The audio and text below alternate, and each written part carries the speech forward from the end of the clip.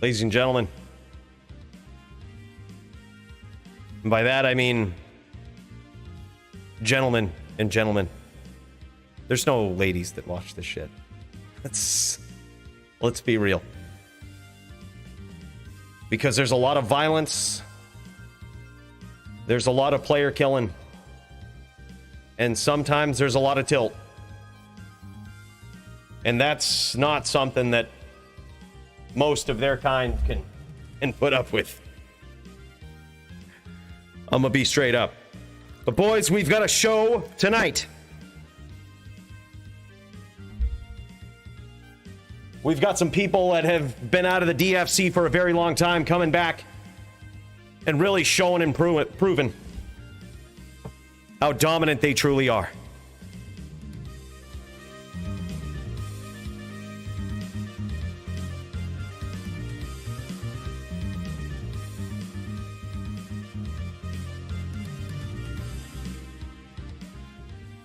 We've got all of our Canadian friends, Joby included.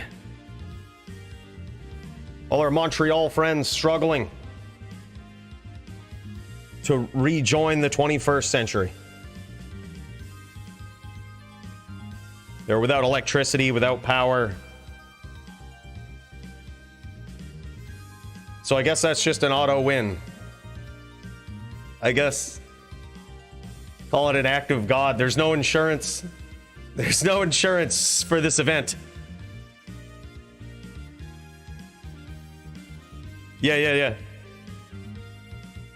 But boys, this is gonna be quite good. I'm excited about it tonight. I'm gonna really try to keep the tilt on tilt.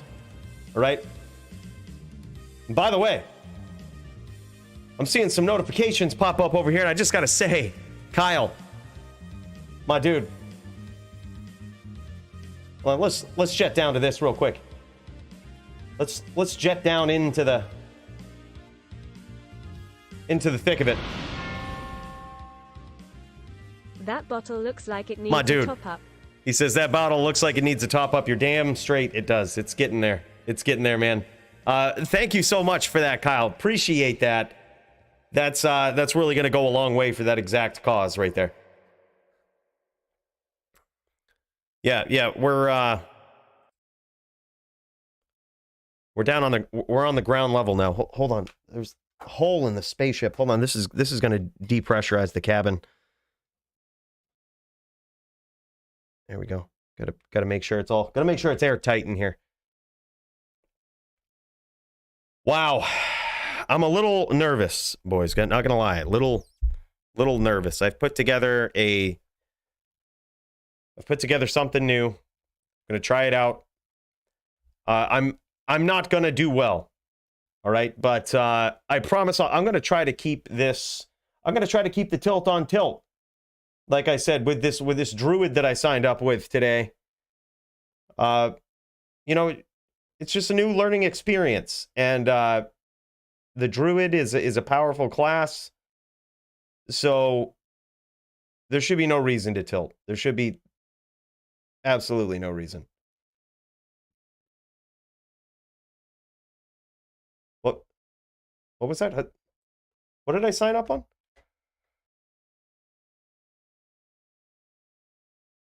Oh, damn it.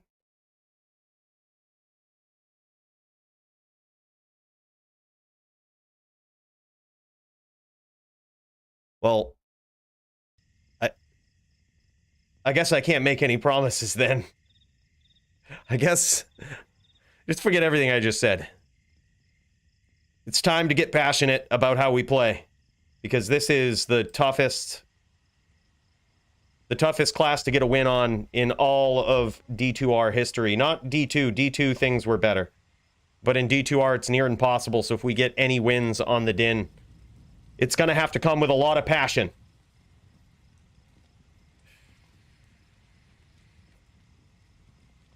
Yeah, no worries, Kyle. No worries, dude. Yeah, we switched something up. I'm going up against Azan today, and we switched it up. We're going to try something different. Honestly, I'm probably going to lose. because I don't think my skills are on point with what I need to do, but the only way that they'll ever get there, I'm going to have to take another 5, 6, 7 losses in a row until it forces me to get good at chain locking and pushing the pressure on a Din. I think that's the next level.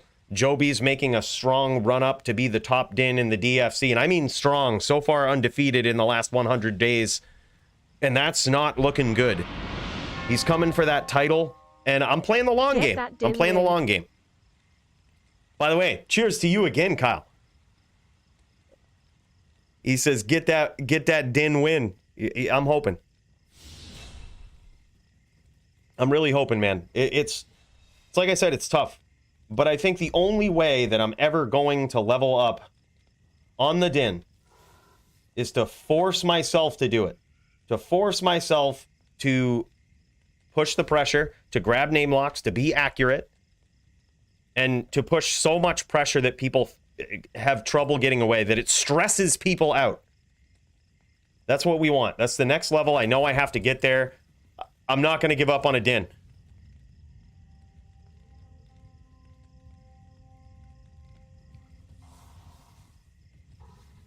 No, I was totally kidding, Paulie. I was totally kidding. There's no way. No way we going on a druid. We're going Din till death, man. We're going Din till they literally decide that, you know what, there's no way to balance this thing. We're actually just going to delete this character. That's what we're doing. When we were dueling, Paulie, I didn't even go druid setup, no life leech, no. The only thing I have on is the natural DR. This is technically my verse is all set up. I was like, I'm not making any changes. I'm gonna get my ass beat, but like, it's just practice. I just need to get better at pushing pressure and grabbing name locks. It's so brain breaking though. But I think a pretty good duel though against the fire druid, because it's almost like I have to practice against a Zon. So I'm on a little early here, looking for some Zon players that have either a tele boa or a really well built Amazon, you know, that can do a lot of things. Maybe hybrids, maybe tribrids, because that's what we're going up against tonight. But it all kind of goes to the same purpose. It's all about, you have to push the pressure, you have to look for the opportunities, and you have to be quick. And this build is going to force me to do it. We actually made a VT for this. We made a VT. Primo, you have everything, dude. You have like every character. That's impressive. I still need to get my Zon going. There's a couple of them that I have not really got going yet. After over a year of D2R. The Zon is one of them. The Barb is the other.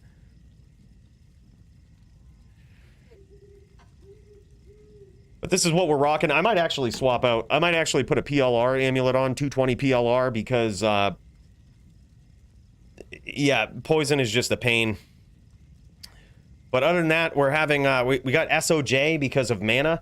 I'm not sure how much of a problem mana will be with no mana pots on a VT, but I don't want to find out. So we have a ton of mana down here. I did put some resist charms because I was just going up against Paulie. Put some fire resist charms, so my fire resist wasn't 50. But yeah, there's a guy named Sockets who is just griefing bail runs on a Hammerden. I don't know why, but he hits all the stomps. Yeah, that's Wonder Woman, dude. He's actually a very good PvP player. Very good PvP player. Probably just griefing pubs, bro. Yeah, that's what it feels like when a good PvP player decides they get bored and they pop into pubs and start killing innocent people. That's what it feels like. Indeed, Joby, I am on a VT. I am on a VT. We did put 1 point into meditation in case we need to regenerate mana. Figure we're a paladin, we might as well abuse that rule. Might as well do something. But yes, we're on a VT. We've got some tricks up our sleeve. We've got some things that we're gonna do. We're getting better at grabbing these auto name locks.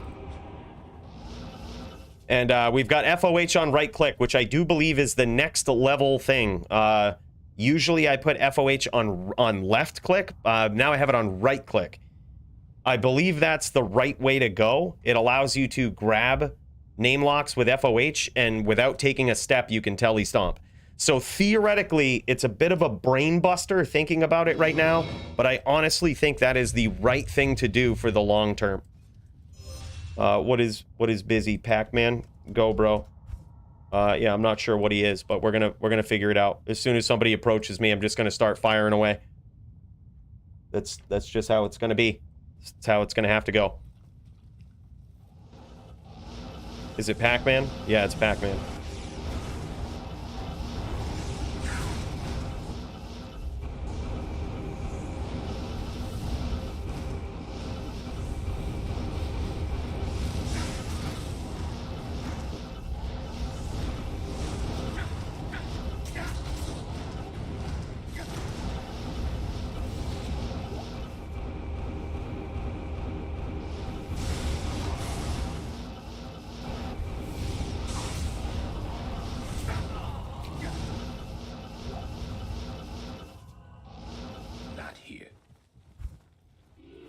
The only way to do it, the only way to learn is to force yourself, boys. Force yourself into it. Hello.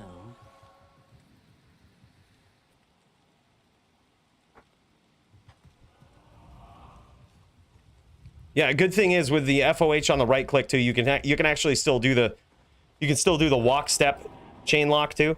You can do them both, but technically I believe chain locking gets a little easier. Marvel has it on his right click, and Marvel is the best chain locker that I've ever seen. That or whoever else was dueling me last week that tilted me sideways. It didn't go to waste. Right? It didn't go to waste. The tilt didn't go to waste. It forced me to at least think about being a better player. Not become one, but just think about it. What would I have to do? What would I have to do so that it's no longer a dispute that I am the top din? I mean, it's already barely disputed. But we need to leave no doubt in the hands of all the haters. SG Book is Darren? No. Was it really? Was that Darren? Oh my god.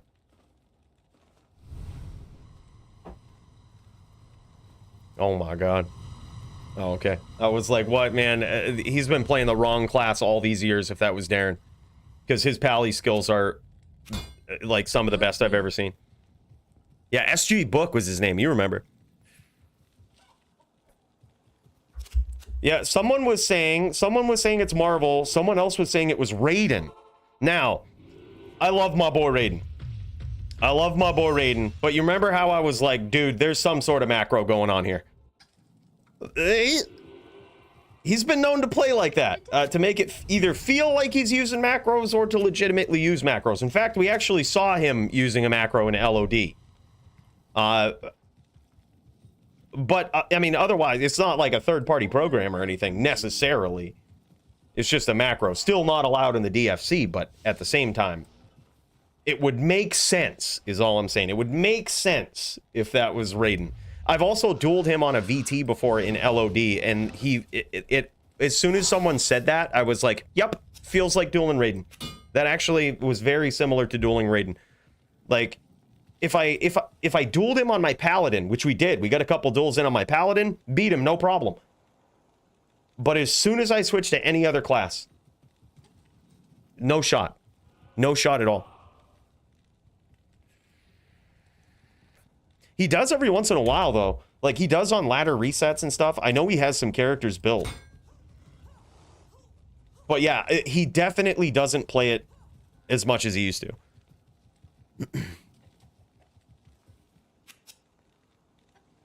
So yeah, but it did kind of feel like dueling him. Kinda. It was like close enough. I wouldn't be surprised if it was someone else. But I also wouldn't be surprised if it was Raiden. Like, it kind of made sense. But yeah, boys, let's get it underway. Anyone got a Zon? Anyone got a Zon? Right now we're in game name called Duels with just straight duels. It's full. But we're gonna jam it. We're just gonna jam it. We're gonna see how we do. And if we lose, we lose. That's okay. And that's how I'm treating it with the DFC tonight. If we lose, we lose. It's no big deal. No big deal at all. We're just learning. All right, this is a Zon.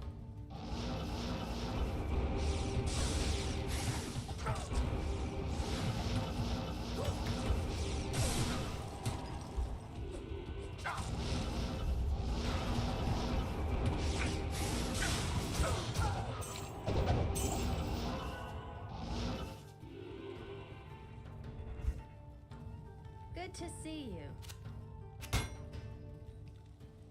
We getting there. Something tells me, though, GVN on his Zon is gonna play a little different. So, Oren? Assassin? Oh, God.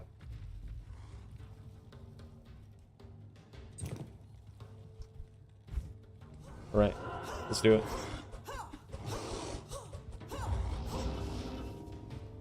By the way, Bloodmore is terrorized, boys. Welcome to the terror zone.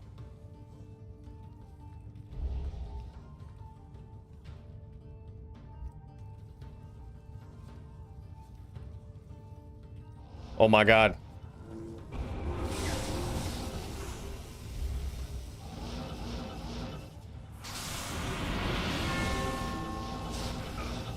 WSUP Cooley smiley face.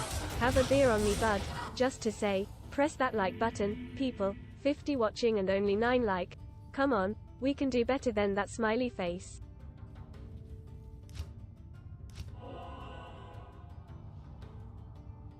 By the way, Sludgehammer says, "What's up, Cooley? Have a beer on me, bud.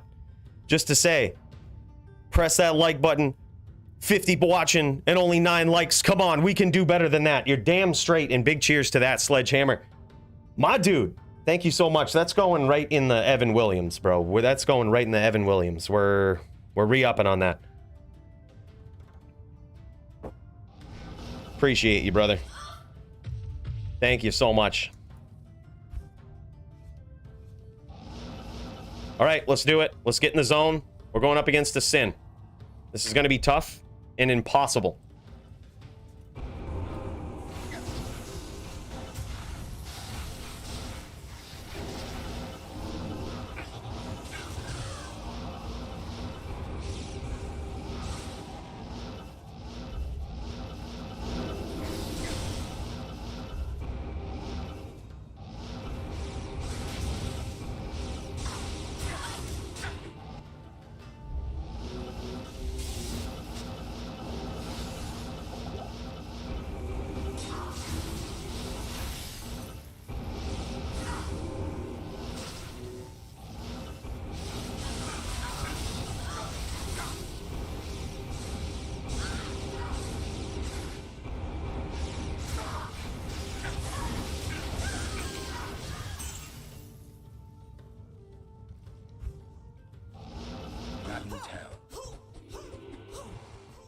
We getting there.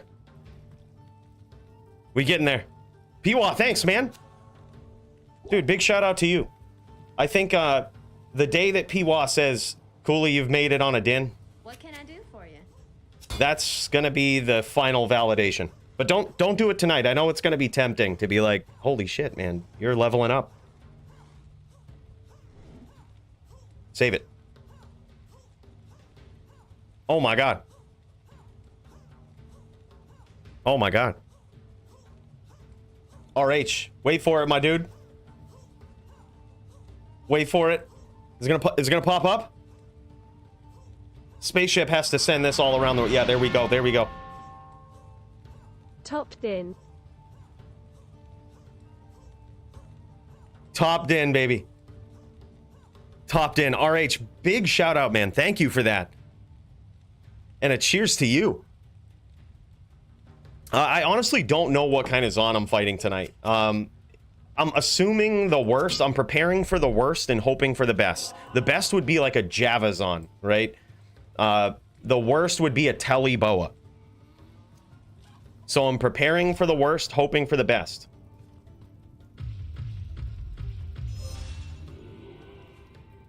That's what we're doing. We're gonna see how it works. We're gonna see how it pans out. If it's a Telly Boa, I think I know how to do this. Like, I at least know what I want to do. And that's the first step. Like, what do you want your character to do?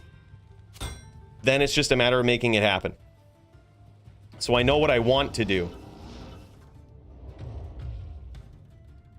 Go Oren. I think, is that Jammy? Is Oren Jammy? He's sitting in 5 stacks. We ain't approaching that.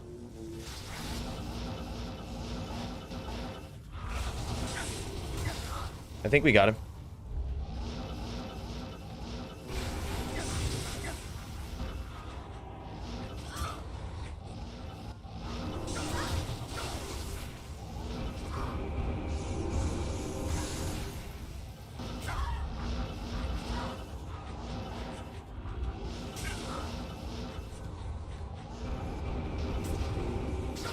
Fuck.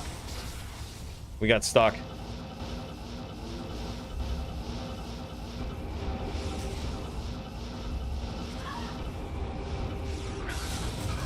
GG.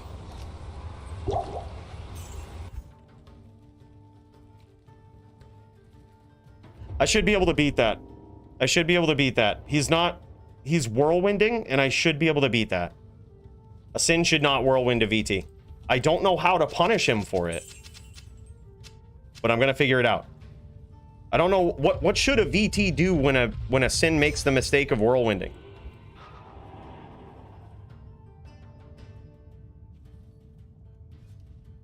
Like, how do you...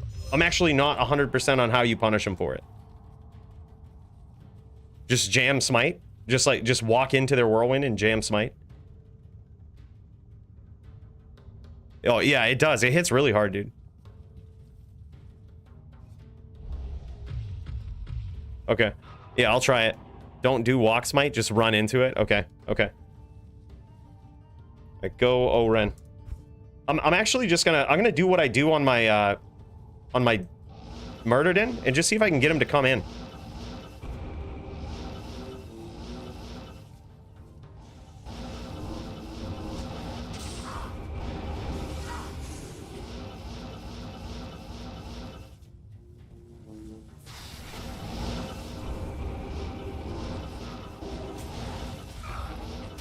Damn it.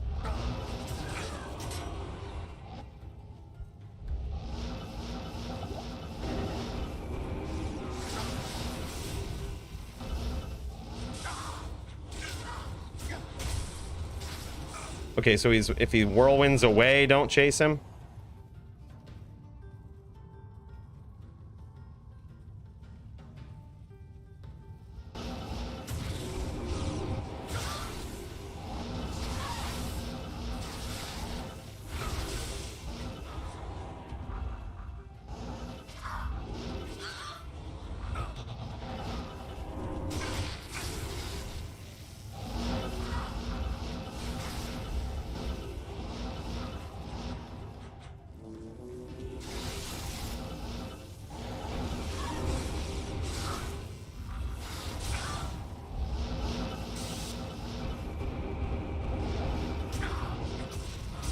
Damn it, dude.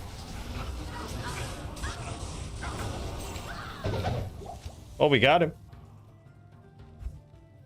We didn't fail, but we were very, very sloppy. I guess just with this, I didn't really plan on doing this with a Sin. I don't really know what to do.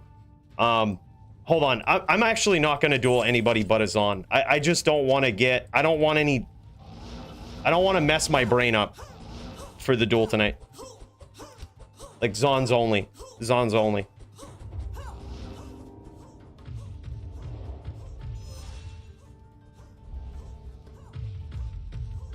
GG's, brother.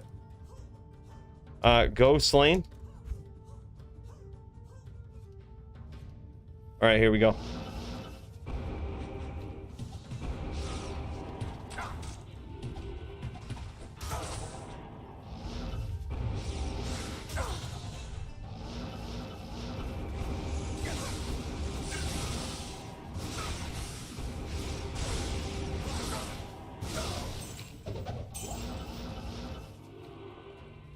What can I do for you? Almost. I'm getting a little sloppy. I gotta get in the zone. I gotta really focus. I might even lean forward in the seat a little bit. Just lean right forward.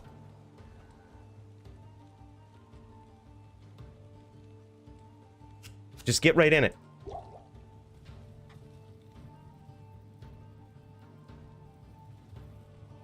Yeah, should be charging, right? Should be charging down, or I think actually I'm trying to reprogram my brain crafted. I think what I should be doing is when they walk away, I need to switch to FOH and then immediately telestomp, which is why I have FOH on the right click. I'm glad you said that. That's what my game plan is.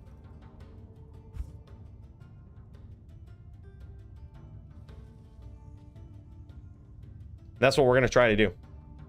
Oh, okay. He's doing O-Ren.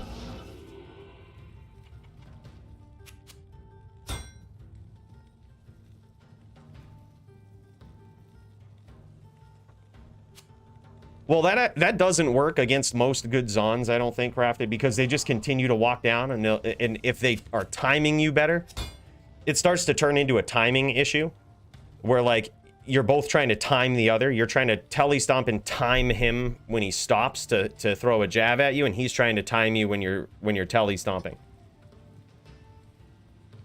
And if he does it right, you won't hit, and then you'll get hit. So basically, my thought is you keep FOH up, because even if they dodge it, they stop moving. You guarantee that they stop moving. So you name lock, hold the name lock, FOH, recenter the cursor while you're FOHing, gives you plenty of time to do that. And then since you have FOH on the right click, you can easily swap to teleport and immediately stomp. Like, you don't have to worry about the little step.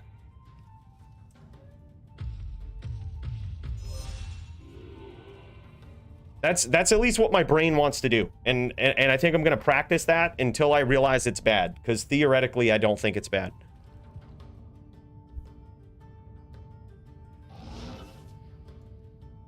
All right, we got somebody leaving this game. Or maybe going to AFK. Yeah, he's leaving. Any Zons want to pop in? All right. We got Matilda Jeffries.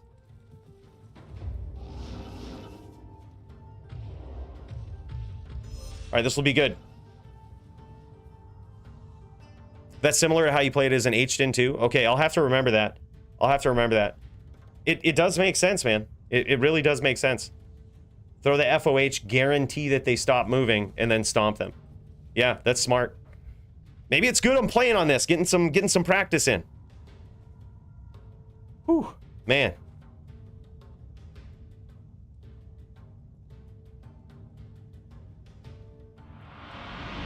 By the way,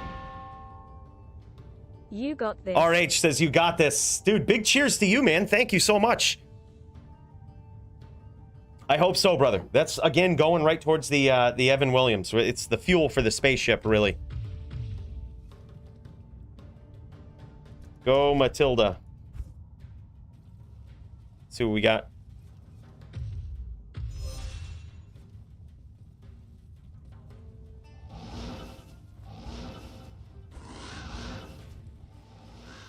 Oh, we don't even have full light res here. This isn't good. We're all statted up for Polytheist.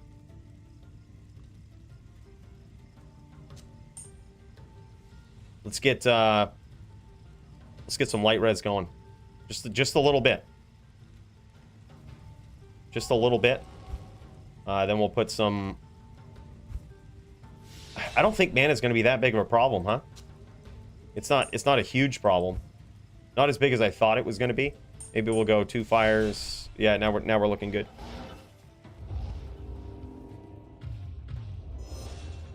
Go, Matt. Kill Merc.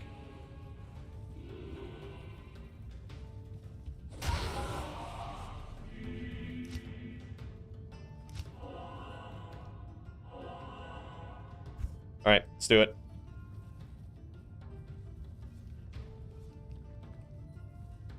Let's try this out. Gotta get in the zone.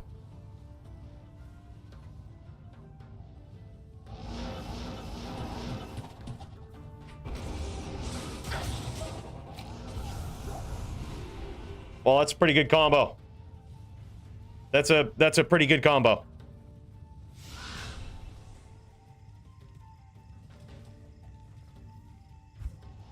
Good to see you.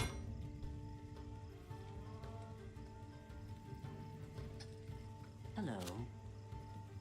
Yeah, see, I like that, man. I like that. The FOH, I mean, when I was dueling with the H-Din too, I would run into that problem. I know I would have to telestomp smite or telestomp hammer or something the Zon, but like, they would always move down. And I statted FOH, but now I have more points into it, basically. And we're gonna see how good it is. I'm a Fort Zon mode, so we can switch it up. Try every setup. That's awesome, dude. I appreciate that. Get ready for GVN, because GVN ain't no chump. You got to be prepared. All right. Go, Matilda.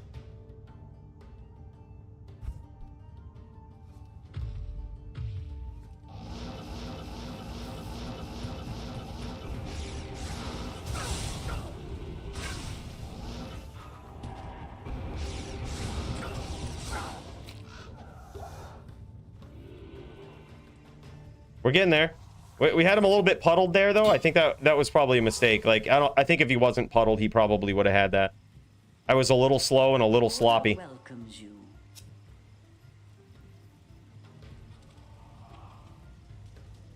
I'm up in Maine, Sledge. Up in Maine.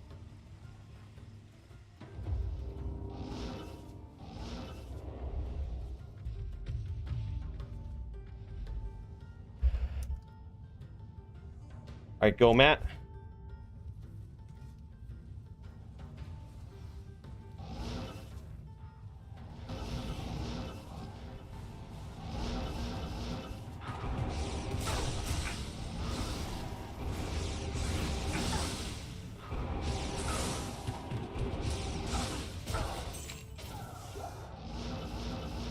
We getting there. Yes. We getting there. That's the pressure. That's the pressure we need. Hello.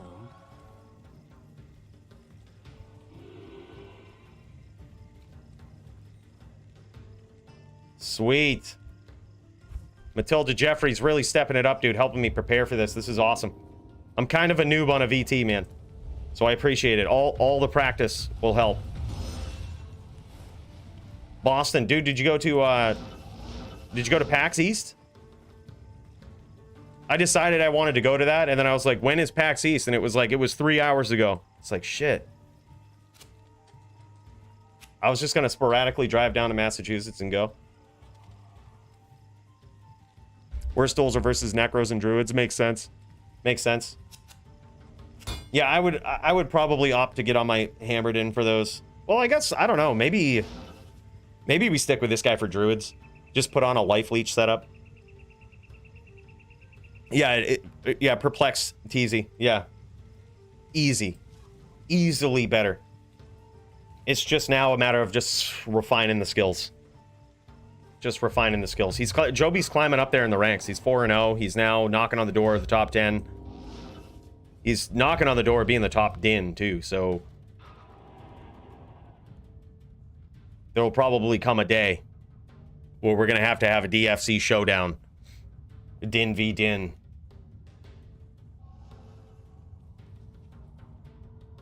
Yeah, I really like it. Go Bebop. Bebop's is on.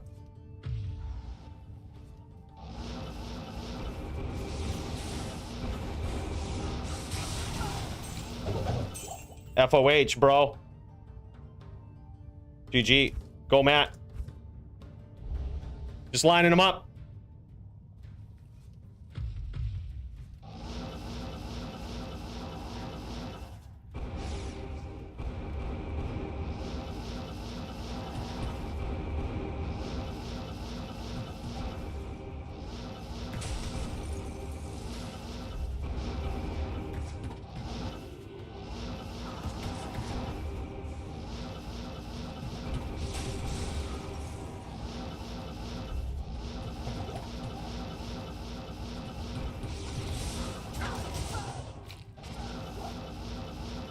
We caught him. Boys, we caught him. Whew. The order welcomes you. Greetings. We're getting there. Slowly but surely. I'm loving FOH on right click. You don't have to take the little step. You telegraph your chain lock way less. Like, they never know when it's coming. You could throw another FOH or you could be stomping. They don't know. There's no way for him to tell. Really, really liking it. Yeah, I think so too, dude. All right, go, Matt. Let's try it again. We got the cursor locked too. Locked to the screen. For that Juck effery. All right, here we go.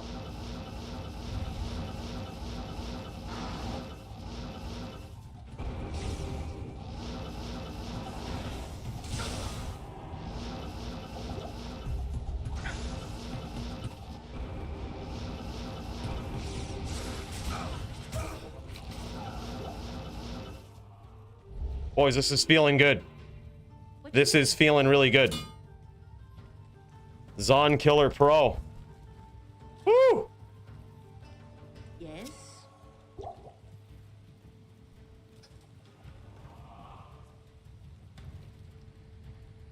Yeah, it's so good, man. It's so good. And it also, it's one of those things that if they don't prepare for the FOH with this build, it will do some damage. Like, it's not insignificant damage.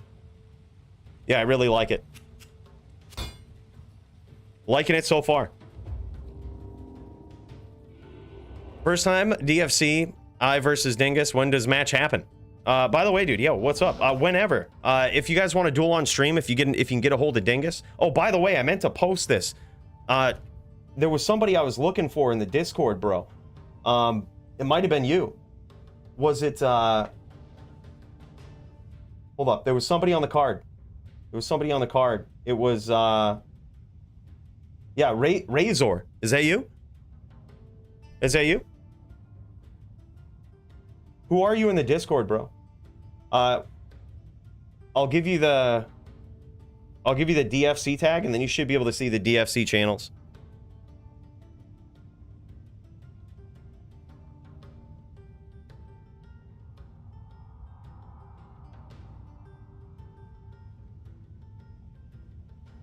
Yeah, just, yeah,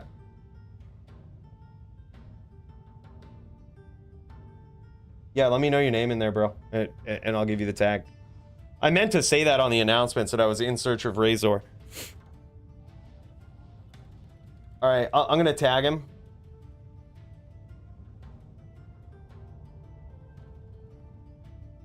I'll tag it in the discussion, just like regular discussion channel.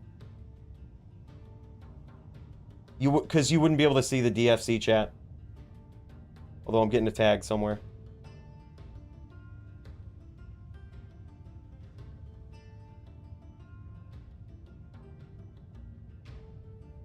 By the way, Dingus is waiting for you. Yeah, he says, well, this was at like 10:30 today. He's like in search of Razor 454.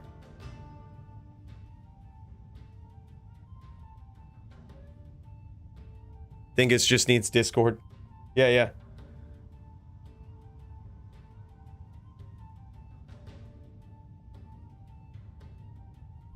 Chu says him and Riz will be dueling tomorrow. GG.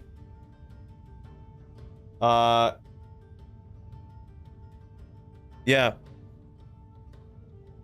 Hold on, let's see.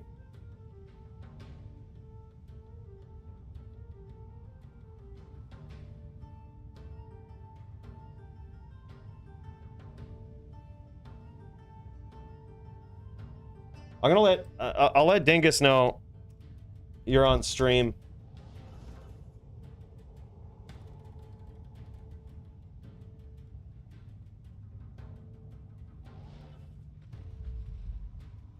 All right, GG. Yeah, let's get some more practice in while we wait.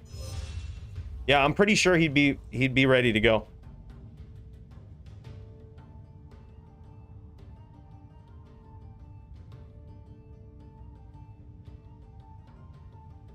Oh, wait, he did?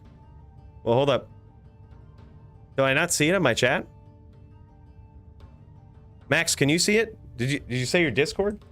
It's not like popping up in my chat. That's so weird. Max, help a dude out. Give him the DFC dueler tag. By the way, how's it going, Max? Big cheers to you.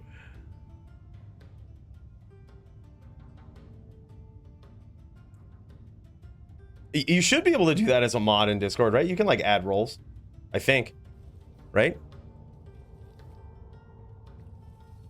Unless Shirley messed something up and then it's all his fault. Oh, okay, okay. So you're in the Discord? Are you in the join the stream channel? Hold up. Hold up. Let's get it all going. Are you in the join the stream channel? Here, bro. Jump into the join the stream. You should be able to see that regardless of your role. It's like a voice channel.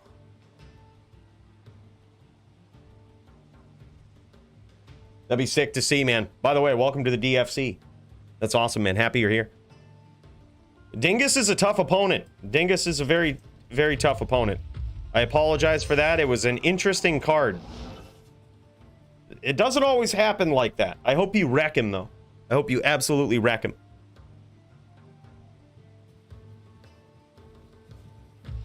All right, go, Matt. Is he still here? Or is he... Oh, he's dueling? Oh, he's dueling Polly.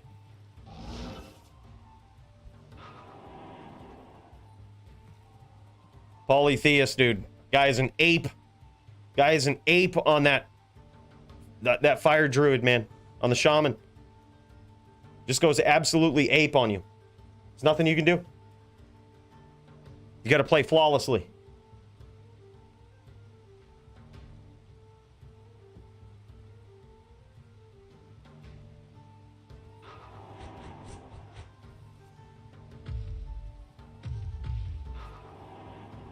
All right, let's do it.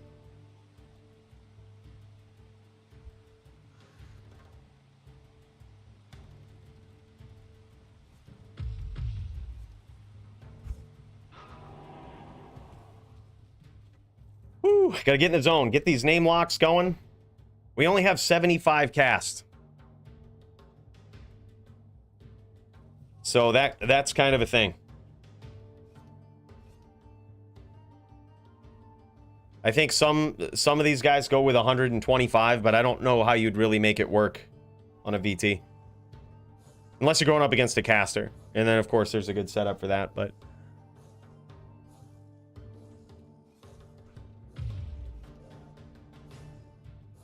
Man, this is going to be an important match for me. I just got tilted going up against Azan last couple weeks ago. Got heavy tilt. And this is going to be big. If I can beat GVN. Technically, I'm not saying he's not the top Zon. But he's a very highly ranked opponent. If I can beat him, that's going to be big. That's going to feel good. Especially after such a devastating loss.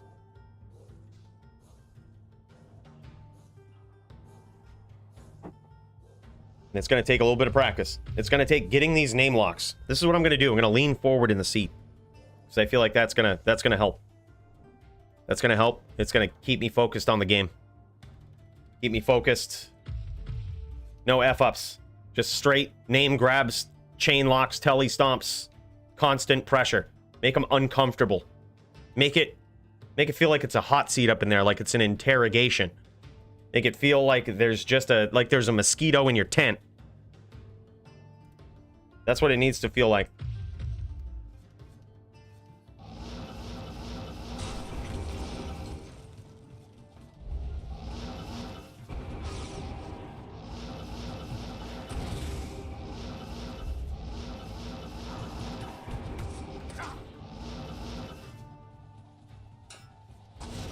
Trying a little trick, but it's not working.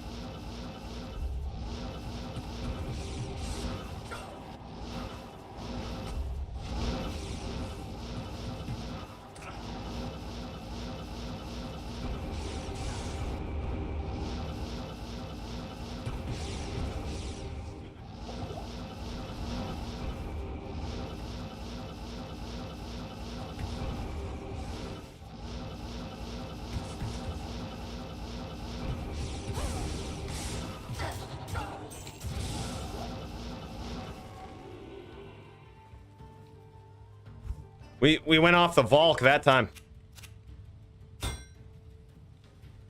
That was GG.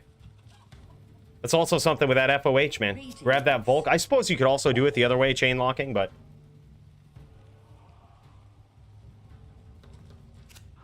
yeah, that's a good one. Hasn't started yet, dude. We're just practicing right now, just getting warmed up. Getting warmed up on the VT. Just getting the blood flowing, getting the concentration going.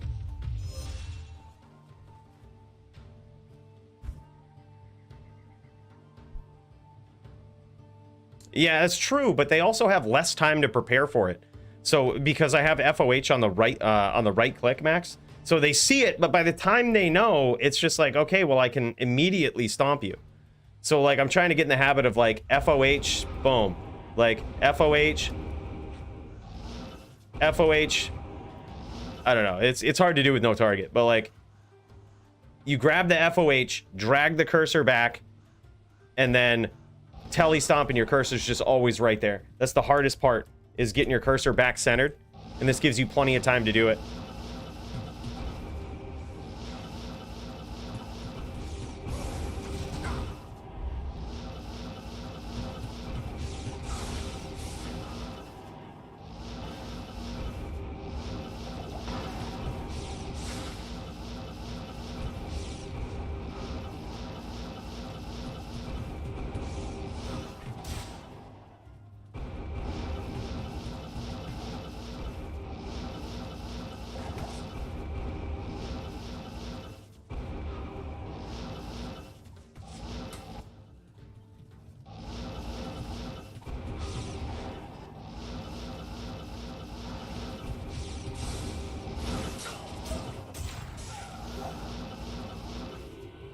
Yes. GG. Yeah, that's what I was trying to show you. Hello. That's what I was trying to say. Right there. You get that FOH. Even on a pet, dude. Just feels good.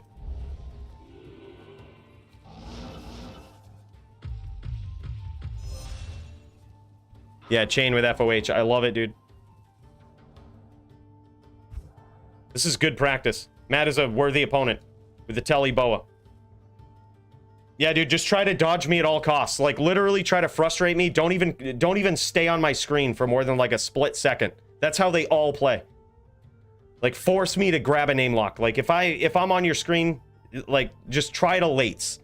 Like, no worries. Don't worry about... You're dueling great. Don't do that. Duel like an absolute pub that has never been hit before and doesn't want to be hit for the first time in this duel. Just complete lates. That's what we need to get used to.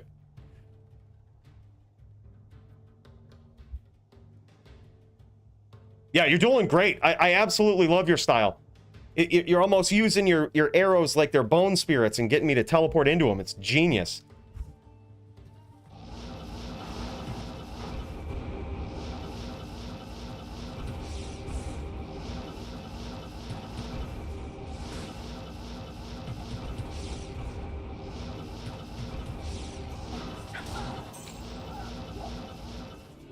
There you go, baby.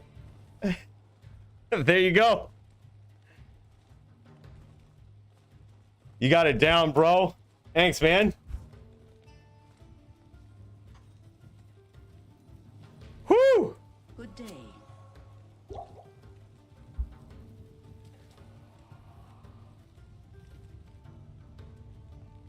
Yup. Feeling good? GVN don't know what he's up against tonight. Well, I got a tag for him. I hope he's able to duel tonight. GVN, where you at? Where you at, bro?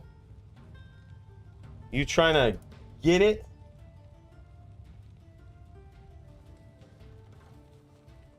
Maybe a little quicker with 99. Yeah. Can you hit 99? If you can, that would be great. Because I feel like most Telly Boas will probably go for that. Oh, I see what you mean. So you can't hit 99. Yeah, no worries, dude. No worries. I feel like most people that would fully commit to a Telly Boa would certainly be 99 cast. Oh, okay, okay. Is he Europe, Max? If so, I'll have to take that into account. Do like a FT2 on one, FT2 on the next. Or FT3 on one. It has to be FT3, I think, when you switch servers still.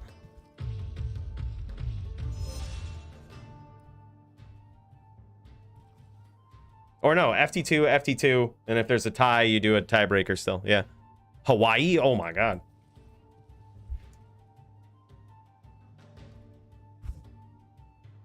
Loving it, though. Loving FOH on right. This feels good. And it also allows you to do the trick, too. Like, when you get used to that, it allows you to, like, easily set it up. And if you mix it up, if you mess it up in the more, then, like, you can easily reset. Yeah, yeah. If he was in DFC match, he'd probably respec to the 99 setup. Yeah, it makes sense. It's so good, man. I'm getting better at it, too. I'm getting so that, like, when I'm on my game, I can do it just like that. You see what I mean? Like, without even thinking about it, just boom.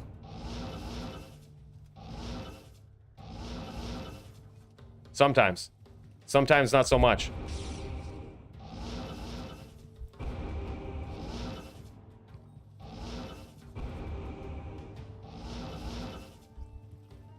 Go, Matt.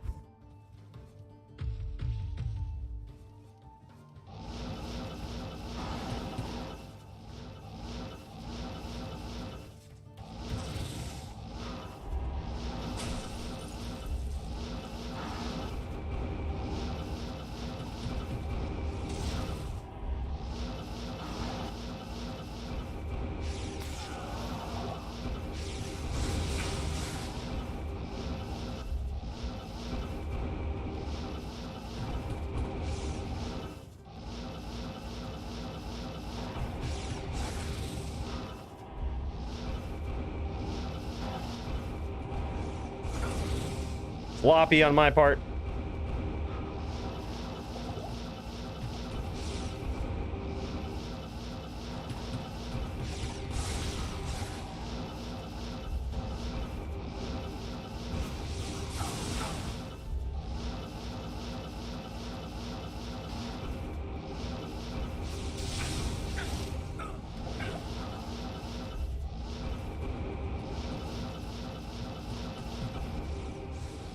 Sloppy.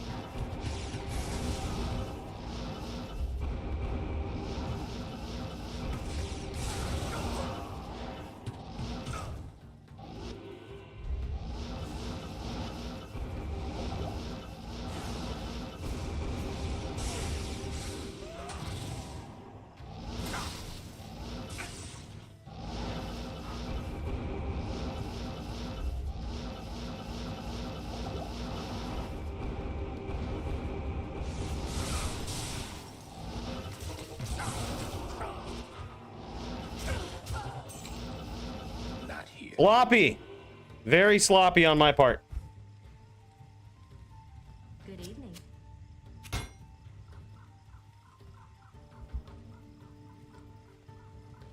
And you can't get knockback with 99 FCR, so it's poo, yeah. Hello. Is knockback still as good in D2R? Someone was saying it doesn't always happen, like that, and it's just weird. What's up, Freddy?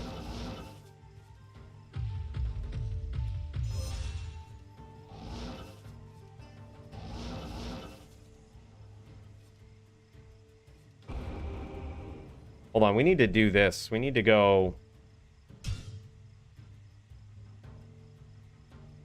Screen space, calibrate. Adjust the corners. How do you do that? There we go. All right.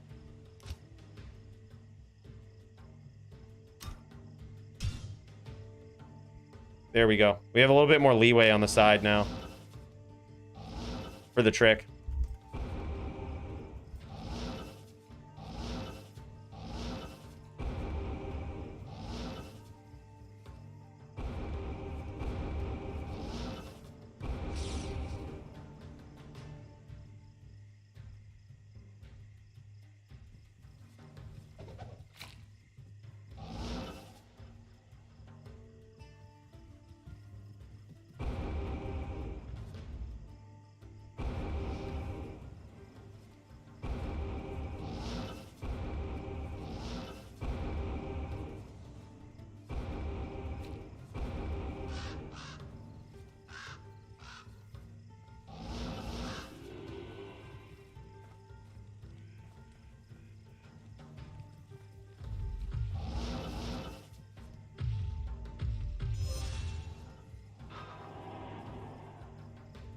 All right, by the way, just let me know if anybody else pops into the Discord to start streaming their match. I know we started a little early, but it's 6 p.m. now.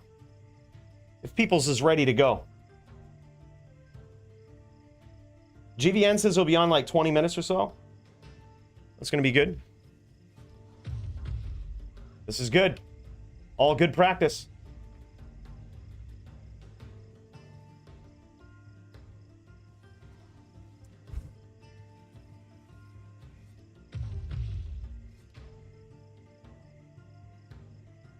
Oh, shit. All right, sweet, dude.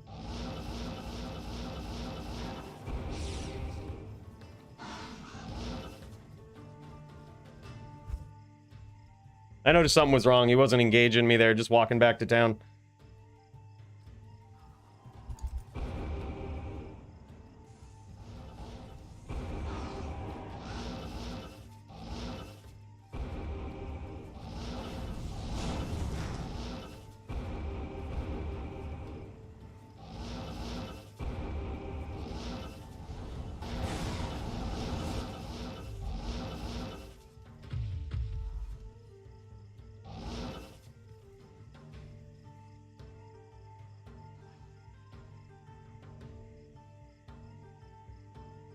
Yeah, we might have to at some point, dude. I wanna build a whole new one and troll with it though. I feel like it's super fun when you build a new one.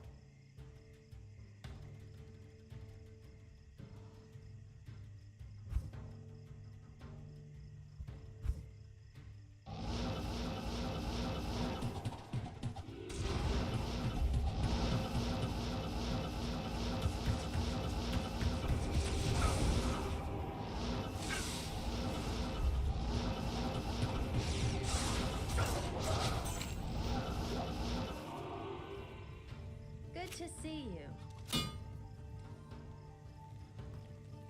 We getting it down. Good evening. There's a spot opened up in duels too. Just regular old duels.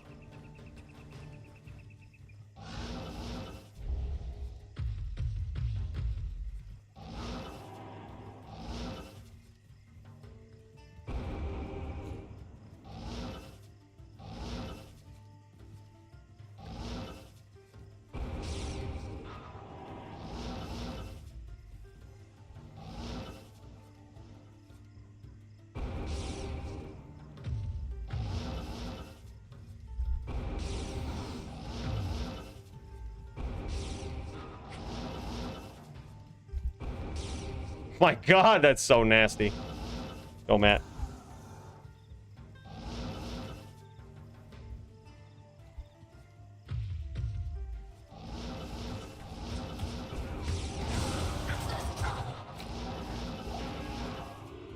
Yes. Woo! Getting quick. We getting quick. Matt, I appreciate this practice too, bro. I should say, Matilda Jeffries. Appreciate it, brother. I'm building a level 49 Blade Fury Sin to mess around with. So far, she does okay. Yeah, that sounds awesome, actually. Blade Fury hits really hard. The skill is insane.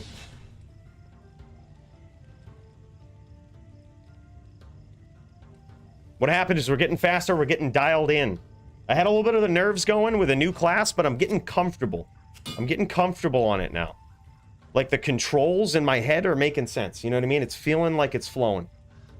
Like, that's kind of what you want. You don't want to have to think too hard about how to do what you want to do. And it's getting to the point where I don't have to think as hard about it. The only thing I still have yet to master is this long-range telly grab. Telly name grab.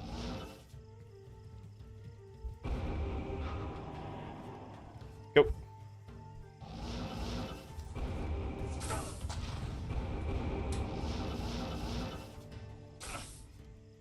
Sometimes, see, this is what I mean. You gotta give yourself some time.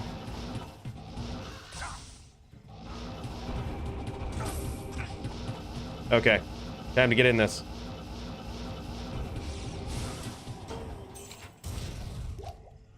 That's what I've noticed is with the name grab, if you fuck it up, you lose the duel. It's like high risk, high reward, auto name lock. Like, cause oftentimes when I fuck it up, I'll like hit another hotkey and then I'm lost. Like I don't know where I am. Which is exactly what happened there. I'm like, what side am I on? I try to make it so that my grief is a phase blade, so it's easier to see than the axe. So I know I'm on the wrong side. But sometimes I'm just like, wait, what just happened? And then like I screwed the hotkey up on the other side, and then I'm like, now I gotta reset this. I gotta get better at that.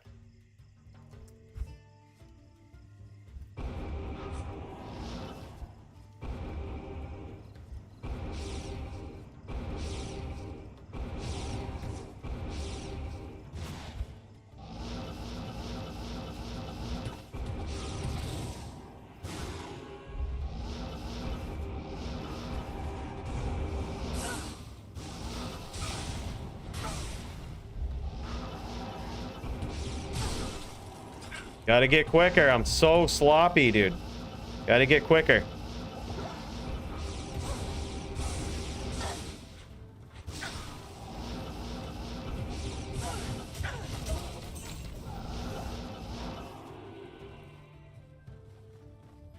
What can I do for you? Woo! GG. Yeah, I'm not gonna worry about... I don't think this is necessarily the matchup for the trick. But if he gets super lates with like a Telly Boa, I might try it out. But I don't think it's the one to learn because the cost is too high if you miss it. And you're just learning it.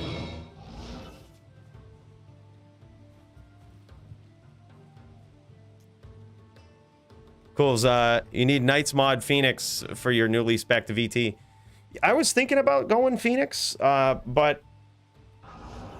I was actually worried about the mana on this build. I didn't want to like run out of mana chasing down a Zon. So that's why I went with Spirit, SOJ, and then I actually have some mana charms down here too. Greetings. But, I mean, yeah, certainly it hits a lot harder. Then you have to worry about breakpoints. You have to worry about hitting both your cast breakpoint and your DR, like getting as much DR as you can. And that's really hard to do with Phoenix.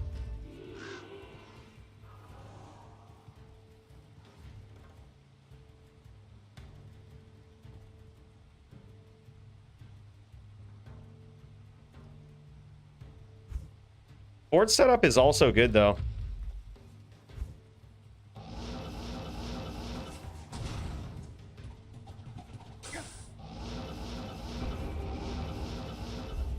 See, like, I was lost there again. I think I'm just done doing that trick for this matchup. No, you're good. You're good. That was my fault.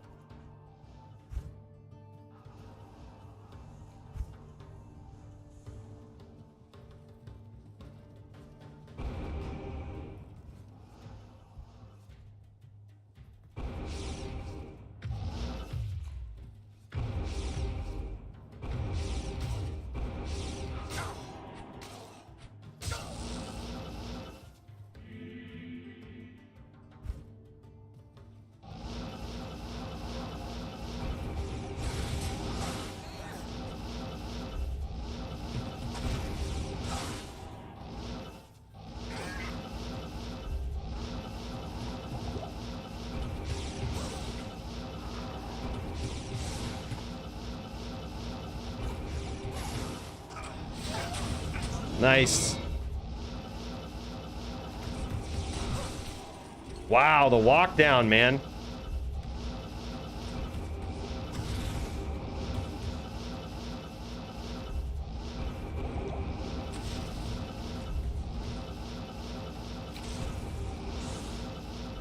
See, now this is how it's on right here.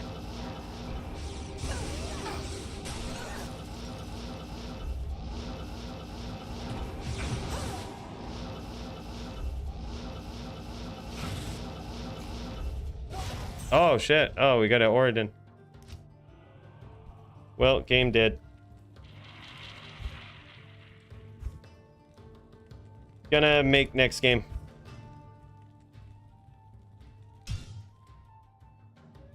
I'm gonna try to make duels with a Z. Yeah. Well, that's what it is, man. People want to come in with Ordins and have fun.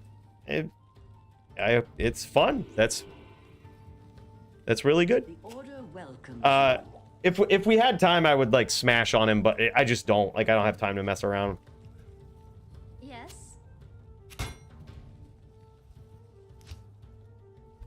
Yeah, duels with a Z is up. Oh, that's you, Abrasive? Oh, no shit, dude. Okay.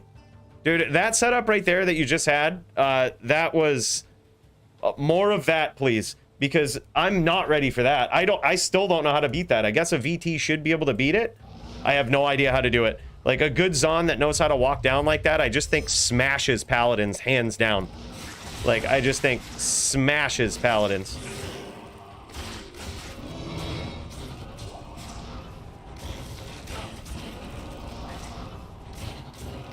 That will actually force me to get good on a VT, I think.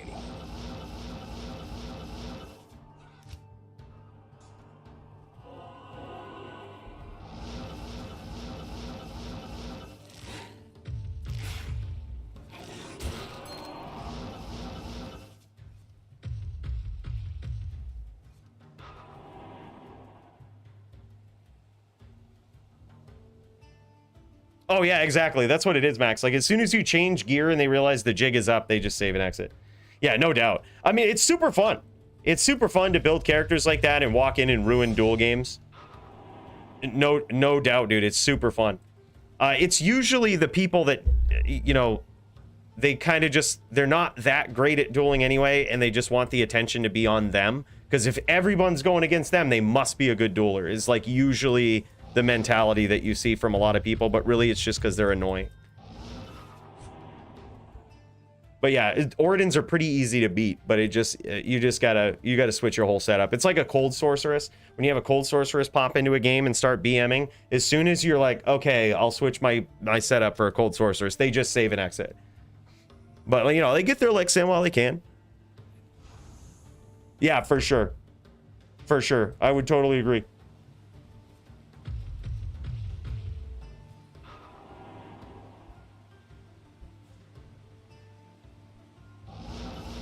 All right. Hostile, abrasive.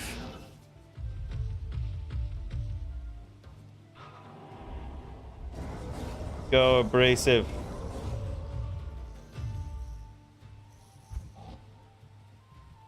All right. Let's get it. It's going to be some good practice. This is him on a real good Zon right here. This is him on his home Zon. The one he's used to. Abrasive's a very good opponent, too. I didn't know that was you, bro. Very good opponent to practice up against and get used to, I think, get ready for GVN.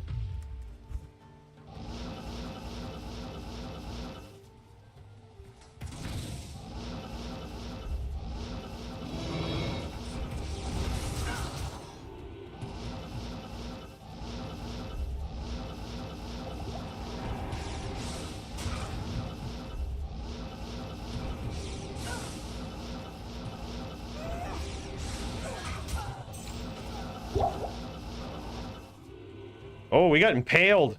Good day. We got impaled. Impale is so good.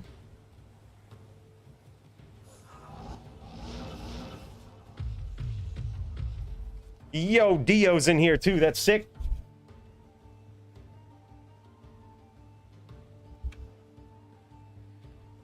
Yeah, technically it is. I mean, it's hard to nerf a Zon when they're not good. You know what I mean? Like, there's barely any. Now that P Money's in the top 10, he's the first Zon to be in the top 10 since CJ. That's how little they're played. So it's hard to be like, yeah, let's nerf that and take it away. It's just like, do better and then we'll think about it. Like, we said the same thing for cold sorceresses. It's just like, why tune down the rules when there's none in the top 10? Now there is. Now there is a lot more people looking at sorceresses in general. And we got Doombringer. Tempest was making a run. I believe he was also in the top 10. None that have achieved the title, though. So it's just one of those things. If it's broken, show me. Yeah, super buggy. There's a lot of weird stuff that goes on with that.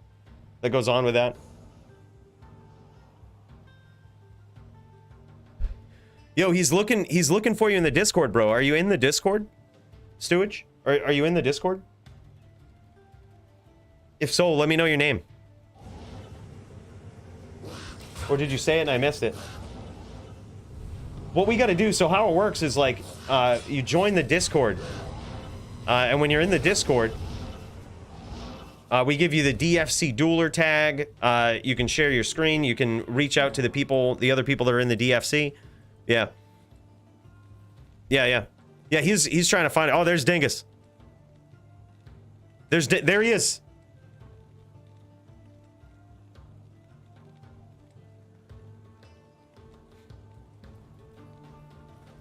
Yeah. Best way to do it though is just join the Discord.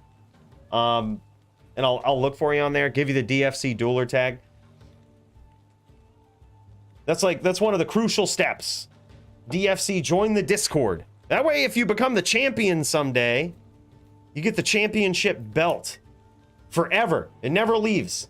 It's the DFC championship belt tagged on your name forever.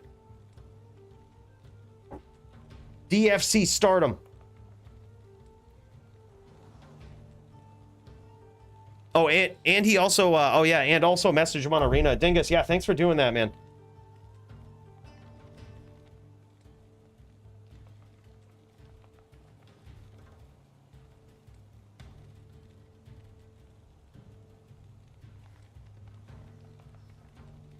He wouldn't be able to see the DFC chat, Dingus. I see you typing in the DFC chat.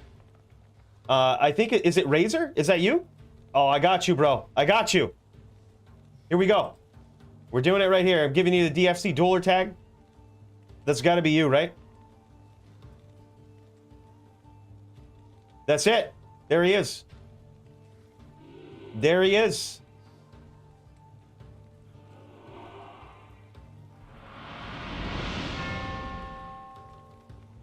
DFC Thursdays, baby. All right. Give it up for the and he's best also in the streaming. world. So this is dope. All right, let's pop over to this. Let's pop over to it. I'm glad we got it figured out, dude. Thanks for that. By the way, speaking of thanks, my boy, Abel. Did it pop up yet? Did I miss it? Either way, I just want to say, Abel says DFC Thursdays, baby. Give it up for the best in the world. You're damn straight. You're damn straight, and big cheers to that, man. Thank you so much. All right, let's see. I gotta unconfine my cursor here. Make this easier to swap back and forth between windows. And what we'll do is we'll pop in and see what it looks like. See what it looks like over on Razor's screen here. Looks like he's firing up, getting ready to go. I see him joining the game on his barb. Razor, it's awesome to have you, man. Sorry for the old confusion there. I'm glad we got it figured out. All right, let's make this look good. As good as it can. Woo! All right, boys. It is that time. We've got a decisive battle coming from a first comer to the DFC, and he's ready to kick some ass. So let's make sure we check it out, boys.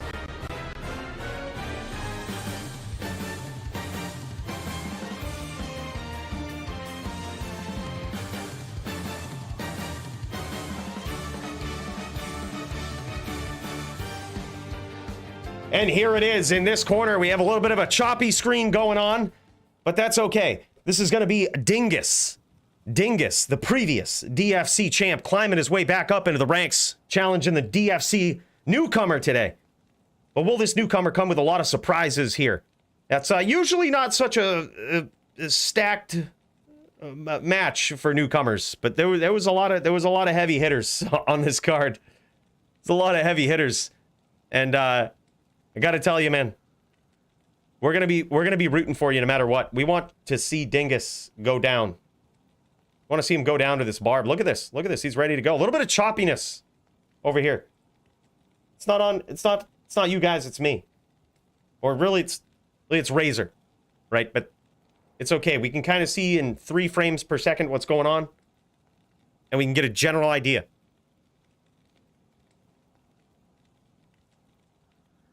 Thanks, man. I'm glad you like it. It's the new fight transition intro. Something a little different. Joby's chain locking in there. Ooh, looks good. Looks good. Add a little bit of hype. Add just a bit of hype. I gotta get the... I have to loop the song that plays, though, because it just gets you so fired up. It gets you so fired up that you just don't want to go back to anything else. But I suppose... if we gotta do it...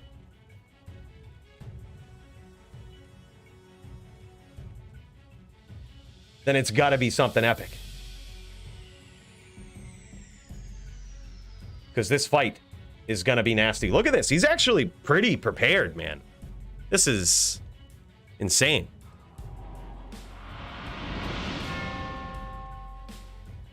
"75 people watching and only 24 likes. Come on, boys, smash that like button, you fools." You tell him, Abel. You tell him. Thank you so much, brother. Big cheers to you. He's right, boys. You know what? I haven't even smashed it yet. Here we go. Now I'm in. I'm in. Thank you for reminding me, Abel. I'm in there now, too. I would highly suggest you guys do it as well, because this is gonna be nuts. We are gonna fight GVN tonight. We're gonna put these top Din skills to the test on a new Din build. No hammers, no latesing. It's the only thing missing from my Din repertoire is the ability to push the absolute pressure and make people uncomfortable in their own homes on a Din. And we're gonna find out if I can do that tonight.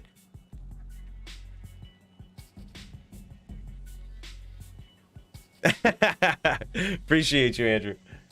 Appreciate you, man. All right, Dingus. Also, if you're ready to go, dude, and want to stream, do we have multiple perspectives? That would be great. Because if we start dueling and we start getting even less frames, it's gonna be tough. It's gonna be tough. Oh, okay. Try. You see his game name up here? It's D7. See if you can get in there.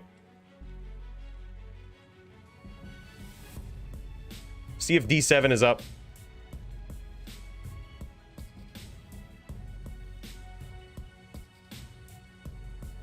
See if I can crack it. Easy. It's pretty easy to crack it. I'm not gonna lie. But yeah, D7. D7 is the game name. Sup, man? I love it. His barb's name is Bone. Whew. Confuse people.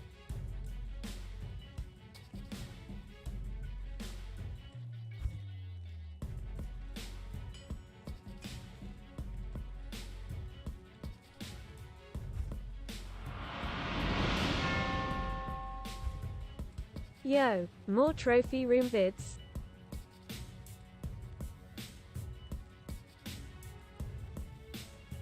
My dude, Nicolay, big cheers to you, man. Thank you so much for that. Really appreciate it. Of course, man. Of course, we're gonna have more trophy vids for sure. For sure. The thing is with trophy vids is they have to be something worth talking about, right? Like they have to be something that is, I mean, at this point we've seen it all, right? Like we've seen everything. And so it has to be something very story worthy. You know what I mean? So we always keep an eye on it. Something that people can learn something from. Even though it's another trophy video, there's something that you'll take from it. That's sort of like the approach with it. Oh, in D4, yeah, for sure. For sure. It all depends on like how much of a trophy the items actually are in D4. Like that's another thing too, is how much of a trophy will they be if you can't trade them? Will we, you know what I mean? Like it's, if all items are easy to get in D4, then there's essentially no trophies. You know what I mean? So I guess I say it with hope that there will be, but it really just depends on how rare items actually are. All right, Dingus, I'll message you, bro.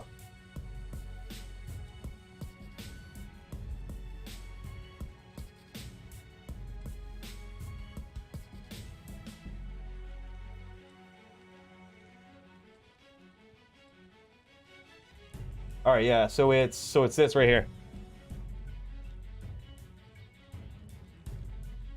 Yeah, I'm seeing it now.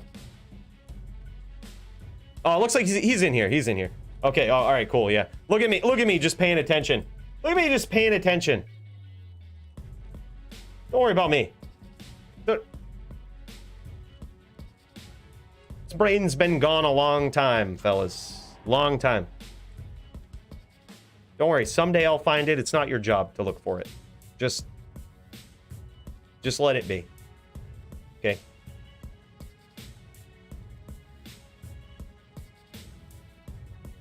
Yeah, that's kind of what I'm worried about too, Luke, is like there is decisions to make, but it's like they're almost going to be too simple. You know what I mean? There's going to be legendary aspects that you get, and then like as soon as you get those, you put them in your items, you start chaining abilities together, and that's that. You know, and from what I understand, these legendary abilities will probably be pretty common, pretty easy to find. And in which case, if it comes down to just your legendary abilities and the core rare item is the only thing that spawns with variable stats and they don't really matter that much, there's no trophies then. Like the itemization, I'm not fully convinced is that great in D4. I think they just need to bite the bullet, dude. We put out a poll on YouTube to determine once and for all how people felt about free trade. And the verdict was nearly 90% of people want free trade in D4. I don't understand why they're opposed to it. If they did that, it would make it so that they would have to make items more rare. If you're going to have free trade, items have to be rare. Otherwise, there's no point in trade. So they would kind of have to redesign the drop rates, but then you have trophies. Then you have things that people want to hunt down. 90%, nearly 90% of the community wants free trade. This isn't just my opinion anymore. You know what I mean? It's not just a gut feeling that I have. It's like, there it is. There's the data. I think it was 88% is what we landed on, and they round on YouTube too, so anywhere between 88 and 89%, probably closer to 89. That's what it was for the longest time, and then it slowly dropped. It was like 6,000 people. Like 6,000 people, or last I checked. So as long as you have 1,000 members of a community, you have a decent sample size, no matter the size of the population. We have 6,000. Decent sample size.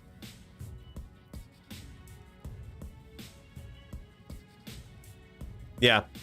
Like it's good enough. 6,000 people and 88% of them say yes, free trade. And that's, you know, some people would say like, oh, that's your viewers. You know what I mean? That's the people that saw your poll. But like, not all my viewers like free trade or care that, you know, or that's not like what I'm all about. You know what I mean? It's just, it's one opinion that I have among many other controversial opinions. But not everybody feels the same way. You know what I mean? It's just a question. And 6,000 people with 88% of them saying yes, free trade. Some people were starkly against it. Just like, you know, to really illustrate that and to put it in perspective, I'm a big PvP person. We also put a poll out about PvP. And to show you how non-biased the audience is, I'm a big PvP guy. 2/3 of the respondents didn't think PvP was important in D4. So, like, it isn't that my audience has the same view as me. We all have our own opinions, and that's okay. I know everybody watches me because I'm the most entertaining person ever. I mean, I know. It's not because of the free trade. It's not because of the PvP. It's because of the President's Plays video. It's... wonder what the percent would be on a Dobrunsky pool. Yeah. Dobrunsky is also in favor of free trade, though. He actually wants free trade. Yeah, so I bet it would be pretty comparable, to tell you the truth. Yeah. Rage quits as well. Exactly. Pay attention. It will eventually, it will probably happen. It'll probably happen. Especially on a new Din build, dude. It's, I'm trying to suppress it. I'm trying to channel it into getting better. But it still could happen. Not gonna lie. It's a very real possibility. Yeah, I mean, I'm gonna try it out. Like, I can honestly see it going like D4 at this point. Or I'm sorry, Diablo Immortal at this point. I played Diablo Immortal like quite a bit for probably 2 weeks or so, and then I just got bored of it and stopped. Like, it was a good game. I think it was very well put together. I just got bored of it and stopped. Like, I wouldn't be surprised if that happened with D4. Like, it wouldn't blow my mind if a lot of people did that. This is Dingus's screen right here, checking out the Druid. This is going to be a Druid versus a Barb matchup. Now, mind you, a Druid can only have 50% block against the Barb. And it looks like Dingus might have just foregone all of his block here, opting for the 163% cast setup, and just said, come get me. Come get me, come hit me. Yeah, look at this. Yeah, threw it all away. Just 18% block. No F's given. No F's given. He says, I'm gonna get this. I'm gonna get this. No problem. All right, here we go. Round one, boys. It's starting up. We're gonna see how good Razor is here in his first DFC bout against a very tough opponent. Again, I feel bad. It was a tough opponent. There was a lot of insane people on the card today. But I'm so happy that Razor took this fight, and it looks like he's off to a good start. He's being very opportunistic. I wouldn't underestimate this guy. I wouldn't underestimate this guy. Oh, man, big hits.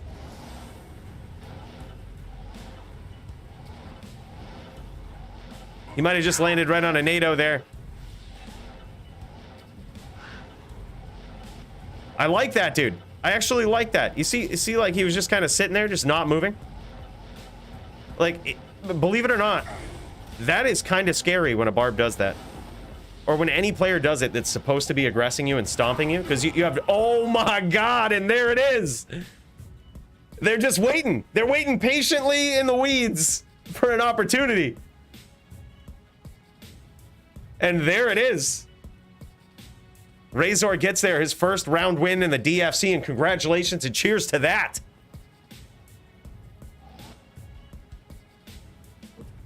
Oh, I completely agree, Luke. Which was it was very interesting when Sunder Charms came out and kind of threw that out the window for some builds.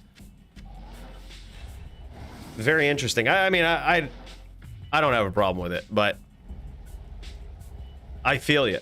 Like, that was a very endearing piece of D2, I think, is that you're basically, no matter what character you had, you were always going to struggle with certain mobs. Now, granted, that was the case back before Terror Zones, where you had to be good at, basically, if you wanted to level up quickly, you had to be good at farming all the areas, like the entire game. So the game has changed quite a bit since then.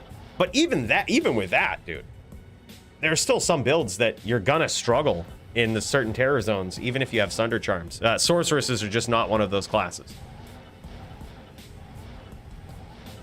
Yeah, I would say so too, Abrasive. Like, we didn't get to see PvP. We're not sure what that looks like. We're not sure how it's going to feel. Yeah, I don't have high hopes for PvP. I think it's going to be impossible to balance with their current setup. Barb's doing 350,000 damage at level 25. Imagine how that's going to look like when you have a full Paragon board and level 100. That's going to be so dumb. It's going to be like D3 where everyone's getting one-shotted. Good opportunistic looks here. Oh, man. Nice angle from Razor.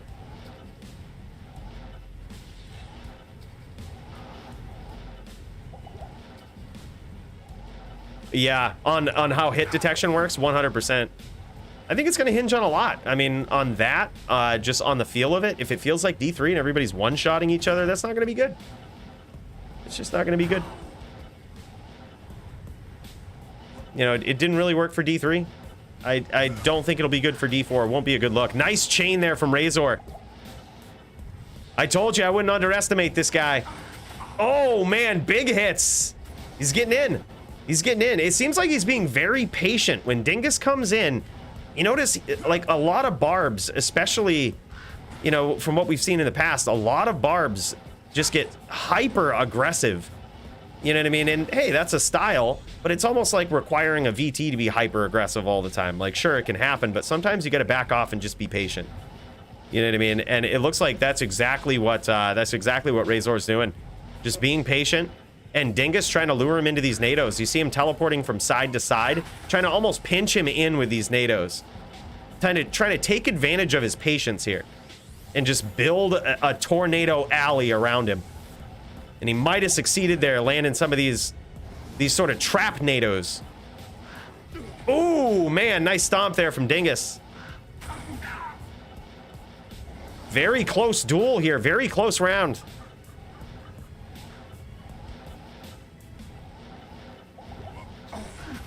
And there it is again. Dingus felled in round 2. Now 2-0 in favor of Razor.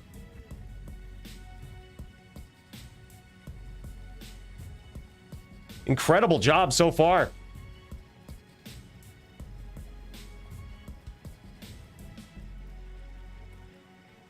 Yeah, see, this is an observation I think that we can make with this one belt of mana pots rule, the new rule. Notice the Barb isn't super hyper aggressive. You know, it's almost on the other play. He's just gonna sit there and say, look, I'm not gonna chase you all around the map. Like, if you give me the opportunity to chain you, I will do it. And I will put the pressure on you. But I'm not gonna chase you all around the map. I kind of like this. You know, he just says, I'm right here. Come get me. And I think that's especially good versus a druid.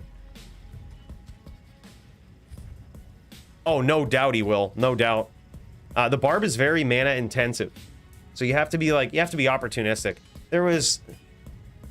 Dude, we're just kind of waiting to see how things go. But, like... There was a thought about Barbs in particular because the class is so... It's so reliant on how skillful you are. Like, you have to be a very good Barb to get any kills. There was talks about allowing mana pools for a Barb only. But then it's just a really weird rule.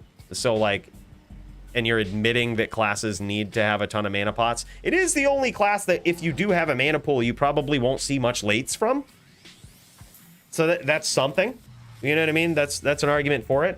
All the other classes just about with mana pools, there's the opportunity for lates. There's no real opportunity for lates with a Barb, unless you're having like some poison boa Barb or something. Like, you know, and hence the problem is like there is definitely a way to do it on every class. So, I mean, it's tough. Was it Stadium PK's suggestion? No.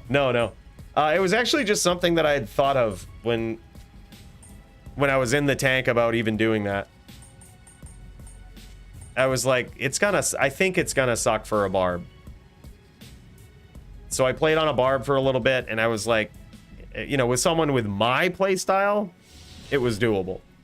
With someone with like Stadium's playstyle, it might not be. Needs to stack poison reds? Yeah, for sure. I think so too. He's noticing that poison is really hitting hard.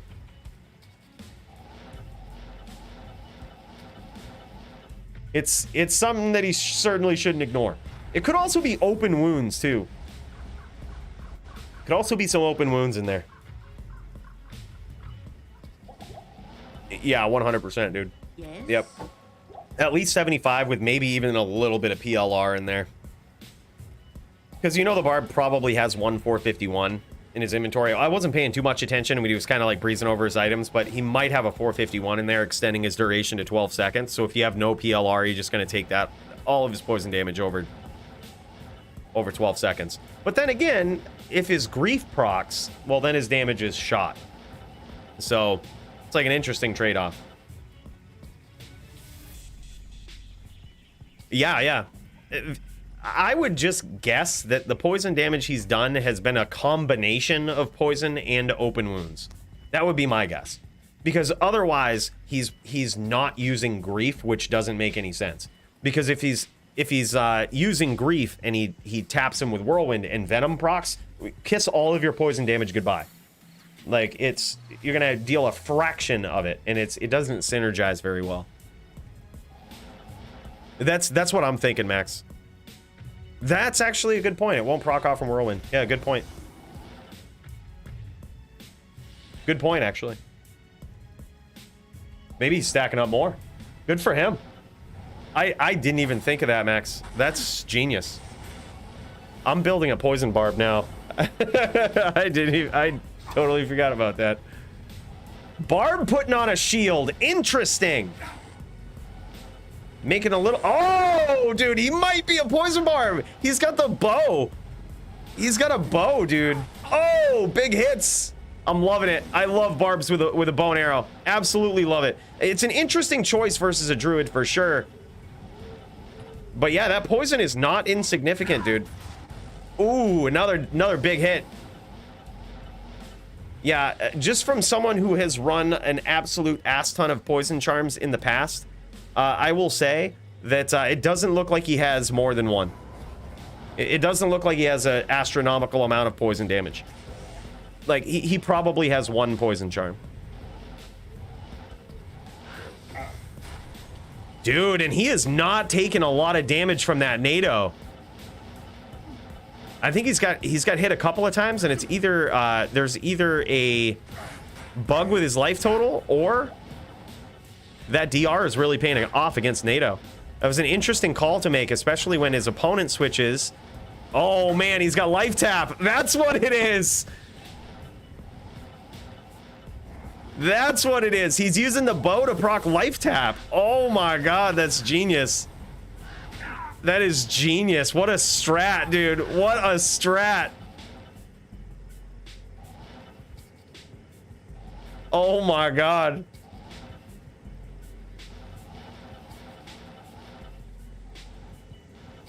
Yeah, that's legit, dude. That's legit. Yeah, that's legit, dude. That's legit. Wow.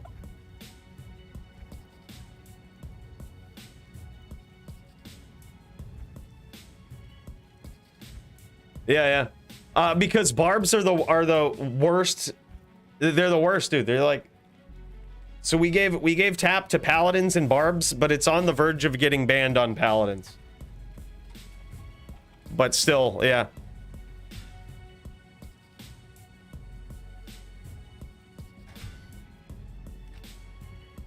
What is Dingus doing? Cheers, boys. Beer is gone. Time for the shot. Is it over? Dingus discouraged by the life tap. He said there's no outs. He says there's no outs. What is a man to do? Wow. This is nuts. There it is, man. Yeah, this is his build, showing off the Drax. I absolutely love that. I think that's a genius idea. And he's got the life leech too, which certainly helps against the pets. Yeah. A little tilt, dude. I feel you. I feel you.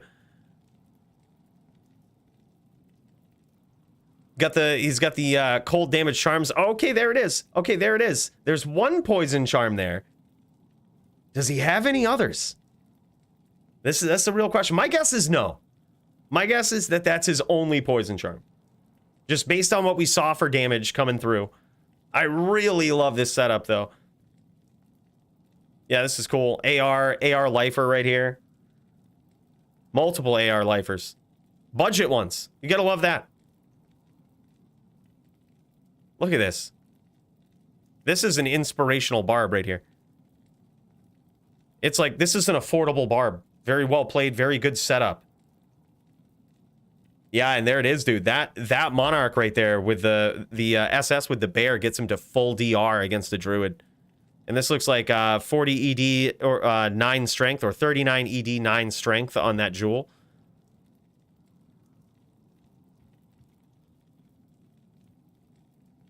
Wow, dude.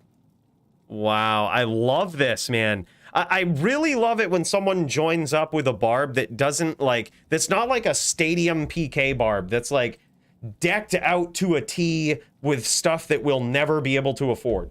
You know what I mean? Like, this is an inspirational barb right here, and very well played. I loved Razor's patient play style.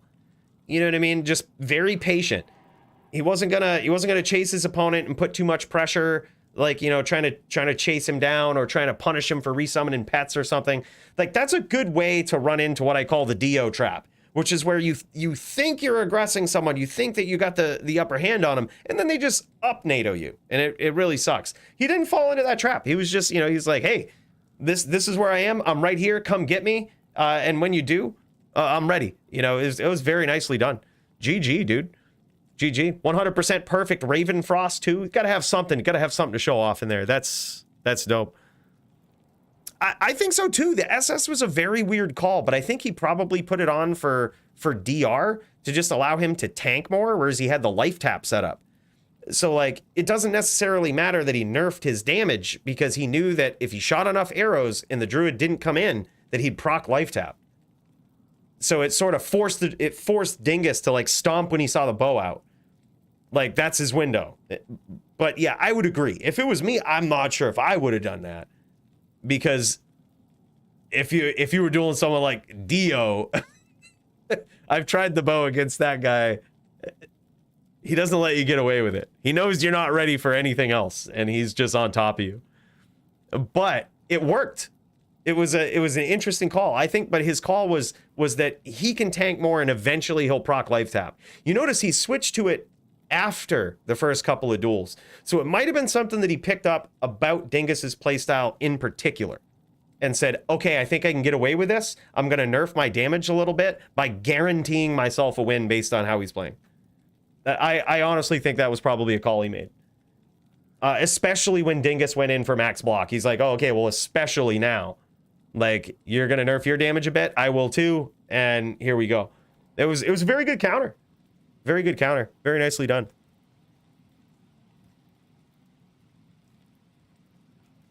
Yeah. Oh, yeah. I wonder if he had mana in mind, too. Mana boost on the belt. Yep. Dude. It's interesting. It's interesting. I gotta say I'm liking it, man. That is really cool. GG, and congrats to Razor for his first win in the DFC.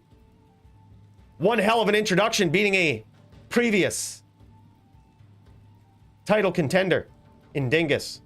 I think I said champ earlier, but I think title contender, right? Or did Dingus get it? Am I right? There's been a handful of them now. A title contender for damn sure. That's a big win. A very big win. Congrats to Razor. GG. Yeah, it's brilliant, dude. It's brilliant. And it's I know it might seem unfair sometimes. Like, you know, life tap might seem unfair. But you got to figure this, right? There's only one build that it ever really sucks ass against. And that is when you're like druids, right? Like, it's always when your opponent is on a druid, it feels so unfair. But druid is probably the best or the second best dueler right now with very few bad matchups. So, like, if life tap is all it takes to give you a bad matchup against a paladin and a barb, good. You know what I mean? Like, that's just balance. Otherwise, barb is hosed, paladin's hosed. You know, they could stack up life leech. That is also something they could do. Life leech is something. You know, but still, it kind of goes back to the same premise. If the only way that they can challenge you is to leech life back, you know, massive amounts of life back off from your pets, well, there you go. Like, you know, it just tells you how powerful the druid is. Yeah, worked out brilliantly, though. I loved it. Nicely done, man. It's amazing. Again, sorry for a little bit of confusion there. I'm glad that we were able to find you in the Discord. Thanks for reaching out. Glad we got it squared away, and I'm looking forward to this guy jamming it up in the DFC in the future, man. That was a very cool barb, very fun, inspirational barb, as I say. That's really cool to see something like that. That's not like, the items were good, but not like perfect 32020s or like, you know, perfect gear by any means. Like, relatively affordable. All right, I'm gonna make a game. Get ready for GVN on his Zon. Make sure we get a good map first. Let me try to farm a good map. Is this good? This is I feel like this is the worst map we could have, right?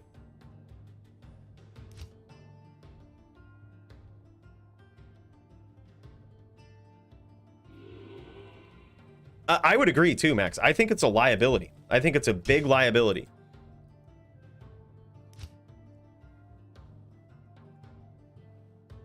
Yeah, it's certainly a risk, but it was part of his strategy that he employed. And he was just like, hey, I'm gonna do it like this. Love seeing a barb with a bow, though. If I build one, it certainly will have that. It will certainly have the capability to use a bow. I just think it's the way to go. We've gotten absolutely terrible maps. Terrible map rolls so far. At this point, I'd take one in this corner or on a bridge map. Either one. These, you know what? At this point, like, we're not gonna get a good map. And I don't want to, like, just keep farming it. Like, it is what it is. Get banned for farming maps. That can seriously happen. Oh, GVN's got a game up. Oh, okay.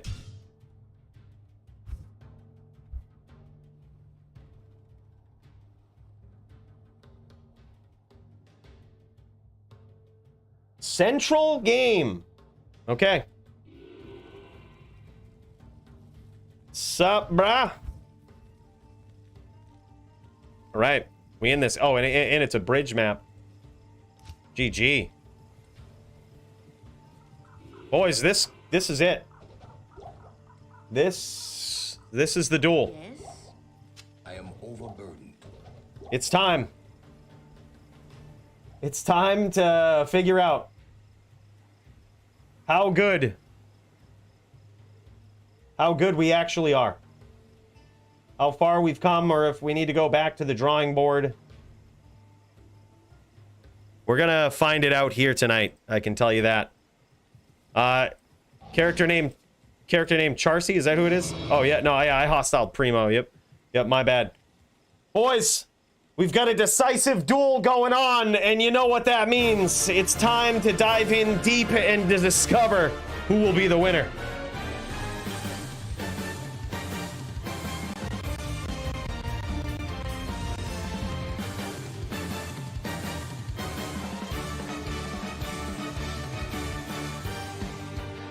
In this corner, we've got Cooley, the current top din in the DFC, but can he hold on to that title against GVN, a very long time, well-known, great dueler, even since the days of LOD? We are gonna find out here tonight if this Cooley hype train is gonna get shut down. Greetings. And Cooley knocked out of the top 10. Greetings. Will I become a gatekeeper, or will the gate be kept? Like button check number 2, baby. We see it coming. Hold on. Spaceship's gonna send it around the world 7 times at the speed of light, and this is gonna pop up. I'm getting ready. Public service announcement. Like button check number 2. Also, don't forget to check out the merch store. Link in bio. Show them the mug, Cooley. Abel, you're the best hype man. You're the best hype man, brother. And cheers to that. I should have worn the DFC merch here today. I haven't done laundry in like 2 weeks. And you know, if I start wearing the same clothes, it gets bad. You can even smell me through the stream. So we kind of have to be real. You know, we kind of have to keep it legit. And seem like we're a normal person when we walk out into public. That's the goal at this point. That's something we have to maintain. All right, here we go. So what we're gonna do, we're gonna get all fired up. We're gonna see the FPS here. We've got 110 ping, so this is gonna be something to keep an eye on. Ready, bro?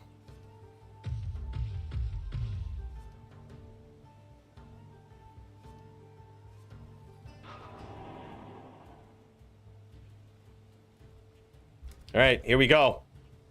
Let's get in the zone.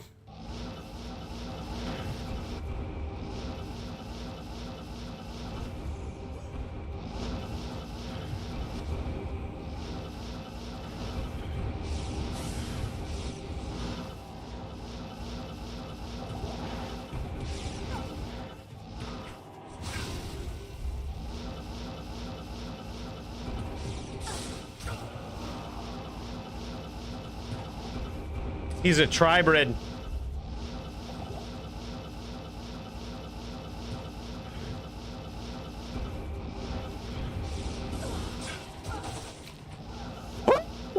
We got him, boys.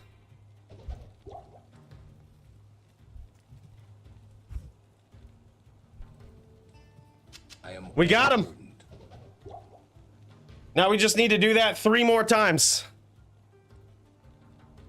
Now we just need to do it 3 more times. Whew.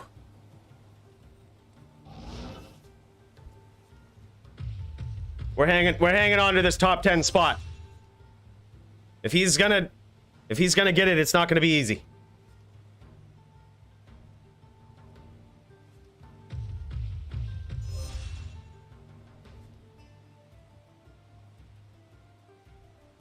All right, boys. I was leaning forward in the chair. That's what it was. All right, round 2.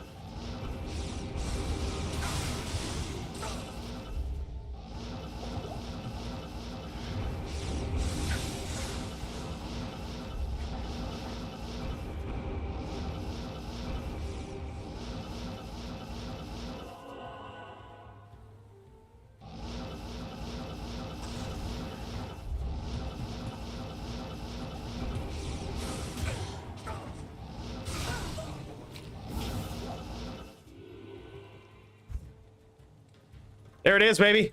Round 2. 2 in the books.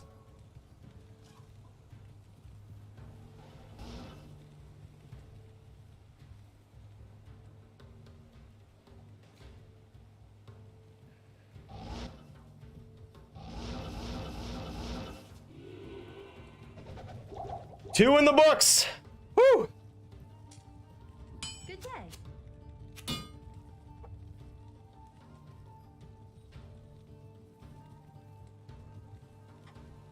I knew that practice was going to pay off against Abrasive Party. I feel ready. Even though he's a tribrid, I feel like this is going to go south real quick, though, if I get hit with that poison. Like, if I get smashed by that poison. I'm not even ready for it. I didn't even switch out that Annie like I talked about.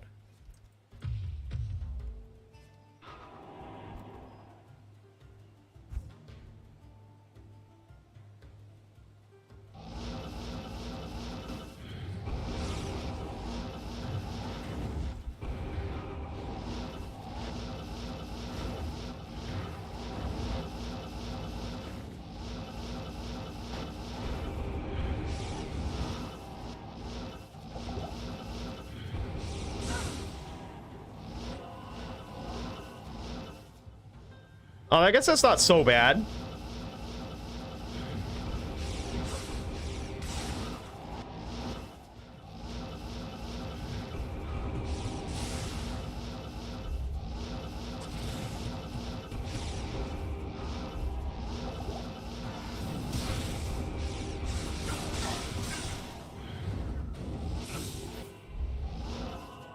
Yeah, we got to cleanse that off, though. We got to get rid of it.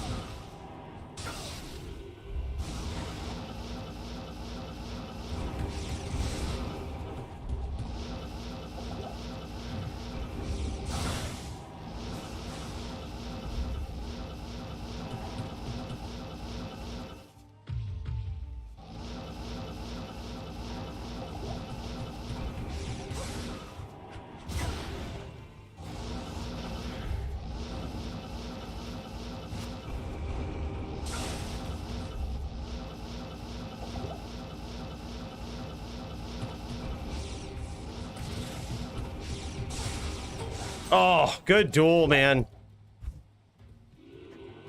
Good duel. 2-1, baby.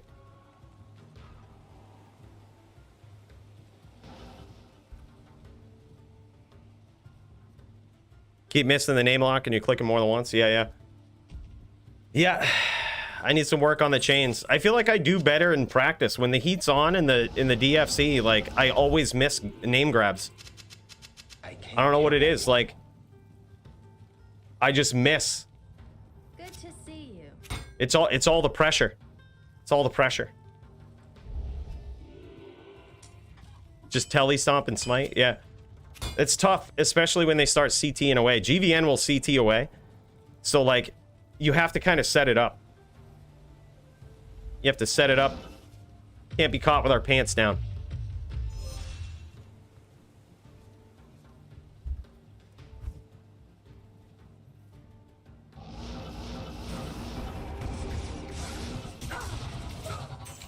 Just like that, baby. Just like that. Good day.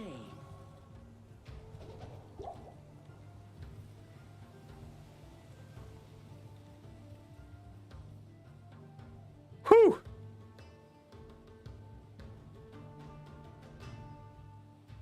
That's what it was, dude. I just need to get in the game.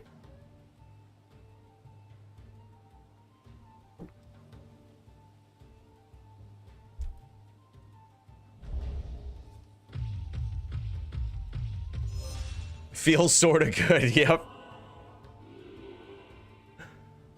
One more of those. That's what we need.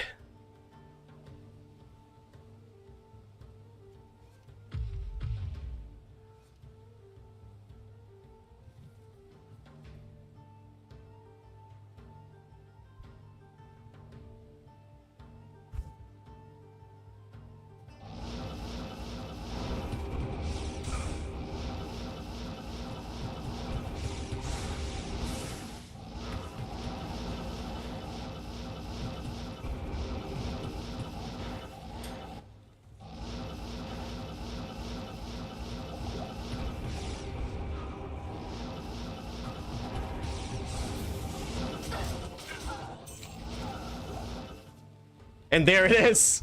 It's that FOH on the right click. It's that FOH on the right click.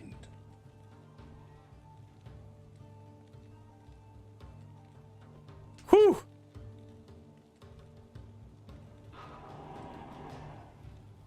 Yeah, that's very well the case. 99 FCR. Greetings. 68. He went to 68. So technically he doesn't. I thought he might, though. I honestly thought he might. I was really wondering if we would ever see an Insight Telly Boa. Insight has cast rate on it. And I think that would be interesting. To the winner My go dude. the spoils. Abel. To the winner go the spoils. GG, brother. Thank you so much. Appreciate that. And big cheers to you. We did it, boys. We did it. Holy. I gotta say, I actually... This makes me reconsider a lot of things on the Murdered In. Because this felt a lot better. Like... The chain smiting that I usually do on the Murdered In feels really weak. You know, as it should. The build is trying to do a lot, right? But this felt good. The spoils. Oh my god. Oh my god, bro. Holy! Abel! With the 50! Oh my... Alright, look. We're doing a big gulp cheers to that. That is huge, brother. Thank you so much. You just made this night even better. I thought for sure I was going to lose. I didn't. That felt good, but I'm telling you, that feels even better, Abel. Thank you so much. And big cheers to you, man. Big gulp cheers.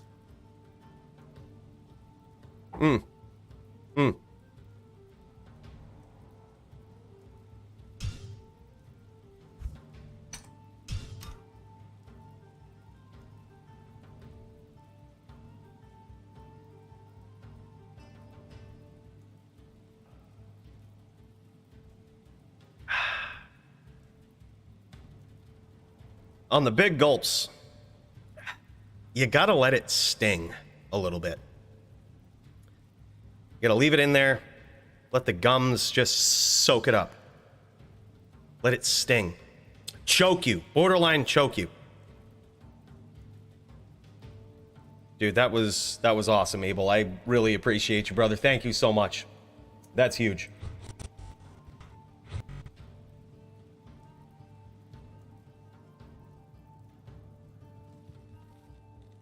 Yeah. Like, so what I was saying is that it feels so different. I thought for sure GVN was gonna smash me. He had that same game plan, right? Like, that was the exact same game plan that beat the Murdered In, and he pulled it off very, very well. Like, as soon as I saw that he was a tribrid, I was scared. I was like, damn it. Like, he's got the poison, he's got nasty jab damage, and he's a really good teleboa too. Like, this is gonna be bad. But dude, it feels different on a VT when you do this matchup. I gotta say, I haven't played VT much, but it feels a lot different. Like, it borderline feels unfair, if I'm being real. Like, borderline unfair. I'm not a very good VT. And, you know, I've been jamming it hard for like a week now. Yeah. I sort of feel bad. Like, I put GVN against myself because I honestly thought I might lose. So, it feels bad having, like, a dominant win like that, if I'm being real. Like, I was preparing for it. Like, there was a reason we were doing practice duels, because I was like, I'm so boned. Like, I hate dueling against Zons. I'm so boned. It's GVN. I thought for sure, like, even though technically they say it's a one-sided matchup for the Din, I was like, it's me, so like it probably won't be on a VT. But yeah, this is what we were rocking for this. We just got a, you know, terrible grief. We got a Cham Bear COA. We got a 220 amulet with a little bit of resistance, 35 spirit, Enigma Mage Plate, Mage Fists, Nature's Peace, and I chose SOJ. I'm actually glad I did. I don't regret this. So I was actually running low on mana for in one of those duels, like as I was trying to get a good angle and all of this. I was running low on mana, and I was so happy to have the SOJ. I put like mana charms down here too. Like, there's a lot of mana charms in the inventory because of the mana pot rule. And I don't regret it. Like, it felt good. I needed to pot every once in a while, but it wasn't like a constant thing. You know, it was like, okay, yep, you're getting low, but I had a bit of endurance. We have the Gore Riders, still in search of 213s on those. Ain't found myself some yet. And then not a perfect Din Torch, but a perfect Annihilus in all the right ways. And then a +5 Battle Order CTA. This is the junk gear right here. This is the junk gear from my other Din. We have 2 Dins now. I think I switched the charms back and forth. That's basically what I do. But it's separate gear. It's kind of the hand-me-down gear from my other Din. Yeah, Murdered In is named after Mr. Murder. Very, very good memory from the LOD days, Max. Yep, Mr. Murder. That's why we called it the Murdered In. When we finally put it together, we were like, okay, we have to call this the Murdered In in honor of that guy. Yeah, he was the first one to use a bow paladin that actually did a reasonable amount of damage with the bow. It was kind of crazy. Yep. Yeah, and as for the skills, this is how we set it up. 1 point into vigor. We did put one. I put 1 point into meditation, but I regret it. I never used it. I thought that mana might be a problem, and we could like ditch to it. But I ended up putting cleansing on my hotkey instead, on what I call my emergency hotkey. Like the hotkey that you go to if it's like super defensive and you need to do something. I always have that on X. I planned on having meditation there, you know, in case I got low. But like, I just ended up going, nope. I had no PLR, so I was like, if he does any poison damage, like I'm boned. So I'm glad I put cleansing on there. It made it so we only took a few hundred damage off from poison instead of getting one. Yeah. Hey, thanks. By the way, GVN's typing. He says, good choice on the VT. Real hard for his on. Almost impossible. I appreciate you doing the duel, man. I honestly thought that it would be a lot harder for me. Like, on this build, on a new build and everything. I know it's technically not fair against a VT, but I didn't think I would actually pick up on it this quick, to be completely honest. Thought I might have seen a Bozon or versus Bodin. LOL. That would have been interesting. I almost slapped a bow on this guy. Not gonna lie. I almost put a bow on him, but I'm like, nah. That's some murder din stuff. Let's just keep it real. Let's just keep it full VT and force myself to push the pressure. And I think I did okay. Like, I think when we practiced up and we got all those duels under the belt, it felt better for me to push the pressure. And just one small step, man. I want to be a din that just pushes the pressure on people. And this is the way to do it. I wanted to force myself to do it against a very worthy opponent. And you certainly are that, my friend. Again, I'm sorry. I thought this would actually feel a lot more fair considering your skill level on your build and mine on the VT. So I apologize for that, brother. I honestly expected to lose. I had a whole speech ready if Joby won his and I lost mine, which is what I expected. I had a speech ready that he would be tied to be the top din, but he's not even close. Let's be real. Nah. No shot. Yeah, I appreciate you, man. Thanks for taking it, and thanks for like the good attitude about it. Like I said, I actually didn't mean for it to be that lopsided. Thought it would be a lot closer based on my skill on the VT. But it was Abrasive. Abrasive got me ready. You can blame it on him. You probably would have beat me, but Abrasive got me ready. He got me in the zone with a whole bunch of different setups.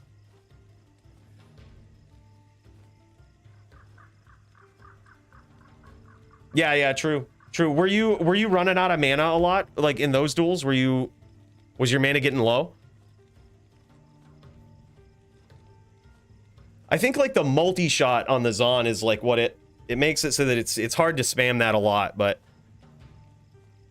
yeah, only thing we didn't practice was the plague, exactly. It's Def Abrasive's fault.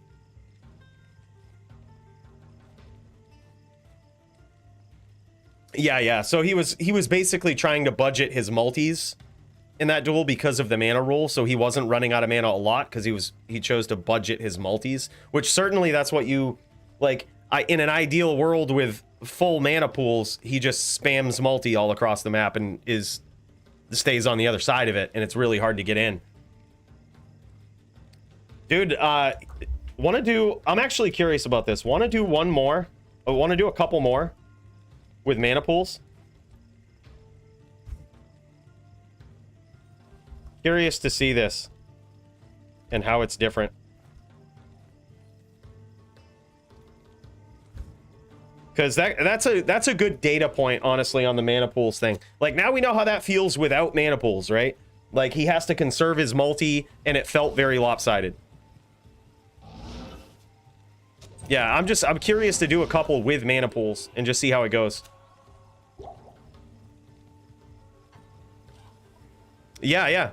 Thanks, Max. I'm glad you also see the value in this next matchup. Not in town. Yeah. Yes?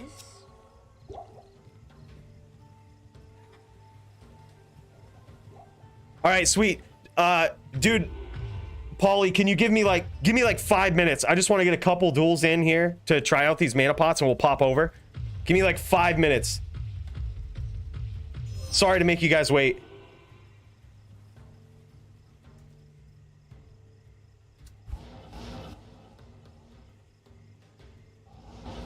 All right, here we go.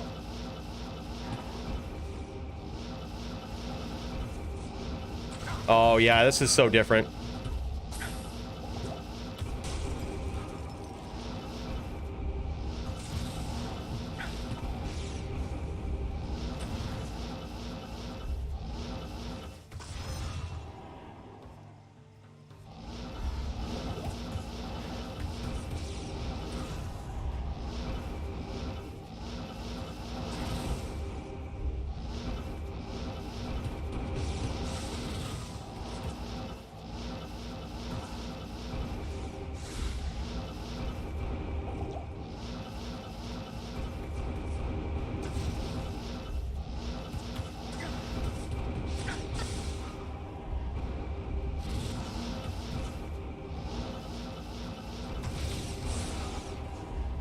There's too much multi. I can't teleport.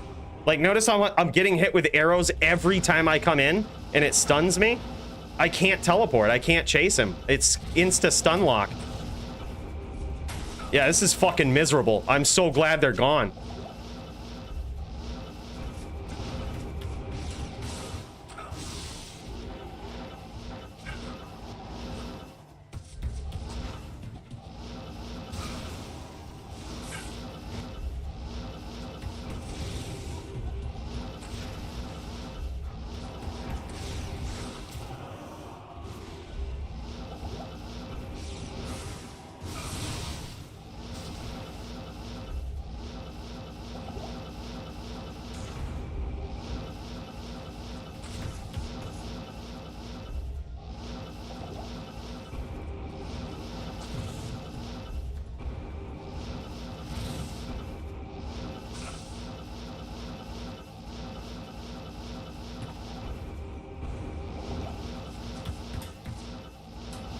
Thing is gonna kill me here.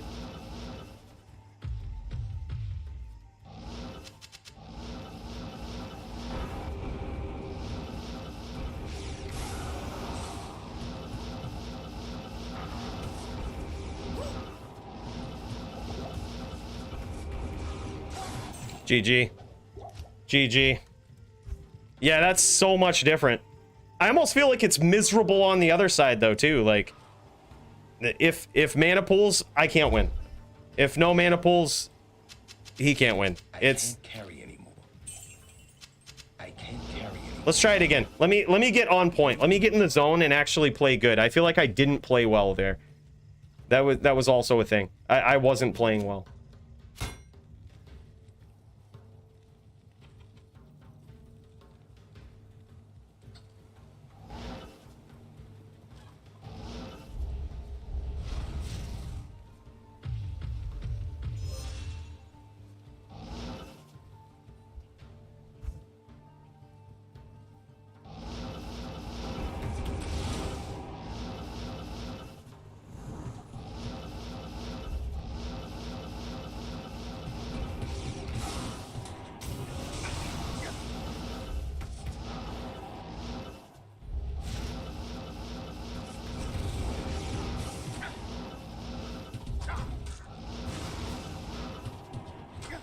I'm not playing well at all.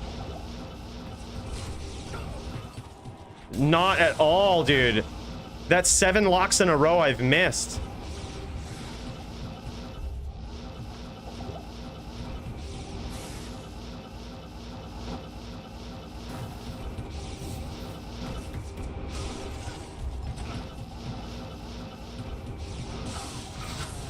Eight locks in a row I've missed. What am I doing wrong? All right, one more. Hold on. Am I not leaning in? Was I not leaning into my chair? That's what it was. Yeah. Decoy is the most underrated Zon skill. Most underrated. See, this is actually how I expected the duel to go. Like, miserable, demoralizing, screen filled with multi-shot. Like, that's actually what I expected.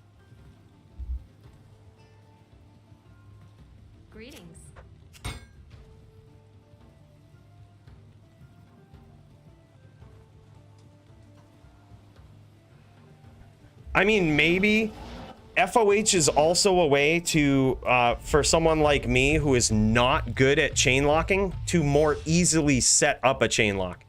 So you have to figure that in. Yes, ideally that's what I want to do. I'm not good at it. So I have to set it up with an FOH. Like, I have to grab the FOH first because I'm not good at chain locking.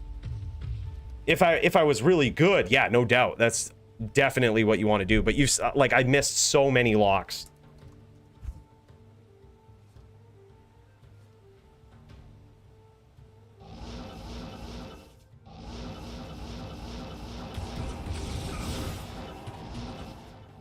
See what I mean?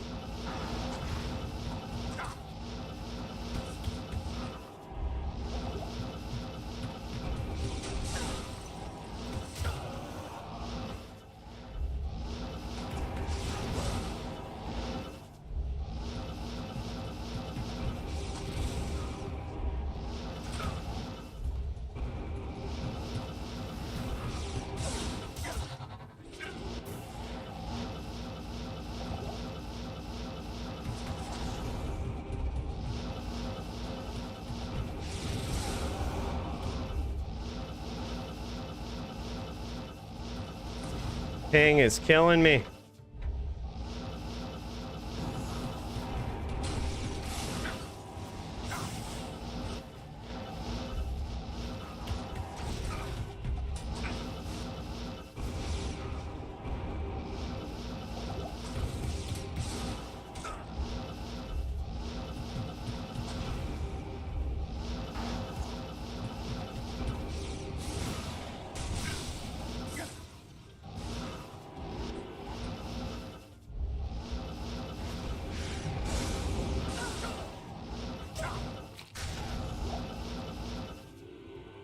Yes.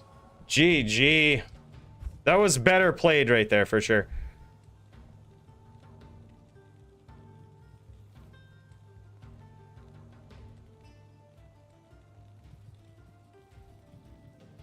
Okay. Okay. What you need? It's an interesting data point. If I'm playing like I played during the duel, it does feel a bit more fair.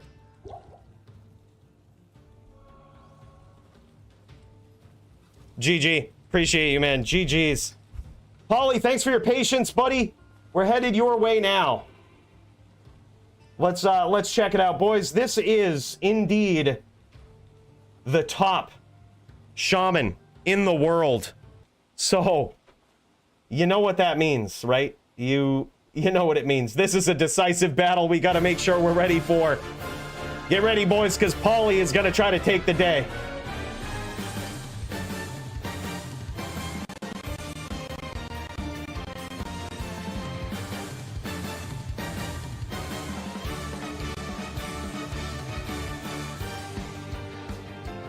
And in this corner, we've got Polytheist himself, top shaman, top druid player in all of the DFC right now. This guy, an absolute savage. I had the pleasure of getting my ass kicked repeatedly by him before we actually started DFC today. This guy is phenomenal to watch. And here he goes up against P Money. This duel, I'm surprised, has never happened. These guys both very, very heavy hitters and interesting players with very unique builds, very underdog builds, both of them.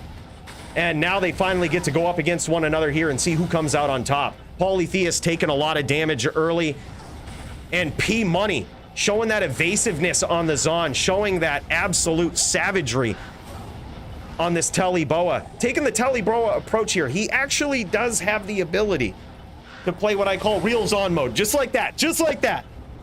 This is what I mean. He's got that ability to chuck those jabs when his opponent gets in close and to punish him for it. Man, and Polytheist hasn't got a lot of damage off yet. This is nuts, man. P Money looking strong so far. What can Poly do, man? What can Poly do in this matchup?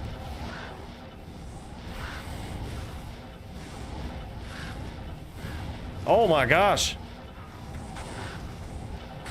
Nice chains from Paulie, but he's not getting a lot of damage in.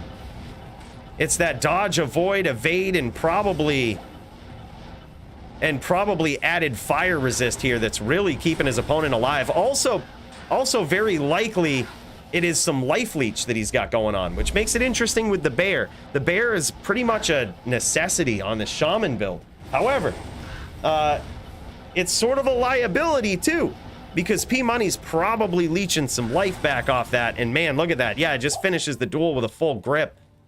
God damn. Feels bad.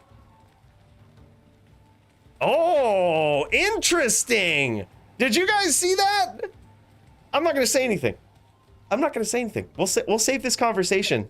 We'll save this conversation till after the duel. We don't want to spoil anything.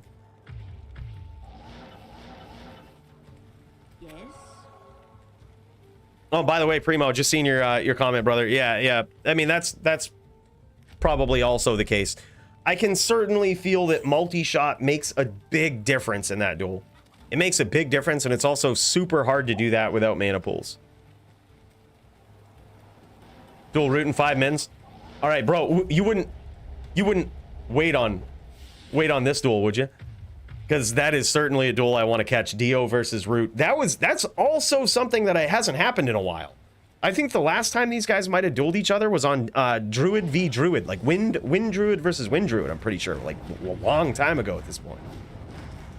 It's been a while since we've seen those two titans go at it, and I don't want to miss a damn thing because this one's gonna be nuts. It's ES Fireball versus Wind Druid. I believe Wind Druid, unless Dio went Fire Druid or something. Interesting choice here. Interesting choice from Polytheist. I love this. He has adapted to his opponent.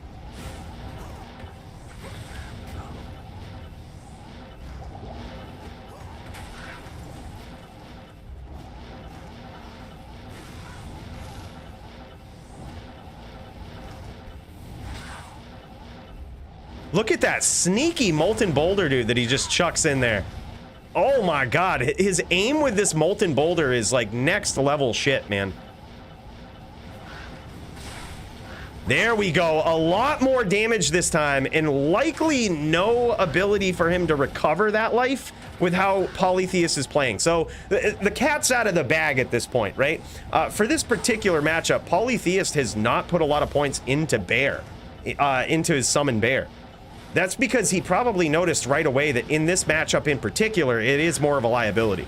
So he has sort of adjusted his build a little bit here for the Amazon, and I think it's a good call.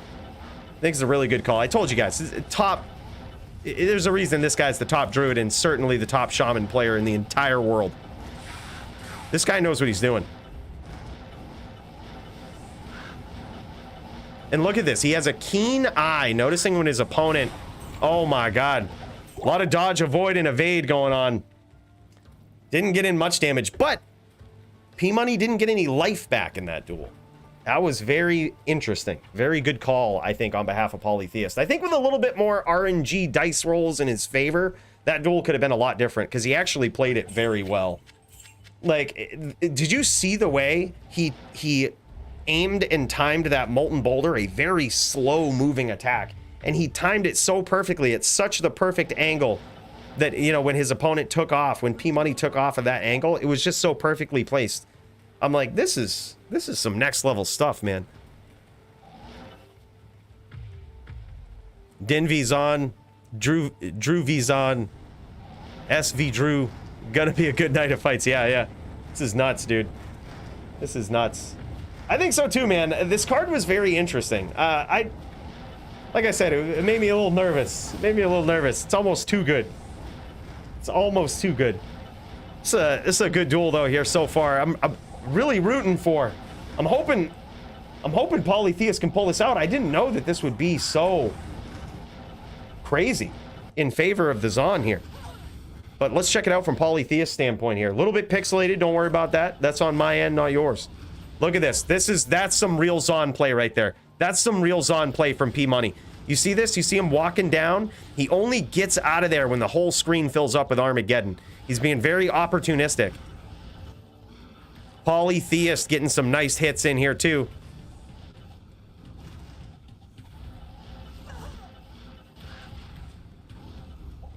That's that real Zon stuff, man. The walkdowns, the strafes, that's that shit. Real Zons ain't dead, boys. Real Zons ain't dead. P-Money, top Zon in the DFC. Showing why right here. He's got that real Zon play. You can't underestimate this guy.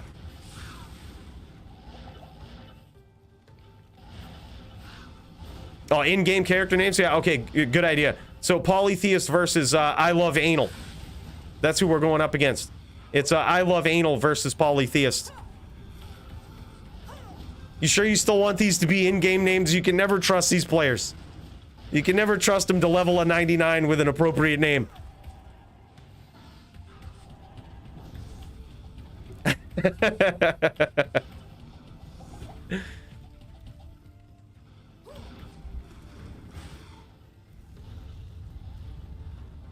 Impossible. Polytheist doing a great job here. And it looks like somehow P-Money has gotten a little bit of life back here, or he's staved off a little bit. He's being very opportunistic. This is the mana roll. He's really, yeah, he is getting a little bit of life back from that leech. It looks like it might be off of the oak. I didn't think you could actually leech off of the oak, but man, when you fire all of those shots in, possibly he's leeching off the player too. Oh my God, perfectly placed Molten Boulder from Pauly. That did a lot of damage.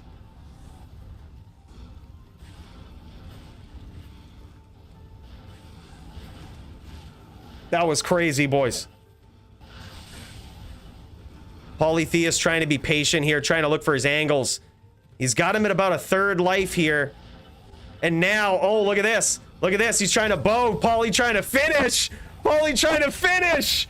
He says there is no mercy. I like that. You gotta take it. You gotta take it. And now he's back. Now he's got his guard up. He's got his guard up and it only cost him 400 life. And there it is, man.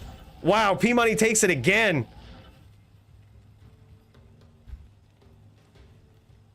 Pauly out here bowling, yeah. Oh my God. That's a good comparison, man. Oh my God. That was so perfectly placed. That might be the best Molten Boulder we've ever seen cast in the DFC. That was nuts. He was like walking right in front of it and just boom, boom, boom. I'm not sure. I can't remember if he got the knockback or whatnot too, but oh my God. He had his bow out and everything. It was so perfect. Yeah, yeah. Fuck him, dude. Like, honestly, Primo, literally just about every live stream I ever do gets demonetized by YouTube, which I can't really blame them. I drop the F-bomb a lot, and at first I was like, maybe I should not try to do that, but I'm like, there's just I probably do use it too much, but there's a time and place where there's just no other words that truly describe what's going on. You know what I mean? There's just a time and a place for it, and it's usually DFC night. So YouTube is just gonna have to get used to it.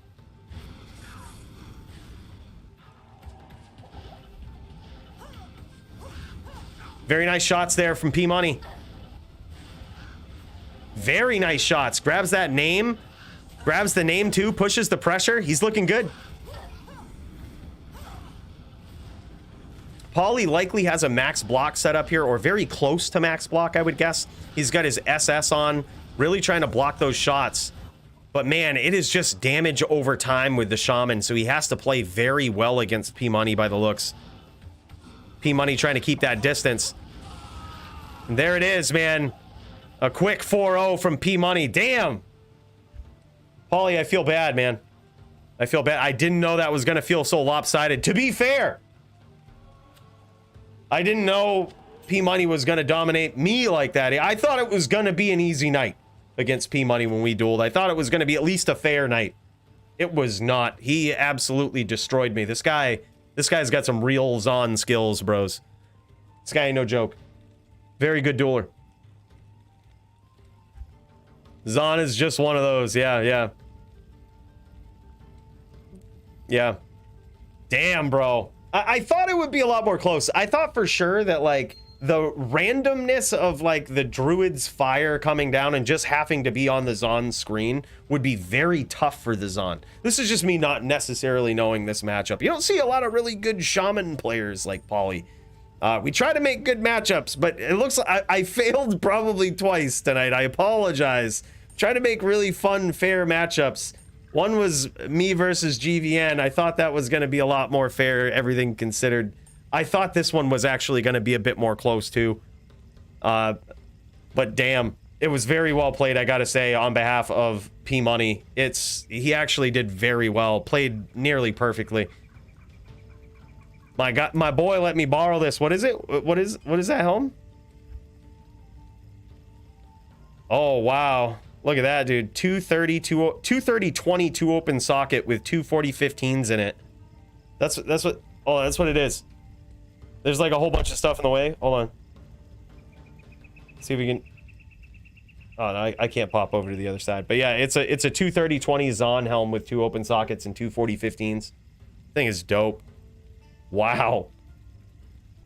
His buddy let him borrow it. He's like, yo, bro, I got a DFC match coming up tonight. You mind if I hit that? You mind if I get that Zon helm? You know what I'm talking about. That one. I need that Zon helm. if you don't mind. Yeah, you got me. All right, good. GG. All right, boys, let's pop over. Hopefully to Dio and Root here. I do see Dio and Root in the Discord. I was gonna pop over to these guys, but it doesn't look like they're streaming. Boys, let us see the matchup. The epic matchup between two titans of the DFC, highly ranked. Root, now the #1 contender. He might very soon get his rematch against Chew30, man. The rivalry continues. I feel like Root one day decided that he didn't like Chew30 and just joined the DFC. He's like, I can do that. Oh, you're gonna be the champ and shit? All right, I'm gonna troll you. I'm gonna be the #1 contender for weeks on end, and I'm gonna get there eventually. I'm gonna beat everyone's ass who challenges me, and you're gonna have to keep seeing me. I feel like that might actually be what Root thought at one point in his life. He's like, yeah. We gonna get that Chew30. All right, Dio streaming. Let's pop over to this, boys. If there ever was a decisive battle, boys, this one is it. Who is gonna take it with the Titans of the DFC?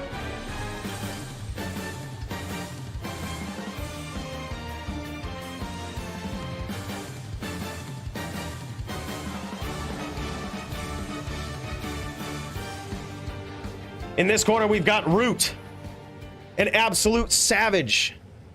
I'm sorry, no, this is Dio. In this corner, we've got Dio, an absolute savage.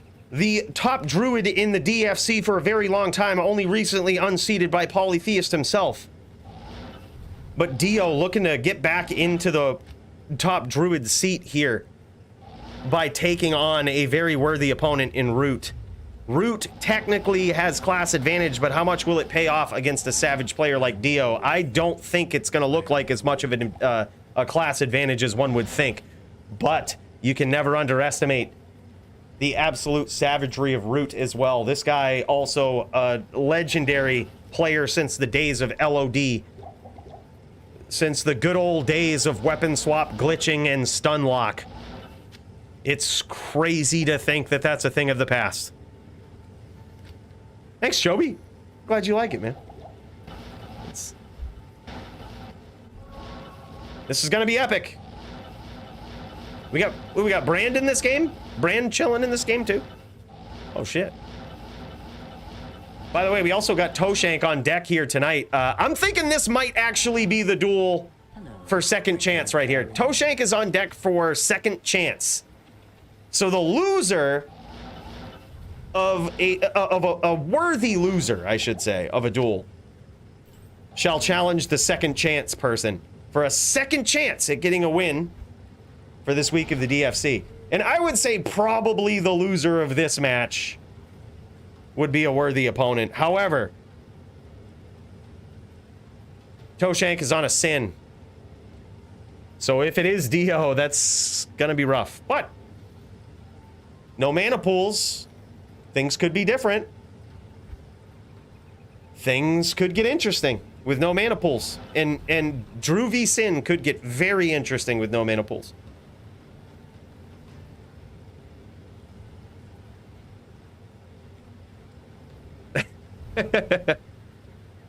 Hockey night in Canada. I mean, that's obviously a good thing. It's obviously a good thing. Hockey in Canada. That's the sport. I'll take that. I'll take that as a compliment. You notice that chain locking in there? That was Joby. That's probably why Joby says nice transition. It's because it's a clip of his chain locking. Goes right along with the beat. Just Joby chaining someone into oblivion. Wife aggro, BRB.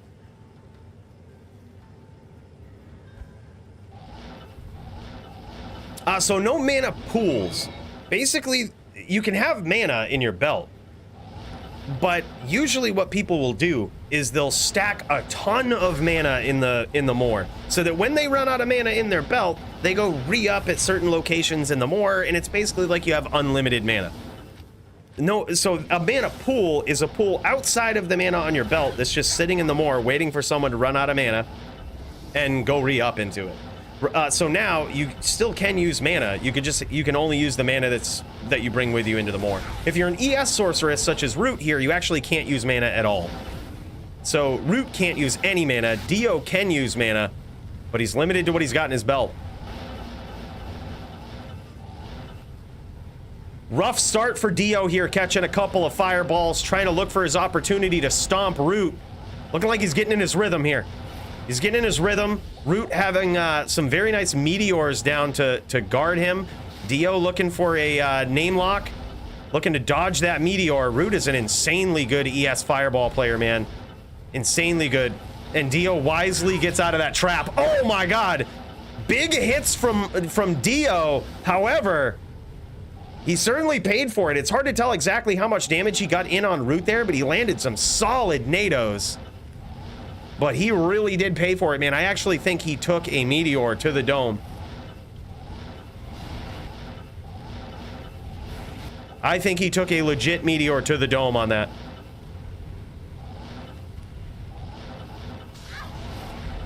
Oh, and almost got another one there. Root, very hard to catch.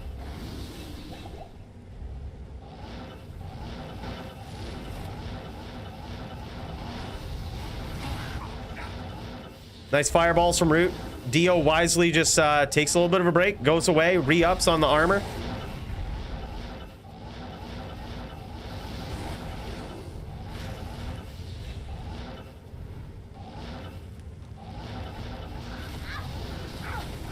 Oh, big hits from Dio, and he avoids any damage in that exchange. Very nicely done. And a nice cut there from Dio too. Cuts his opponent off. Careful not to stomp him, but instead gets in front of him.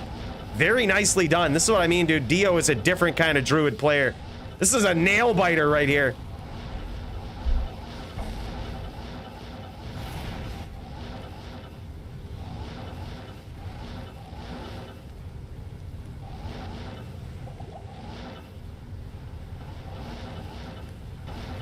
Back and forth from these guys, and there it is. Root finishes up with that big hit. Oh my gosh.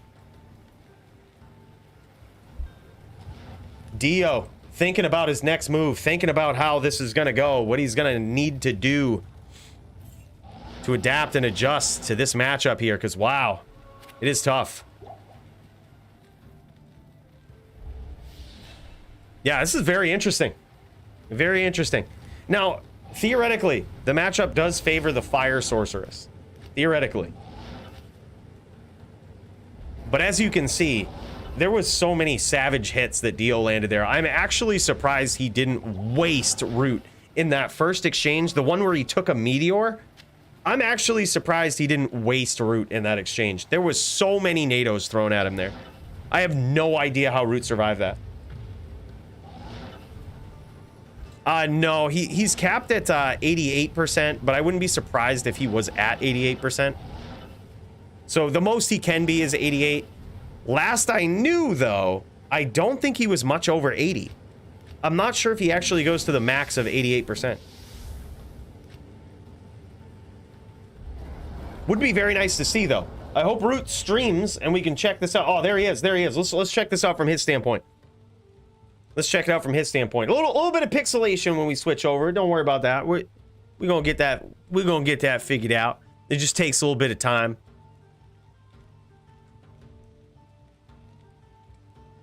Nice NATO from Dio. Get some damage in there. He's got 40 life rep, which is very interesting, especially if he's committed a lot. Let's assume he is an 88% ES sorceress. That means he probably put a lot of points into mana, probably all of his points into mana, which means this 40 life rep will look a lot worse. It will look like his life, like he's drinking a. It'll look like he's drinking a healing potion, but it's really because he has so little life in the first place that 40 life rep is pretty important. Like it just heals him back a lot faster. And he also is wearing Enigma by the looks. Enigma for the faster run walk in this matchup, but also you'll notice that his life goes up when he kills Dio's pets. When he blows up like the oak or the bear, he gets 15 life per kill. And when your life is so low in the first place, like it's gonna shoot your life right up there. This is very, very good design and very well played here so far from Root. Dio being very opportunistic. Yeah, and I think it's a big mistake to go in with wolves, dude. Just because you notice how much Root heals every time he blows up all of those wolves. It's almost like a full heal. Every time he blows up the wolves because his life is so low, it's full heal.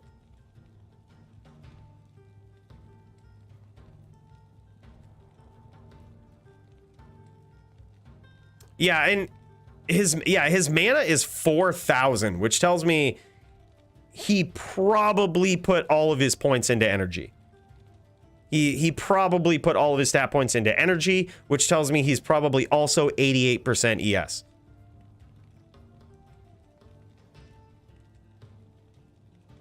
Nice hits from Dio.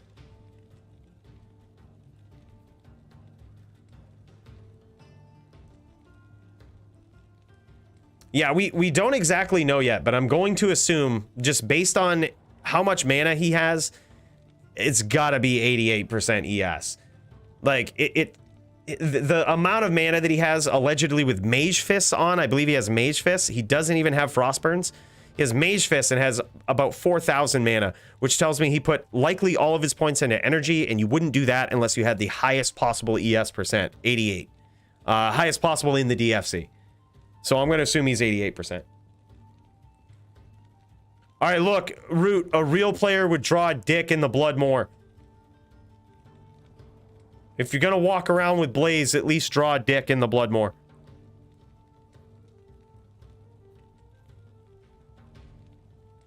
Otherwise, you're basically just spamming. Oh, man, Meteor finish. Meteor finish from Root. Yeah.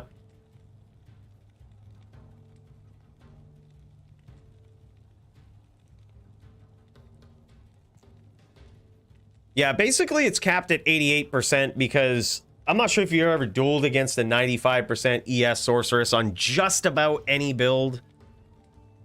But it's so miserable. It's practically, I mean, it's very miserable against a Necro. Necros practically can't beat an ES sorceress with a high percent ES. They certainly have a very hard time against the 95% ES sorc. There's a lot of things. That it just nerfs for the fact that, like, most of your, it's just everybody's damage is going to your mana. I think a VT, if you're very good on a VT, can pose a threat to an ES Fireball Sorceress. A Zon, as long as you're not 95% ES, a Zon can also be a problem for it. But other than that, man, I guess a Sin too. But there's only one build that I mentioned there that's actually a top build, which is a Sin. So otherwise, you have this ES Sorceress that has a very good matchup against some of the top builds right now, the Druid and the Necro. So very, very tough.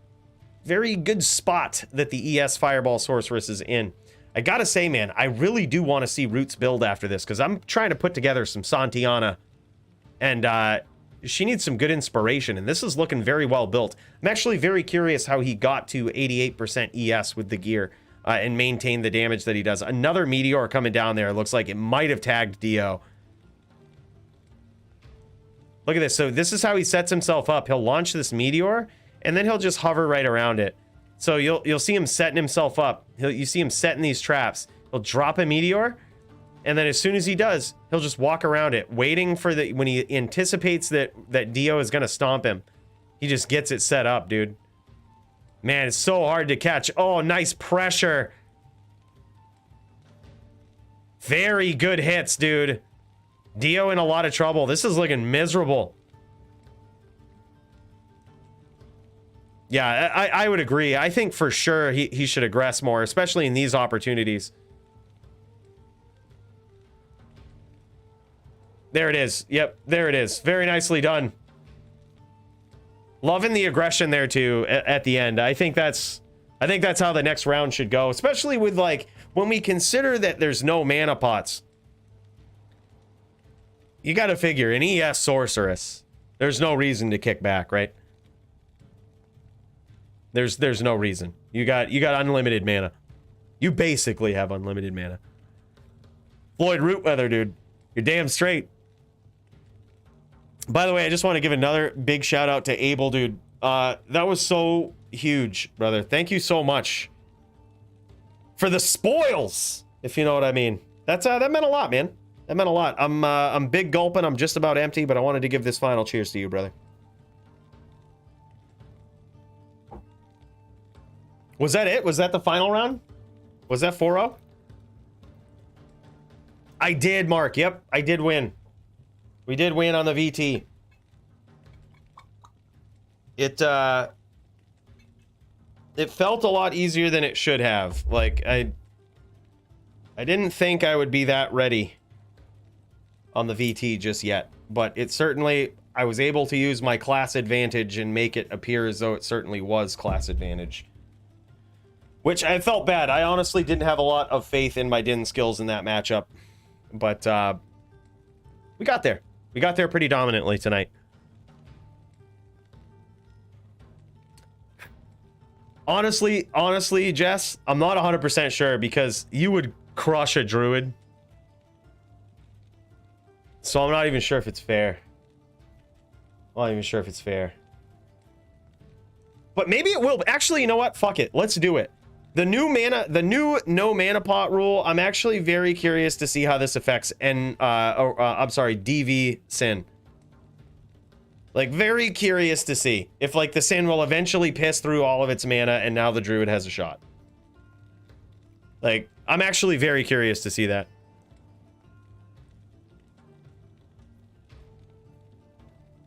Yeah, or Necro. Either way. Either way, honestly. That's cool if you want to do that. By the way, Jammy Jams, wait for it. Wait for it, brother. She's coming.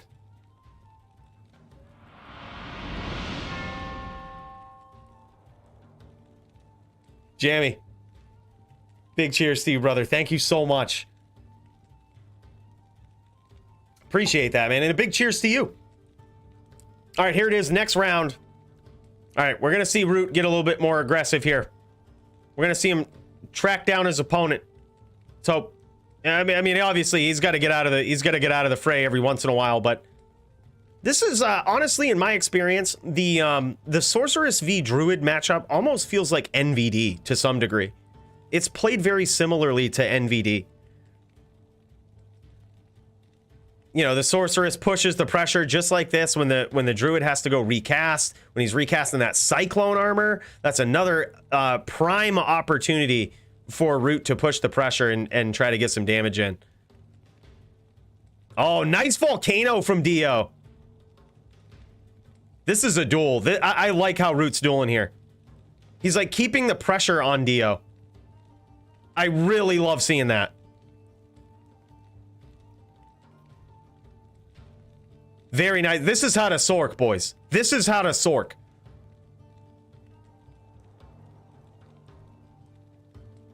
Holy shit. Yeah, this is really good. Nice hits. Dio gets some nice hits in of his own.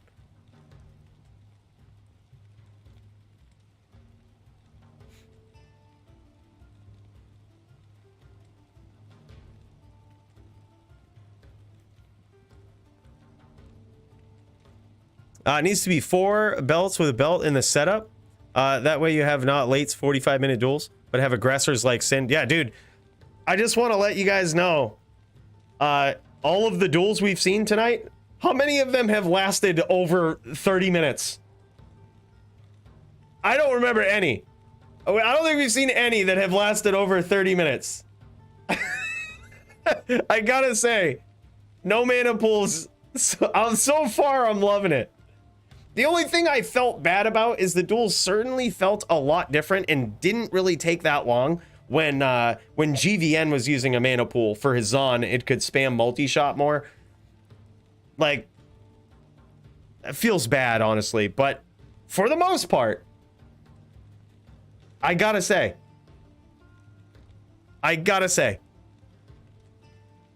This is kind of cool. Yeah, you can bring all the mana you want with you in the Moor. Like, you could fill your entire inventory with mana pots if you wanted to. You just can't have mana pools. I used actually some life mana charms on one of my builds tonight. I also put 1 point into meditation. I never used it, but I thought that I might need it. Didn't end up being the case, but yeah, like, just it wasn't much changes, honestly. But yeah, theoretically, you could stack your entire inventory and cube full of mana pots. Theoretically.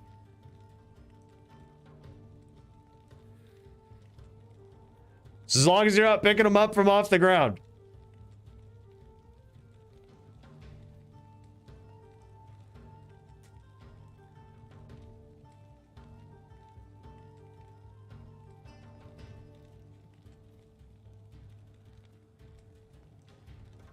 Yeah, it certainly messes up the match. Like, I've noticed a couple of things I feel bad about that we've witnessed tonight is that, well, one of them I don't necessarily feel bad about, you know, but I feel like it could get worse. For example, we had the newcomer. We had Razor in the DFC. Newcomer took out Dingus tonight on a barb, but you could tell that he was playing differently.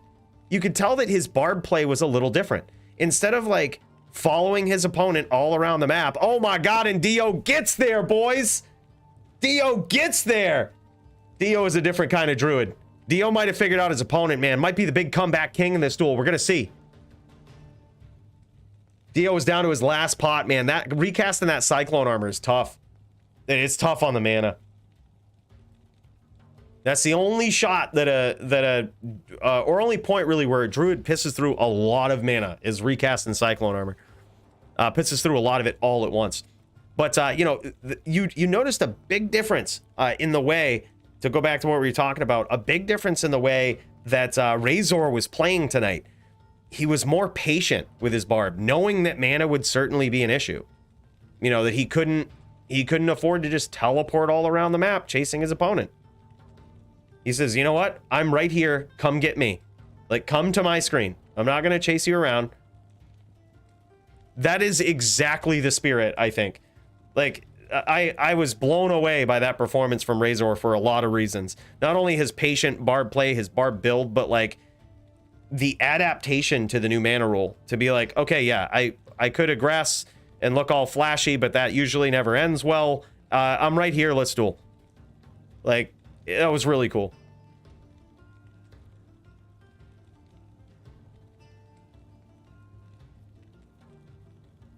Oh, for sure. And that's the thing too. I would honestly expect Sins to be way more defensive now.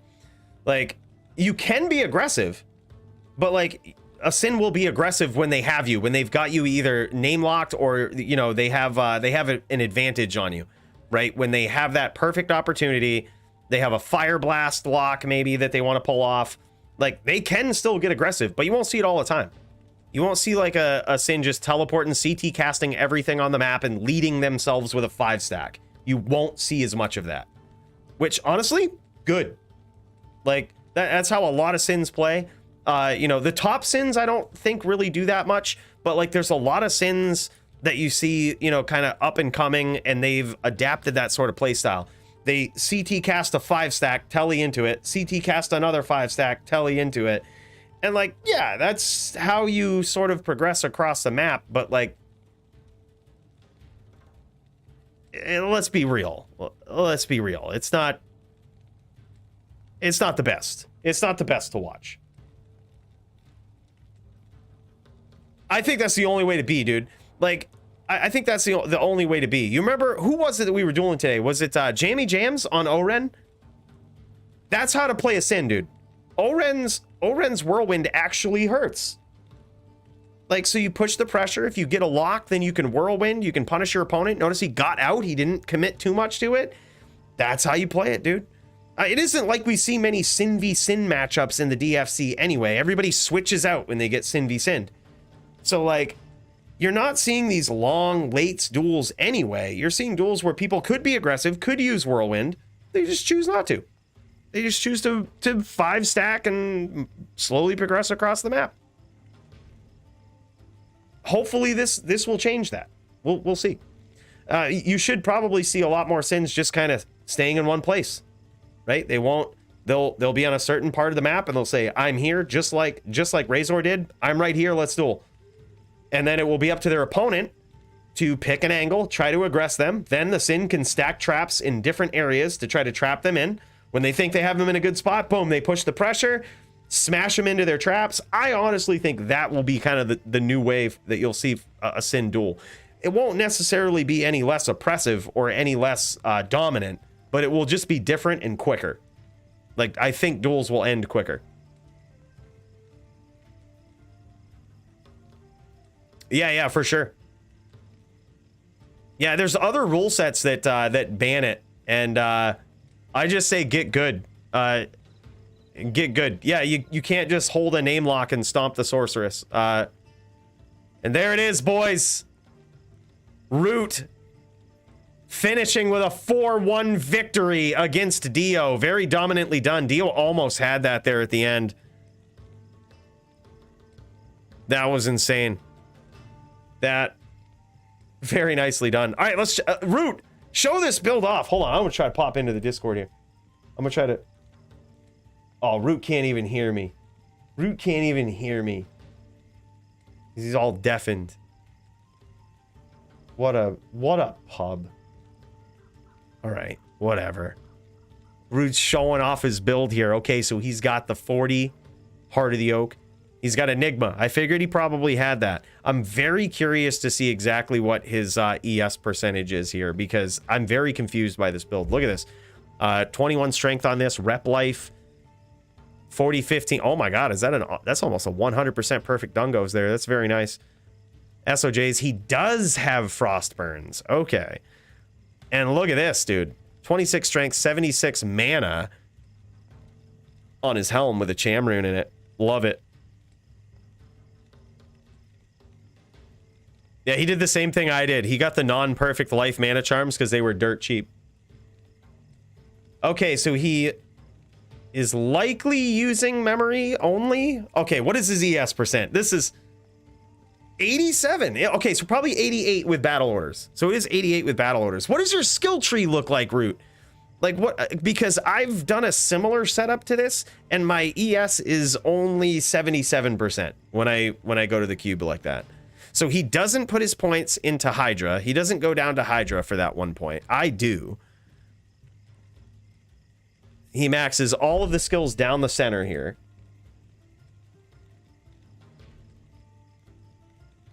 Interesting. Actually, interesting. He takes points out of Fire Mastery. Did I see that properly? And he puts a base 11 points into Energy Shield. Yeah, he only has 8 base points into Fire Mastery. Wow. What is the mana on the, or I'm sorry, what is the damage on the Fireball Meteor? Like on the main hand.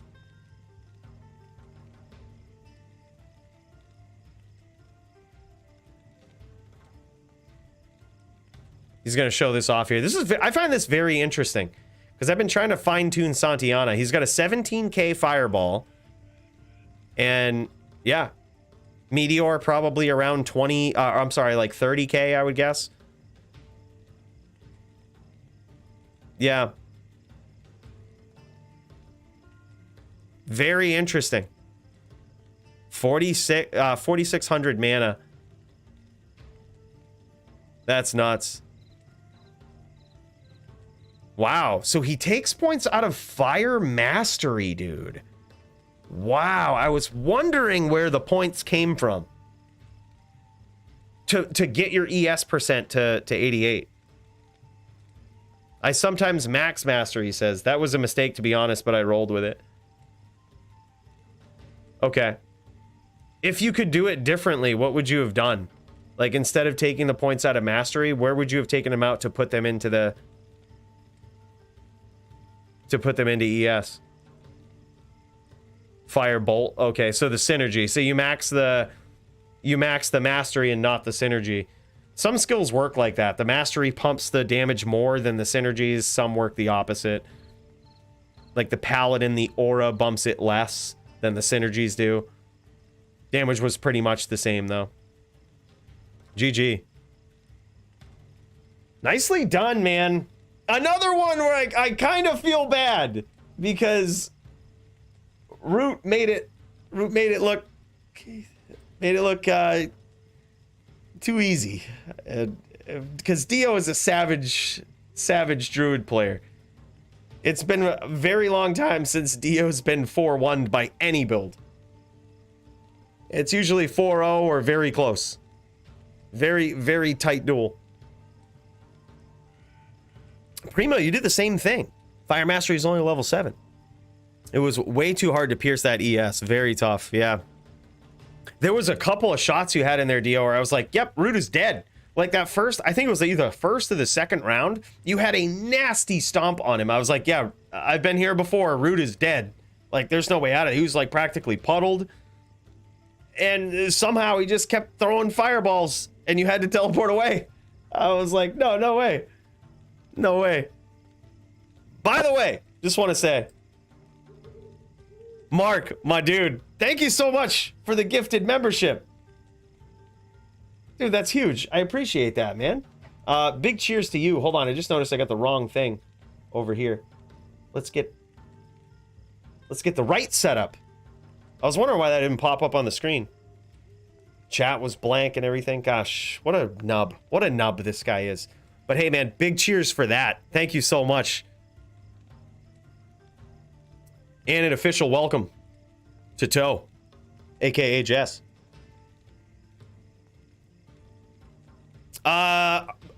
Dude, totally up to Dio. Dio, do you want to go second chance against Toshank? Toshank is on the roster tonight. We're going to give a worthy opponent a second chance against Toshank. But I didn't want to put you against him on the Sin, but I thought it could be very interesting with no mana pots. Or I'm sorry, no mana pools. But it's up to you. Jess is also willing to go on a Necro and do some NVD. If you're up for it, man. If you're up for a second chance, I think it would be a very good duel.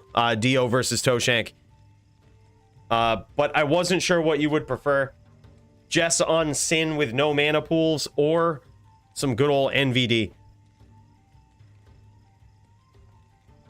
NVD is pretty fun to watch, not gonna lie. But I'm also very curious to see how DV Sin goes with no mana pools. It's like either one I'm very, very curious about.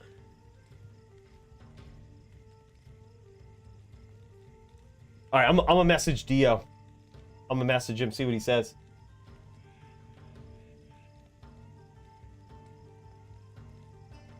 Yo, wanna go for second chance against Toshank?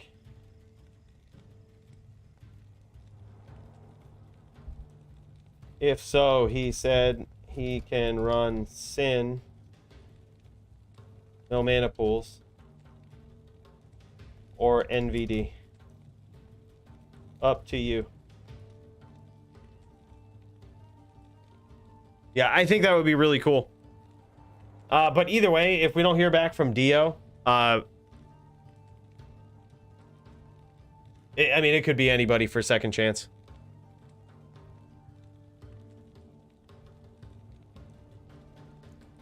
Javier, all you got to do is just be in the Discord, and each week what we do is we post the event for DFC and just sign up for it, and then we'll get you on the card, man. It's that simple. You basically just need to be in the Discord and have an Arena account, and with your Arena account, like, you'll see it on the link when it gets posted in the announcements. You just click on the link and boom, it brings you to Arena. Like, that's the website.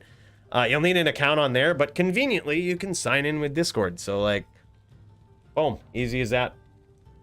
Then once you sign up for the event, we get you on the roster and get you a duel. Now, it's usually matched up, usually against people with an equal skill level. Or if we don't know who the person is, an equal performance record in the DFC. So if it's like two newcomers, we don't know who either one is, they might get matched up against each other. It's very rare to see what we saw tonight with Razor going up against Dingus, who is a DFC veteran. DFC veteran and previous top 10 contender. Very rare that that happens, but it turned out in the favor for Razor, man. He really showed improved tonight, so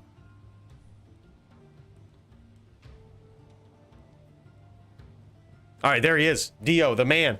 We got him in chat. Yeah, it's up to you, brother. So this is what it is, Dio. I'm actually very curious. Either way, I think it could be cool. Sin v your druid with no mana pools, which I think might be an interesting duel, or just classic NVD, dude, but totally up to you. I am obviously bad at making matches tonight, so even though I think Sin v Druid could be an interesting match, I could just be very wrong, and then it's just very lopsided, and I feel like an asshole. So feel free. You make the match. You make the match. You pick whatever you'd like. If you Jess on a Necro, that's fine, or Jess on a Sin, that's fine too. Yeah, dude.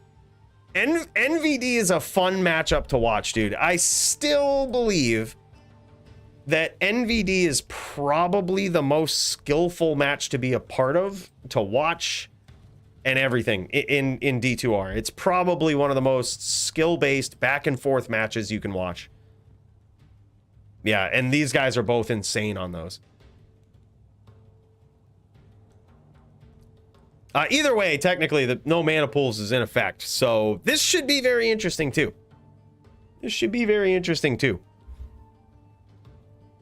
Unless both players agree to waive the mana pool rule. That's the only way. It's the only way. Otherwise, you get that shit out of here. Yeah, I think it really is though. Brand, did you sign up, bro?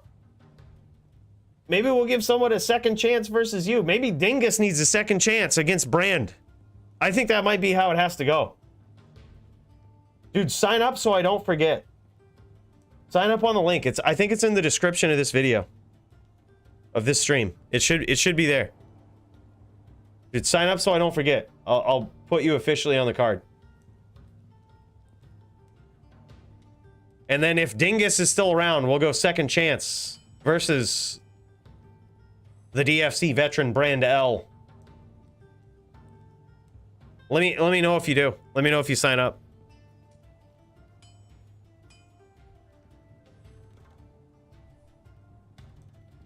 full towel set sorceress. Sign up for next week. We can't do all of these second chances, or maybe we can. Maybe we can. It depends on how many. It depends on how many we see, right? The thing with second chance is it has to happen on stream. Can't happen off stream. So adds to the excitement of dueling on stream and rewards the people who might lose on stream for any second chance that they have of grabbing a win. Rewards people for playing on stream. You don't have to in the DFC. You could get your match done whenever, at any point during the week, but if you do duel on stream, you have a chance to, if you lose, get a second chance to get your win for the week. Keep you climbing those charts. It's actually it's a pretty big advantage. Just having a second bite at the apple. By the way, just want to say, my boy XP Dog, GG on the Bear Rune, baby. And thanks for the re-up. 3 months, man. Whew. Big cheers to you. Thank you so much. That's awesome, dude. Congrats on the Bear Rune membership. Now recognized. Constant. You know that it's a big deal when you see XB Dog post. He's got that Bear Rune, boys.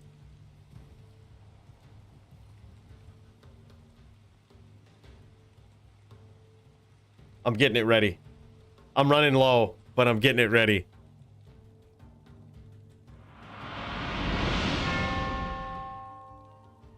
Cooley coins.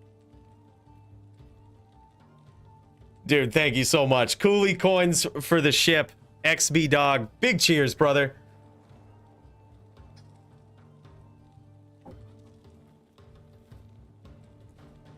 You can call him the janitor just because it's only he's just cleaning people up, dude. He's sweet. He's mopping the floor with people. He's mopping the floor. Oh, speaking of Bear Runes, look at this. Boom, Primo just dropping the wealth on the ground. See, this is the type of stream You know how people find bear runes and shit in MF videos? And then they're like, look at this bear rune I found, man. Primo just, this is what PvP players do. We just drop it on the ground. We're like, you need that, bro? Here you go. It's a whole different world of D2. Whole different world. Fell out of Kane's pocket. Yeah, this is the real, it's the real shit, man. Terrace, how? How, Terrace? You've been poor since D2R launched. One of the nastiest duelers back in LOD. I mean, this guy was nasty. One of the nastiest duelers back in LOD. This guy's been begging for items since the game launched. That's Terrace. Since launch. I remember it was launch. It was like, dude, I need that tile rune, man. I need to make me a stealth. You got anyone got any like just anything basic? I'm pretty sure he said the same thing like yesterday in the Discord. Dude's still looking. Nobody.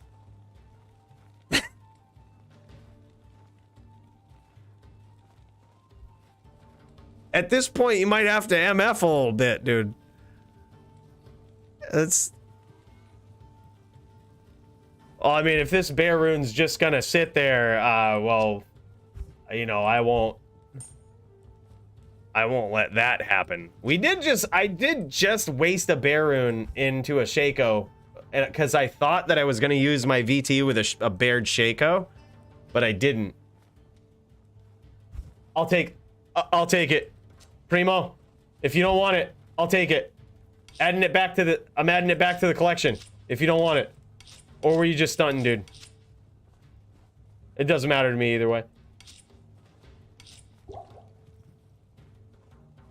It was SG book. For Christ's sake. Alright, let's check the Discord, boys. Who's up in here? We got Brandel. Is Dio versus Toshank happening? Is it happening?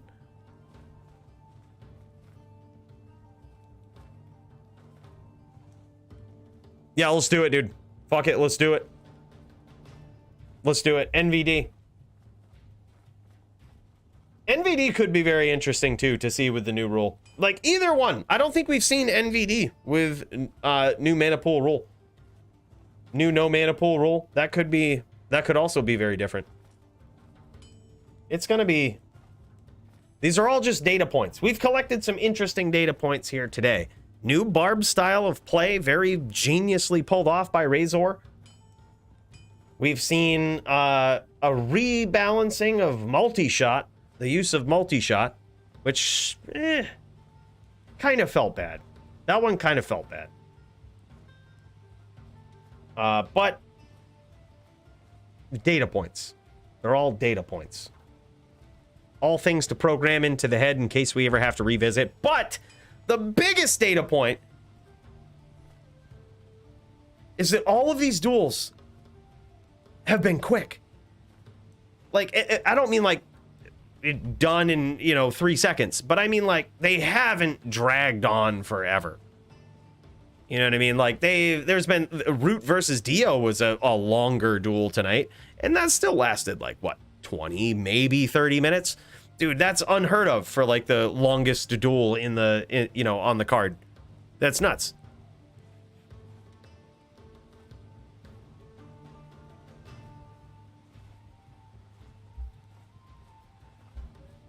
Oh, dude, that would be dope. NVD, SynVD. Yeah, this is a west, or no, this is a central game right here. Hold on.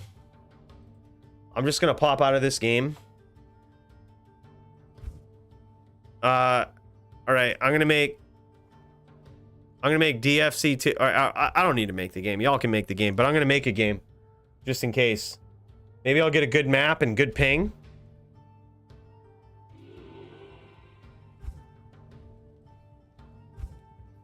Ping isn't bad, and it's a bridge map. Look at that, just one shot and easy. It's as simple as that. Get a good PvP map. and good ping. Here it is. I'll put it in the DFC duels channel, or the DFC chat channel. Sorry, if you guys need a game, if Dio and Jess need a game.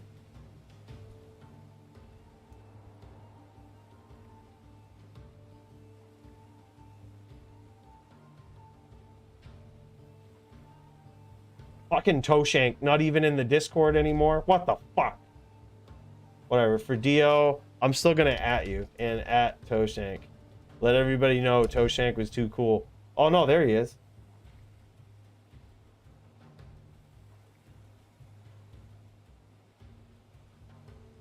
All right, that's weird. It didn't pop up.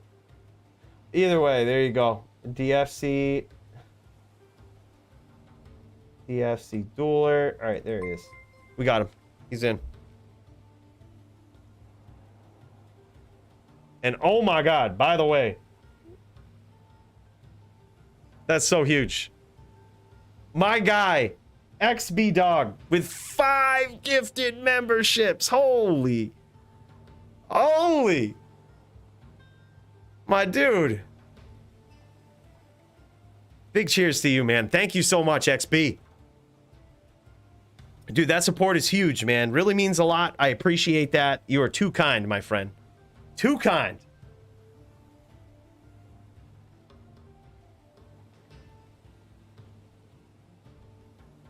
It's probably the, honestly, if I had to guess, Terrace, it's probably the helm. The helm can be pretty expensive if you get a good one. But that's probably where all of it comes from. Unless he has like 45 lifers too.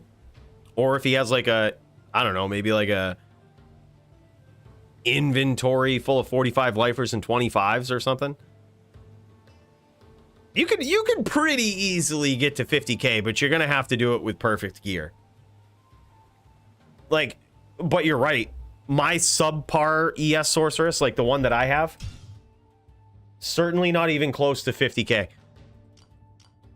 Like, this is Santiana. We're almost at Roots level. We're gonna have to do some reallocation of stat points, I believe. But yeah, like this is. I gave some of my mana charms to my Din tonight. Like that's how budget this is. But this is usually just like 17/17s, life mana charms and stuff. All dirt cheap. These are dirt cheap charms. Believe it or not, these are way cheaper than you would think. Probably still not under 1k, but like, you know, this entire sorceress. But you can get these for like 200 or 300 forum gold a pop, like high fire lifers. Probably less now because this was close to like 6 months ago. 2020 Annie, 2020 Torch. That's probably the most expensive. That's probably like 2k. I rolled this Enigma, so I'm not even counting that. This is a 100% perfect Enigma beef breastplate. I rolled that, so I'm not counting it. We would settle for any Enigma, but this just happens to be 100% perfect, boys. Yeah. That's what we do. We got a very subpar Hodo. We've got this was actually pretty cheap too. I think I yes gamered this for like $2, or like it was certainly under $5. And like, boom, saw it there. I was like, yep, sure, let's do it.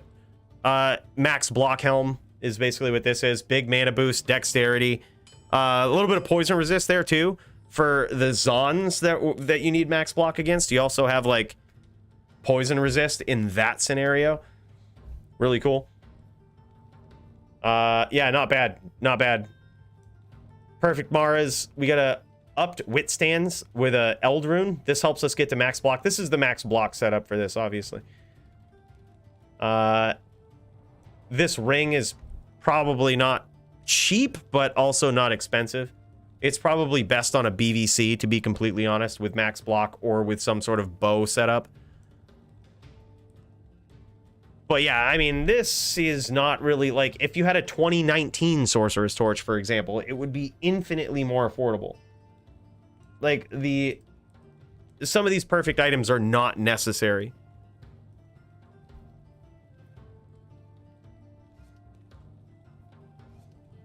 We have that sort of that same setup. We got a 6-bow CTA, another SOJ here. Our versus all setup is just Spirit. Spirit and Shaco, which this isn't perfect and it feels bad. Need to get a perfect Shaco for that. We have it here. I'm just waiting on a socket quest. See, we're ready. We're ready. I think I'm waiting on a Chamrune and a socket quest, but we have it. It's just waiting in the wings. Yeah, I mean, we're a perfectionist here. Santiana is a perfectionist. But yeah, pretty simple. It's like not outrageously expensive. Yeah, a few swaps in the stash, but like all of this stuff is pretty easy to get. Like this is just a stash setup helm right here that I have for max block. Like it's not really that great. You could probably get this sorceress reasonably without like any of the perfect gear. You could probably get this for close to like 1 or 2k. That's taking out the charms here and maybe making them like closer to 30 life or something. Like you could probably make this entire thing for, if you were patient, certainly for 1k. Like you would just have to buy the charms and then you might even get donated some shit or find some things too. Like it's pretty easily found, you know, in its versus all setup. It's really not that expensive. Yeah, it's a very basic ES fireball. Right, yeah, 2k. I would say 2k for sure. Like, obviously, a 100% perfect Enigma breastplate, like, I'm just not selling that. But, like, if I wanted to and I wanted to be patient, yeah, probably 2k. Like, you might be able to get 2k for that. Maybe more. Like, just depending. But, you know, that doesn't really count. Like, it could be any Enigma. Not the best versus all. What do you mean? What's not the best about it? Oh, we also use these because of the trick. These are also 100% perfect. 220. 100% perfect because that's how we roll. Hodo Storm Shield Shadows. I do the trick, bro. I do the off-screen telestomp name grabs from off-screen. That's why I use Marrows. This is the only reason I use Marrows. It's for the juck fuckery from off-screen name locks. I tried to do a couple of them in my duel against GVN, but I'm just not great with it yet. I'm getting way better, but I'm not great with it yet. So yeah, I mean that's what we do, man. That's what we do. We do that off-screen name lock.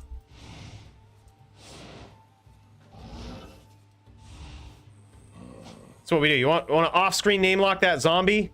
That's what we do. Boom. Off-screen name grab. Easy.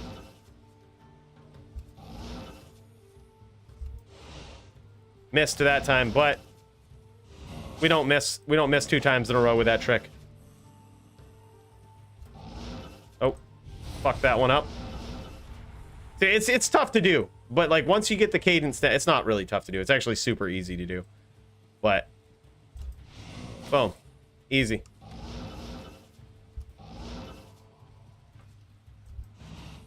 Boom. Off-screen name grabs, dude. Marrow walks for the win. I'm probably going to use those on a lot of characters now, to tell you the truth. Like, when I put my druid, when I invest more time and emotional energy into my druid, he'll certainly have Marrow walks on. Can you imagine how absolutely savage, nasty, and off-screen name lock will be with a wind druid? Like, when more people figure this out, PvP is going to change forever. I have no idea, dude. I messaged him, but I haven't heard back. You have no idea.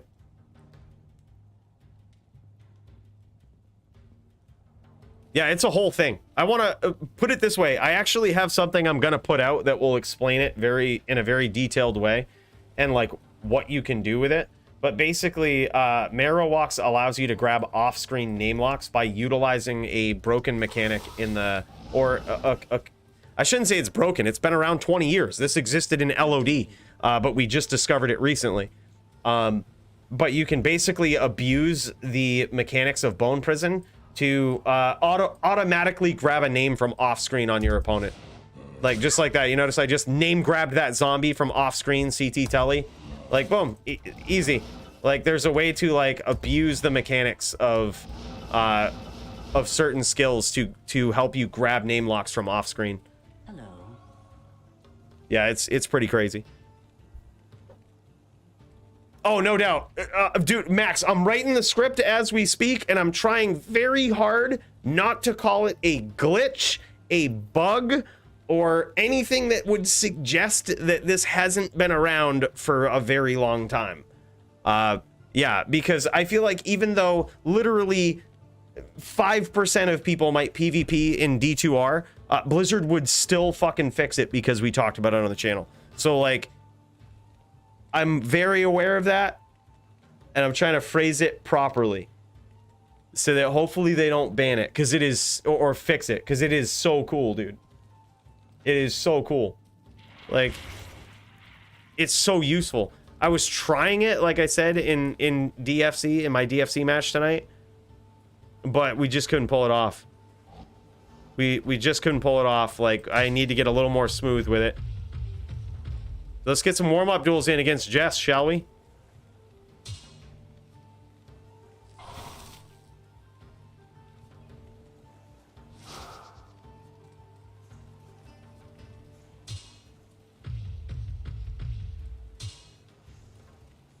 Do we have all the right gear on? I don't own Fire Sword. That's okay, I'm bad.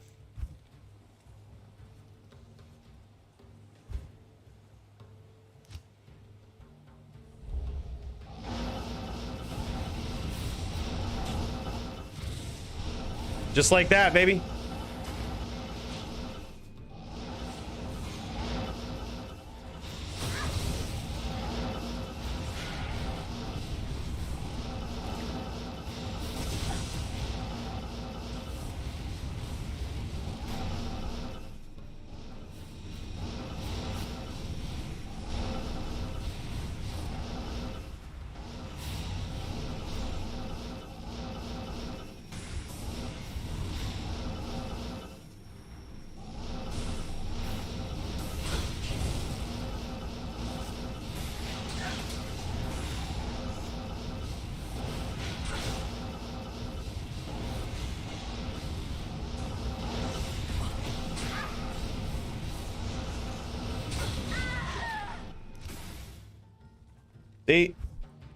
Bad.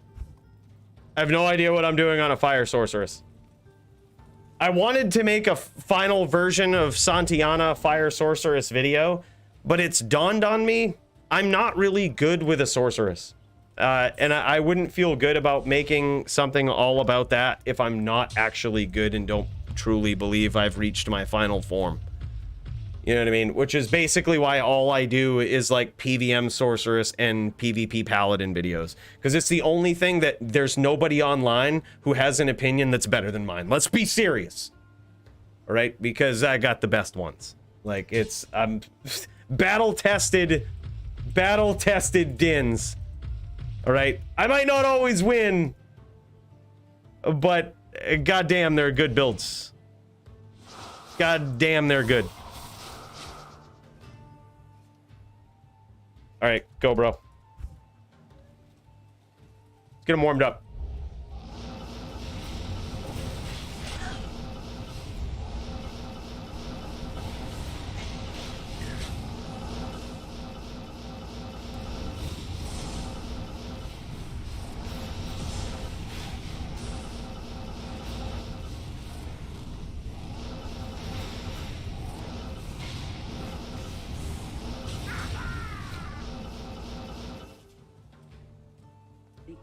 Welcomes you. GG.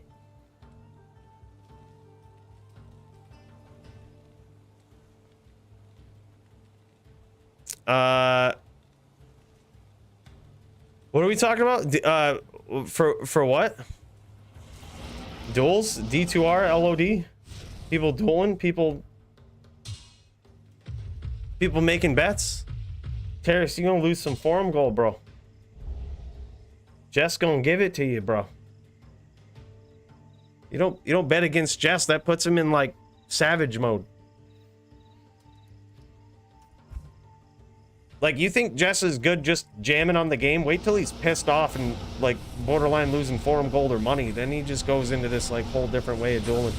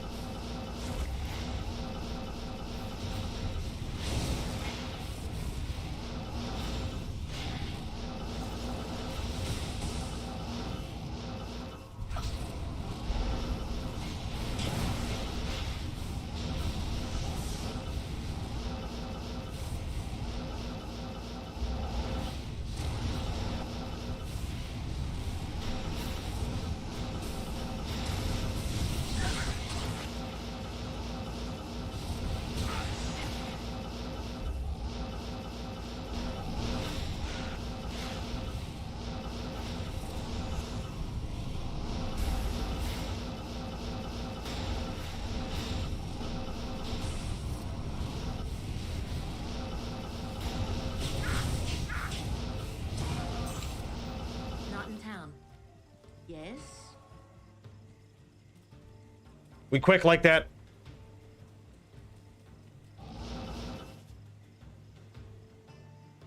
Yeah, he's not gonna give it any respect dueling for forum gold. He's never. When it's on, it's on.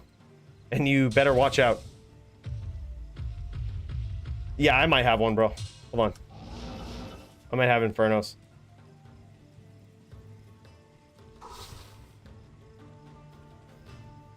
Those are Santiana's Infernos. Look, treat them with care and compassion. Treat them with care and compassion. They are named and branded. Very proudly named Santiana.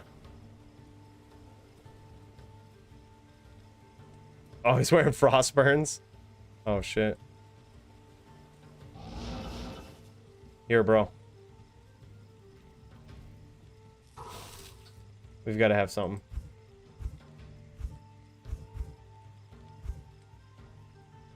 Negative.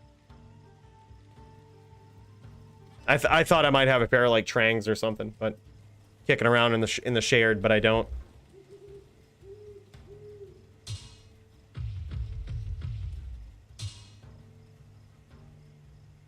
This is my mana build. Damn.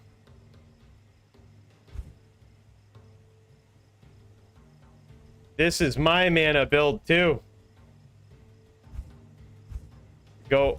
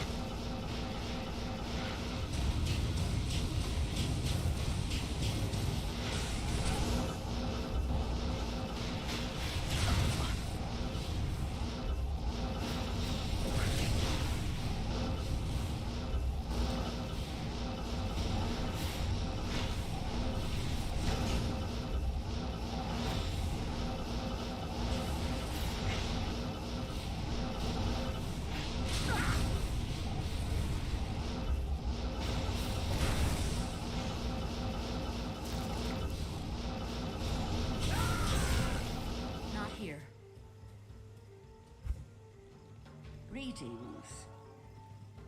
Dude, that's Jess on a Necro. I mean, granted, he's got a dilapidated version of his Necro, but boys, Santiana feeling good. Feeling okay. Not horrible, okay? Good evening. Yeah, I think Dio's AFK, man. I think Dio's AFK. All right. Here's what we'll do. Let's we gotta get. I wager Brand to L for 500. Can I use this game? Dude, fuck yeah. Are we gonna watch it? Dude, we'll just call this the second chance. We got 2 second chance duelers right here, wagering 500 forum gold on a pride bet, boys. We get everything we want. We get a DFC duel, we get some insane pride dueling, and we get a little forum gold wager drama. Let's go. Is this happening? Brand, is this happening? Let's do it. I would so watch this. I would so watch this. I'm all for it, dude. It's not too bad. 500 forum gold. That's not bad.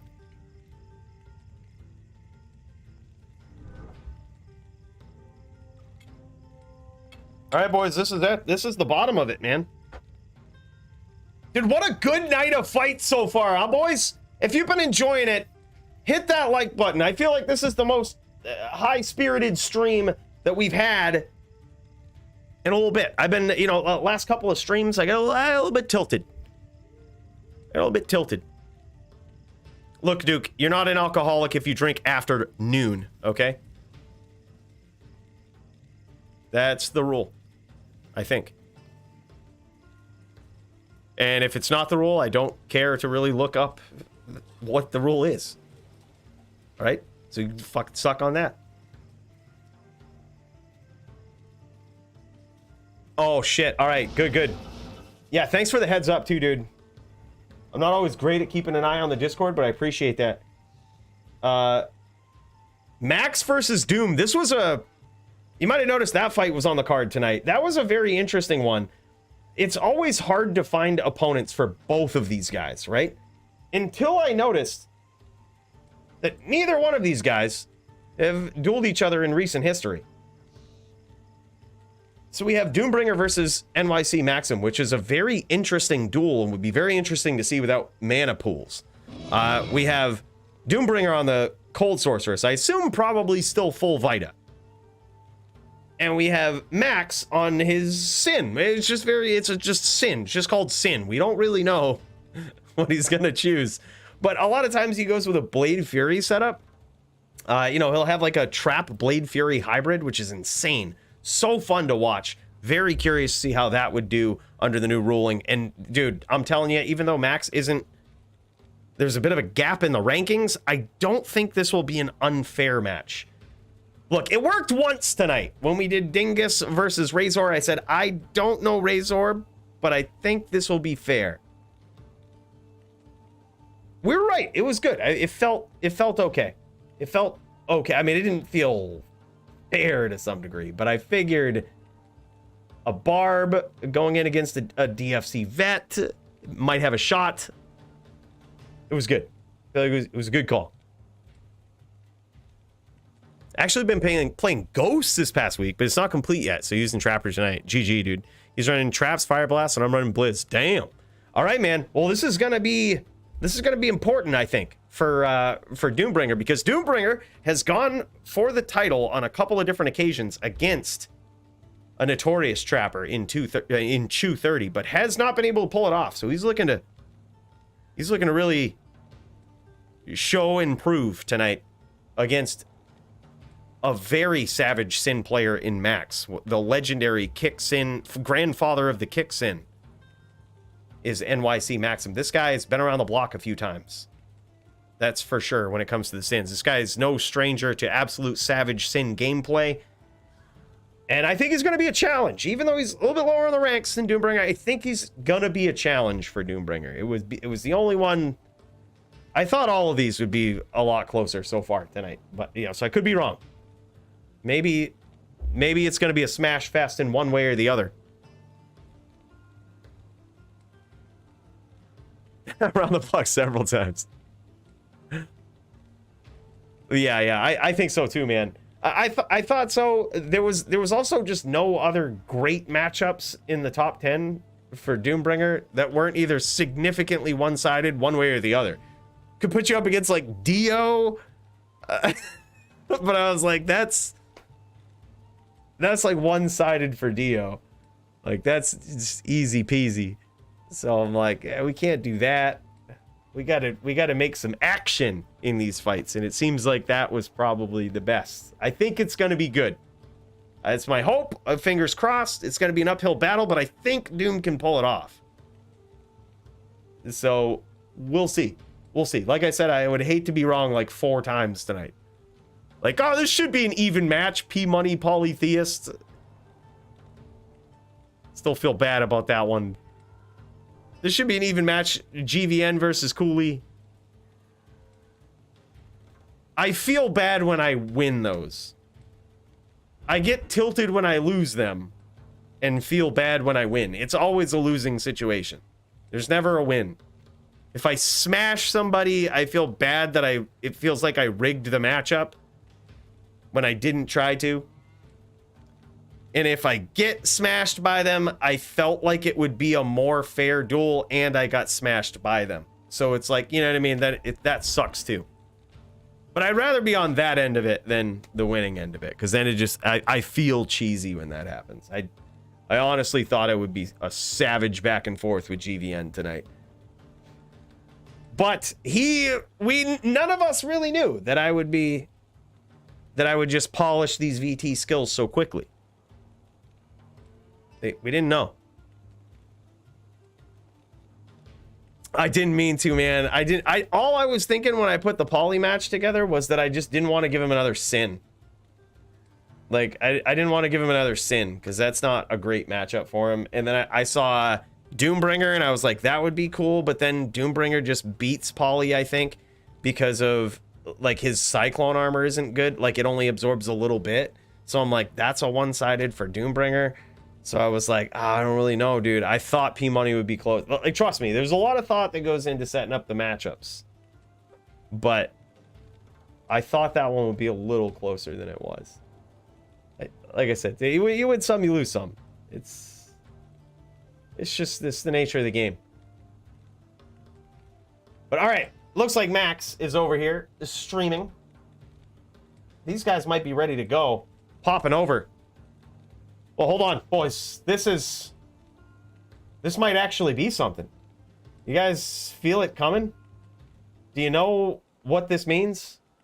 This is the top sorceress in the DFC versus the grandfather of the kicks in. I think, if anything, boys, this is a decisive battle that we need to see the end of.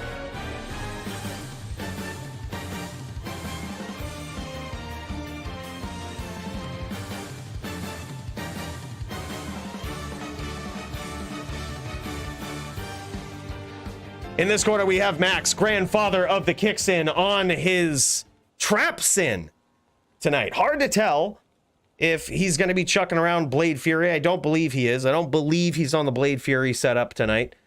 But he is going up against Doombringer, top sorceress in the DFC, and one of the most notorious, savage, skilled cold sorceresses I've ever come across in all of Diablo history. This guy, he will demoralize you playing against him. It is demoralizing. You think you have a nice name lock on him. You think you're going to get him. And before you know it, you're teleporting into a slew of ice blasts and blizzards. Like, look at this. He might actually be doing the trick. He might actually be doing the trick. Look at this. I'm not sure if he's CT casting right now, or if he's doing the trick, or if he's doing the marrow lock. It's hard telling, not knowing. But I'd be curious to see if either one of these players who both know of this new trick utilize it in this duel. They're not host. They're not fucking host.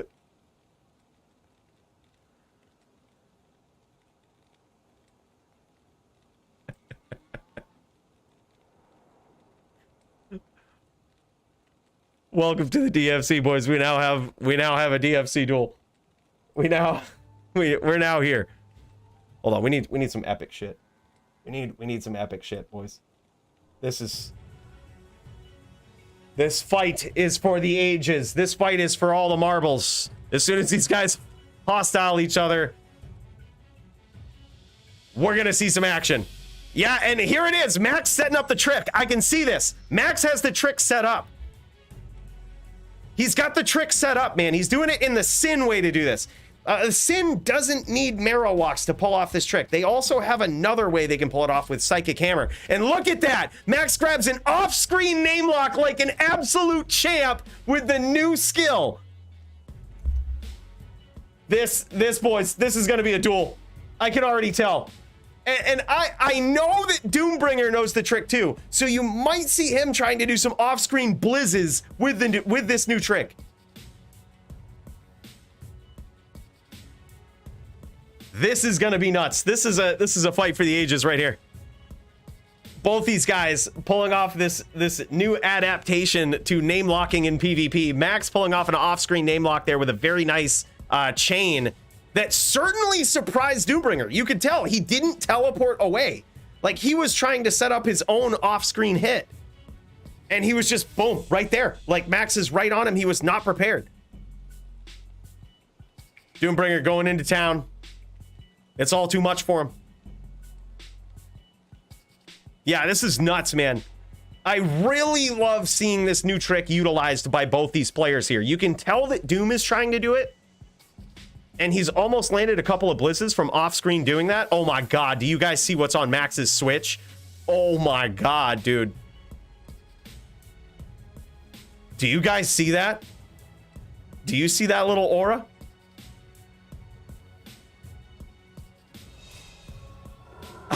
I so badly want to see that go off. 300 IQ Max. Oh my god. I want to see that. I want to see Doombringer blow up at least once. Oh, look at that. Off-screen Invisibliz. Welcome to the new era of dueling, boys, with this trick. Off-screen Invisibliz. This is nuts. I didn't want to say it, but I thought this might happen in this duel, which is why the real reason I set these guys up is because I think they're good opponents for each other, but also they both know about this new mechanic and this new trick. And they're putting it to use. So basically what it is, there's this mechanic where you can trick the game into automatically name locking your opponent with certain skills from off screen. And both of these guys are using that. It appears. It's hard to see without seeing Doom's screen if he's using it, but oh my god, nice name grab there from Max and a finish. Boys, welcome to the new era. Welcome to the new era. So basically there's certain skills that automatically select a target, right? So you have Psychic Hammer, FOH. I was trying to do it in my duel today, unsuccessfully. I'm not as good with it yet, but I'm getting better. FOH will automatically select a target. Psychic Hammer will automatically select a target. There's a number of other skills, like a very select few other skills in the game that will automatically select a target. Like you just have to click somewhere near it, right? FOH, for example, you click FOH somewhere near your target and it will select the target for you, right? So it auto aims. Basically, all you have to do is think of swap casting, right? It almost works the same way, but it's far simpler. You just set your auto aim skill on your weapon swap, and then immediately cast what skill you want to auto aim.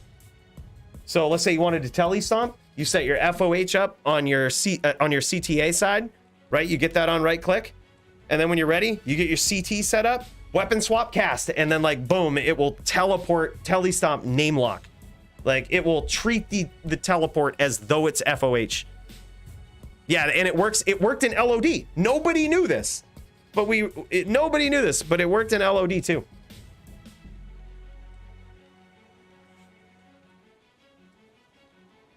Dude, he's moving up the ranks, man. He's probably knocking on the door for a title shot. Probably knocking on the door for a title shot, dude. He's the #1 contender for sure.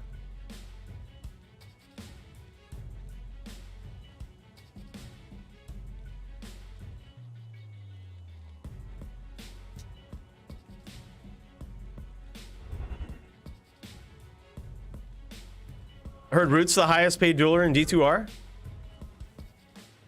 Okay. Hey, thanks, Taylor. Appreciate that, man.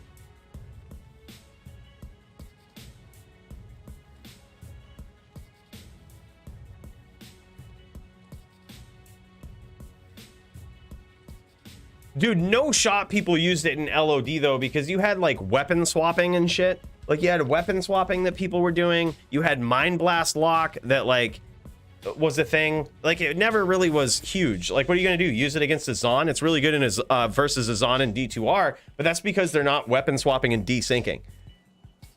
Same could be said against the Paladin. Right? Like, same could be said against a Hammerden back in LOD. Sure, you could technically do it with a Druid. But yeah.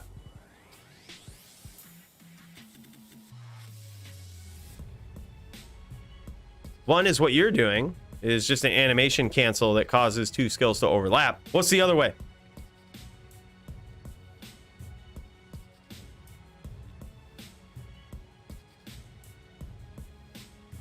I'm very interested because we actually searched the far corners of the internet to see if anybody else knew about this, and we came up empty-handed. Yeah, the permabug skill overlap. Max knew about that. Max was actually trying to show me that. Where, yeah, and that will eventually be canceled if you do some other action.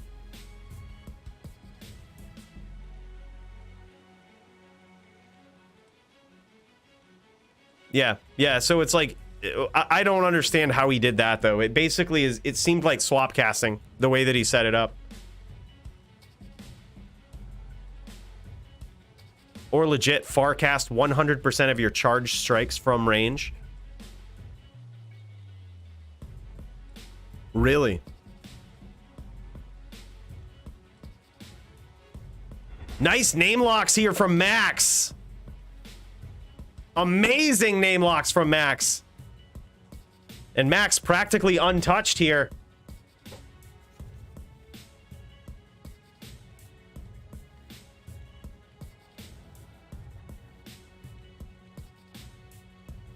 Back and forth duel so far.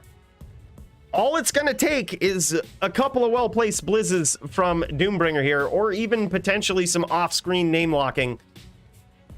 And this could get real quick. Skillbug overlap doesn't work in LOD either. No kidding. It shows up client side, but doesn't register server side. Yeah, so it will only cast one of the skills, right? On server side. So like if you skill lock, say, Blizzard and Teleport, it will only cast the Teleport or only cast the Blizzard. Or if you skill bug those. This one, I haven't tested it in LOD yet, but I fully plan on testing this in LOD. I'm pretty sure Max tested this and says it works. It works in LOD, so meaning this has been around for a number of years. But as far as we could tell, nobody on the internet had really talked about it or made it public.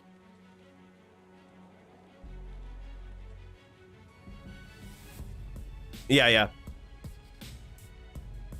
I thought you could still abuse some shit with teleport, though. I thought you could still blink yourself with teleport with the skill bug. And there it is, round 2 going to Max. Look at that, though. One Blizz almost takes him out, dude. I gotta say, I absolutely love Max's build here. He has, if you didn't notice, he has an infinity on his swap. So this is really good now for trap sins. Not only does it have that conviction aura if you get close, but now finally that added -55 or -45 within that range to enemy light res now works with traps. So when Max is up close, he's casting those fire blasts, or when he has a stack of traps set up, Doombringer's actual lightning resistance is pretty sundered when he has that weapon out. I used to skill bug charge and hammer, grab your FOH like 2 screens away. No shit, dude. Okay, so Toe, you fucking knew about this too? Dude. Whatever. All right. Nobody talked. This was nowhere on the internet. For Christ's sake. Yeah, it's so crazy though. Like as soon as it's like I accidentally did it. People lost their shit in the Discord. We were all just like testing some shit. There's actually another bug. Do you guys know of the Jess, do you know about the invisible projectile bug right now where you can purposely make any projectile invisible? Like any projectile that doesn't travel in a predictable pattern. Like a hammer, you can't because it's a predictable pattern. But just about anything else, like you can purposely make them invisible. Like, did you know about that? We were playing with that bug, and then I accidentally did that. Like I accidentally did this, like this. We're calling it the switch lock or switch casting. I accidentally did this switch cast, and I was like, "Holy shit, this works!" Yeah. Animation cancel.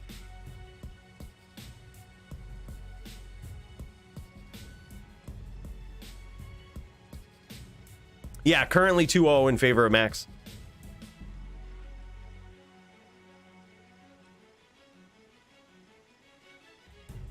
Okay, good to know though. I'm happy to know that some people were aware of it. I thought for sure there was no way that I could have legitimately discovered this by accident because I suck so badly. No, not by skill bugging, dude. Dude, after this duel, I'll show you, Jess.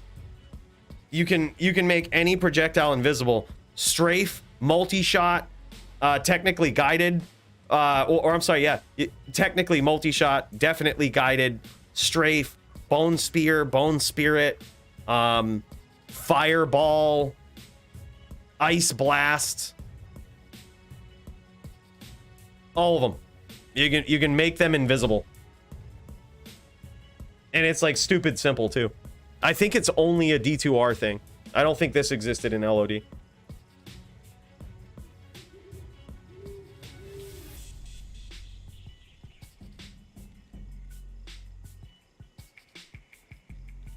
It's 4-0 me versus Brand wager. What? Oh, it's done? Did you guys finish already? God damn. Y'all should have waited, dude.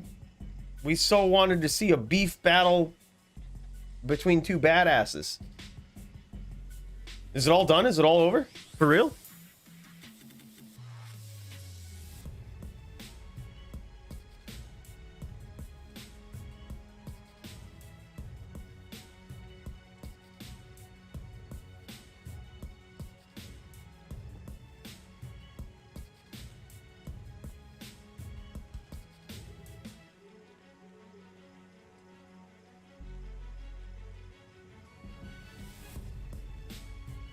Dude, this is a badass battle right here.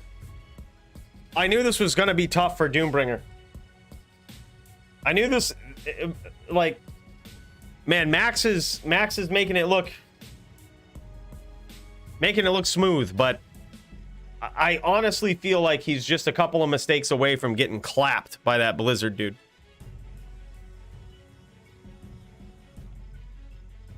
Especially now that Doombringer can do this switch cast. Like, if he pulls that off, this is gonna be bad news. And he's trying to set up for it, it looks like. Yeah, look at this. These CT angles that he's doing.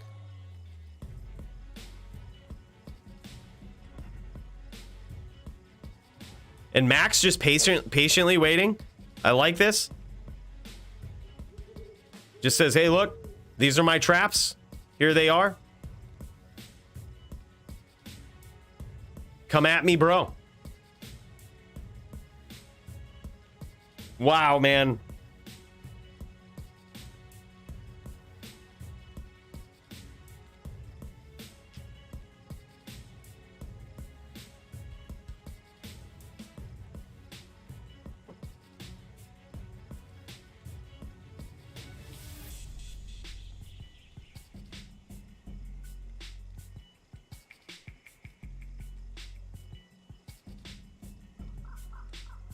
It looks like it looks like Doombringer is becoming a little more aware of Max's style, Max's setups here. And I do believe, yeah, look at this. Doombringer trying to do these far-reaching Blizzard casts right here. And Max is being very patient. Max may also be waiting to grab these name locks just like that right there. Maybe waiting to grab these off-screen name locks, but he's being very patient and waiting for his window, waiting for an opportunity, not pushing it too much, making sure that when he grabs these off-screen name locks, that he's got it, and he knows he does. Very intelligent use of this. Yo, what's up, Timo?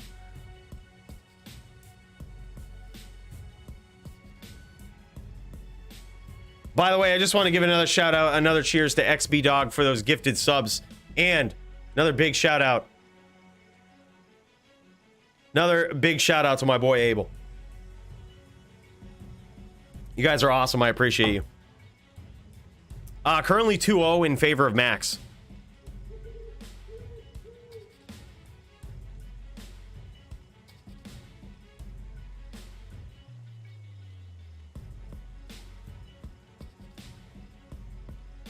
All right, Doom's gonna come in and find an angle, though.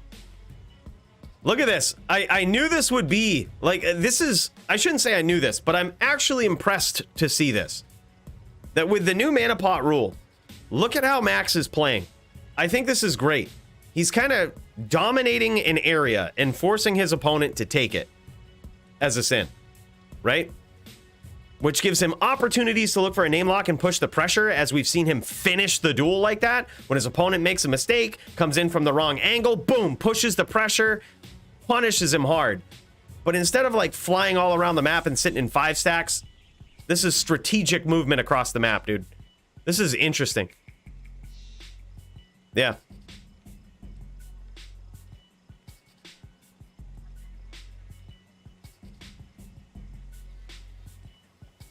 I don't know if I would call this lating as much as it is you have to think about your mana now, right? Like, you have to think about your mana, you have to be opportunistic. Lating before with full mana pools is just purposely making a conscious choice to not engage because for whatever reason, you're just not doing it. Max is doing this because mana is a thing, right? Like, he needs to do this. Like, he needs to sort of look for an angle. Again, I think that a lot of people confuse that, like, if a duel doesn't end quickly, then it's lates. Or if there's not a lot of action, it's lates. A lot of times, the duel is solved by your angle and your position. The duel is resolved based on mistakes your opponents make. And when you have two good duelers going at it, you're often jockeying for a position, looking for your opponent to make a mistake, and it's like a chess match, right? Especially in this case right here. You see Doombringer trying to set up an angle from the outside to smash through the defenses of Max, and Max trying to strategically set traps to prevent a predictable angle. So even though there's not a lot of hits going on, there's some very strategic placement here. Just like that. Look at that. Boom. Like, Doombringer just lands a Blizz right there. Gets Max to walk into that corner, set his fortress up, try to dominate that area of the map, and then boom, punishes him with a Blizzard for it. It's very intelligent, very smart.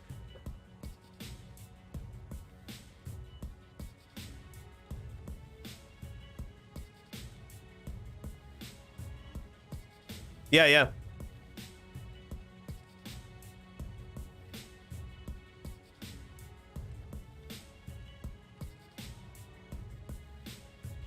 I think it's probably fair for Doombringer to come in a little bit more than he is, though. Because if you notice Max's traps, they're so far spread out, right? And I think the answer to that, believe it or not, is to actually just come in on the traps. Come in on the person. Like, his traps are so far spread out trying to predict where you're going to come in from, that the actual answer is just to ignore his traps and come in and just drop a Blizzard.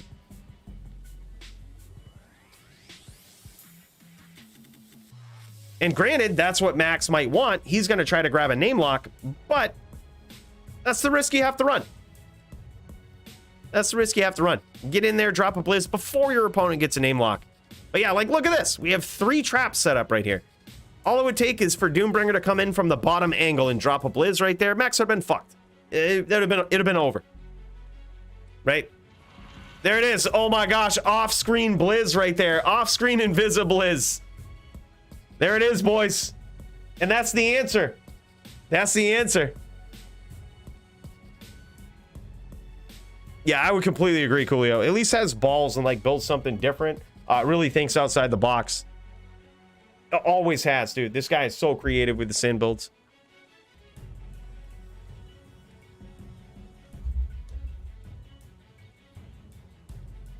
Yeah, I think so too, dude. It's really hard to pin a Necro down, Jess, with like in current meta, right? Like without FHR being a thing.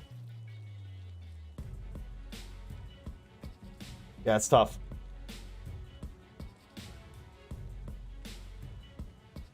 Certainly different. Certainly different than it's ever been.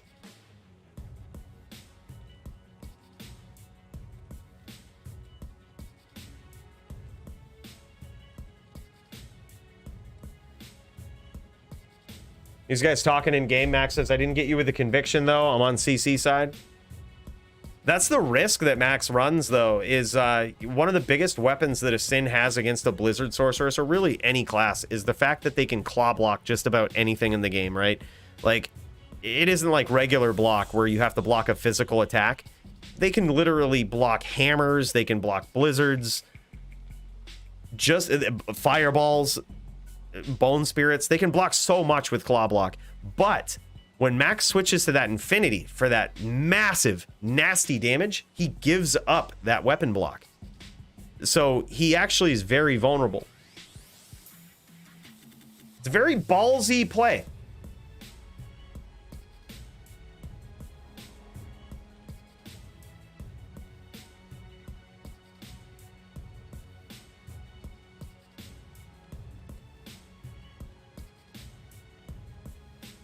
Every good trapper used Fort of Chains? No way. Really? And gave up Enigma for it? No, really? Fort of Chains? Is that what you mean? Is that what you mean by FOC? Oh, Fury of Chaos. Okay. Okay. All right, yeah, that makes sense. That makes way more sense. I was like, there's no shot a Sin uses Fort of Chains.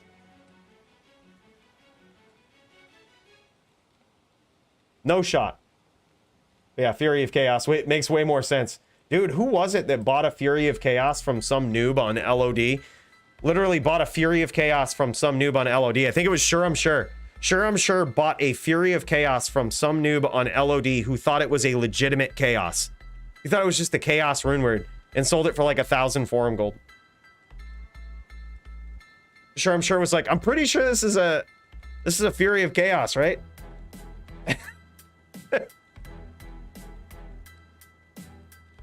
Yeah, best deal I've ever heard about. Like, how do you get your hands on a hybrid rune word and not know it's a hybrid rune word? Like, how does that happen? It wasn't like it just happened. It wasn't like hybrids just came out. They had been out for 4 years or so, 4 or 5 years, maybe more. And like, dude just sells it as though it's a regular Chaos. It's crazy.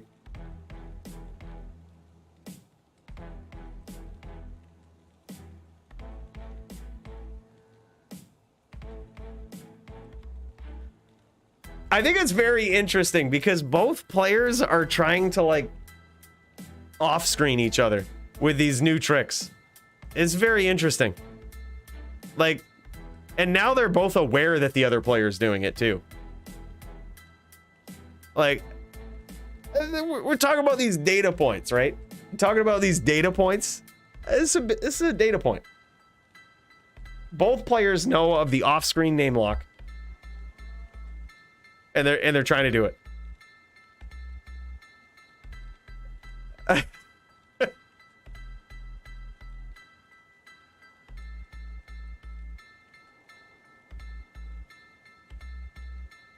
wonder if we should cut the map at all. Do you think we should? Like, just chop it at the den?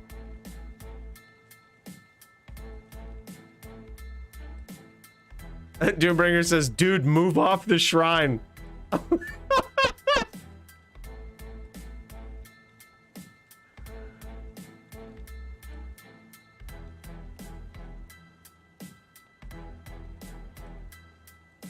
Oh, nice name grab from Max. He does pay for it there with a Blizz, though. Probably a pretty even damage trade, to tell you the truth.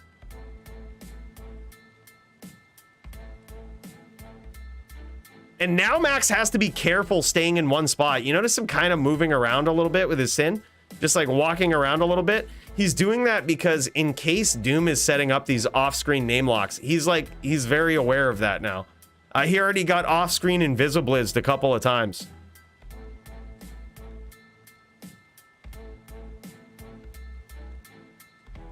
Yeah, but I guess theoretically you would still have Necros that could do it. Necros could do it, Sins could do it, and Dins could do it. Even if Marowaks were banned. So at that point, if a Sin can do it, arguably the best build in the best class in the game right now, it's hard to take it away from the other ones.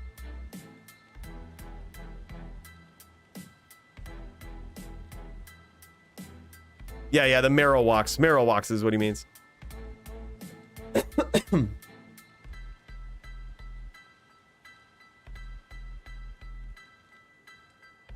Yeah, I would honestly think, I'm surprised Doom hasn't landed more off-screen blizzes, to tell you the truth. Yeah, like right there, you see that? Like that was just, I think that was just a regular CT blizz right there. Like if Max is staying in the center of the map, it just makes more sense for Doom to pick a side and just CT. Yeah, I would completely agree. And when the opportunity presents itself, when you think you've got it, just switch cast and boom, like it's over. But you got to also figure Max is ready on the switch cast. Yeah.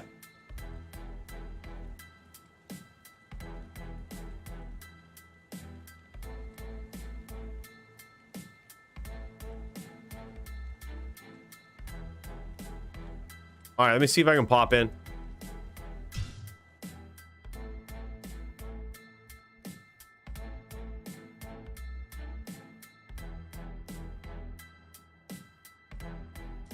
It does look like the Doombringer got that round as I was joining this game.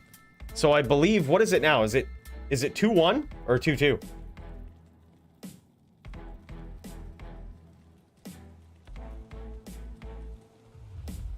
He says, I had to kill zombies so I didn't die, bro. I think we might just cut this at Den. So we'll just start there.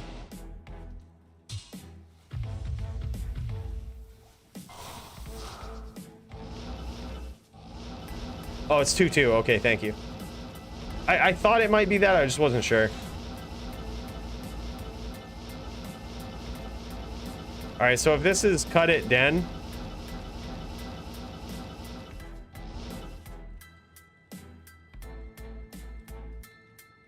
Oh, I can't kill this guy. Hey, kill this ice head for me.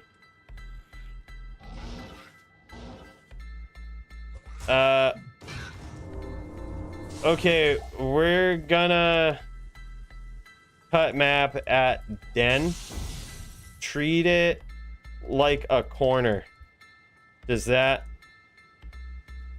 make sense?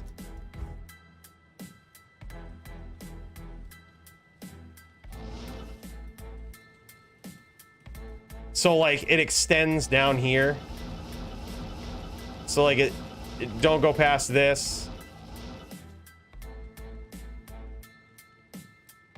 And then it extends to like here too. So like from here to the Den and then here to the Den.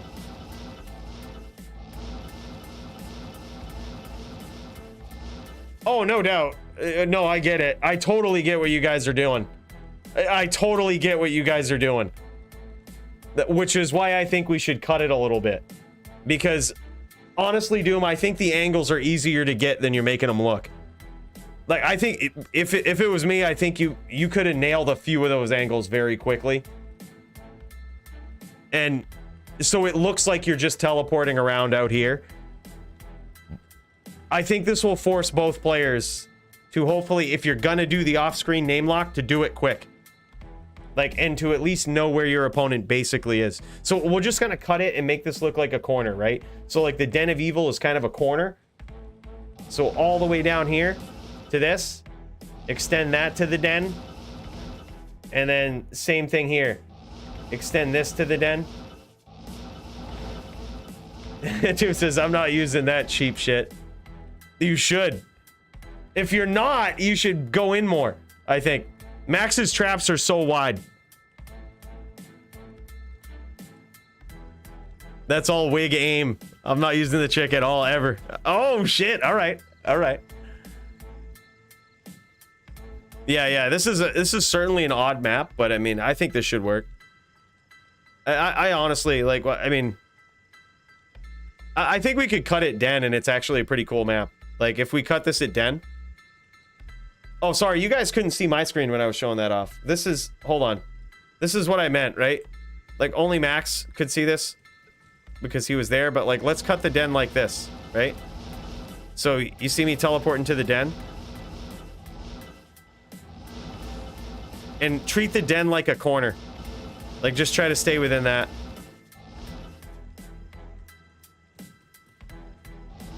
Yeah, you see what I mean? So it's just like this little boxed area. I mean, I'm pretty sure you guys are standing in it regardless, but like, just so that we're clear, it should be big enough. It should be big enough. I'll try to pick off the shrines too. The shrines are practically picked. All right, cool. Yeah, there's only 2 shrines there. Let's friggin' go, boys. Let's just do it.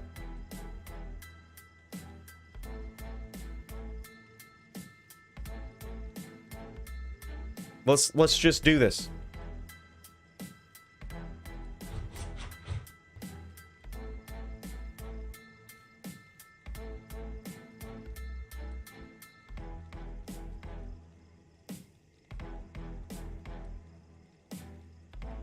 All right, here we go. It's 2-2. 2-2, these guys going back and forth. Oh my god, nice CT Blizz from Doom. See, that's what I mean. That's what we need to see. Very nice CT Blizz. That's exactly what Doom needs to do, and I think this duel is over quickly. Like, that's exactly what he needs to do. CT, and then he got in and out there. He really didn't get punished much for going in. I think he just needs to do that more. Like, Max's traps are spread so thin. There's not really a huge punishment for him coming in.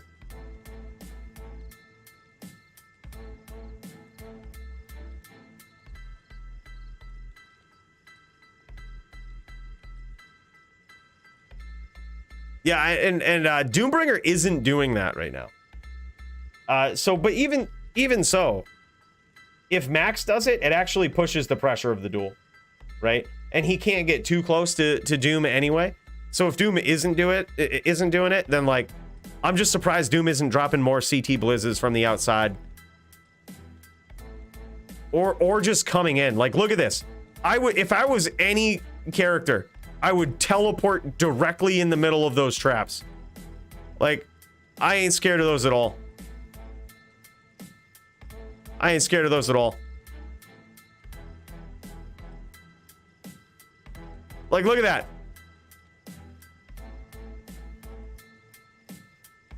He just teleported up close. No punishment.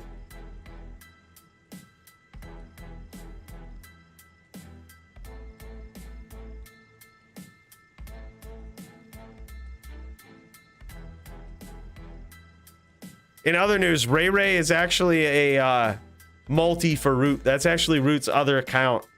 That's Root talking about himself. Boys, just in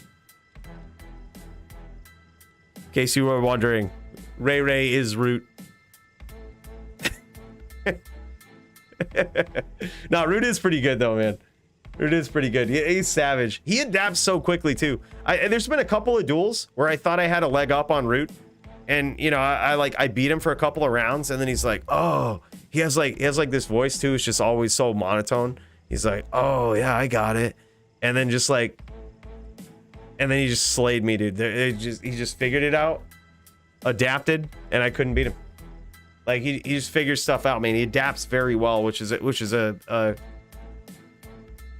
key, I think, a very key factor in PvP is being able to adapt.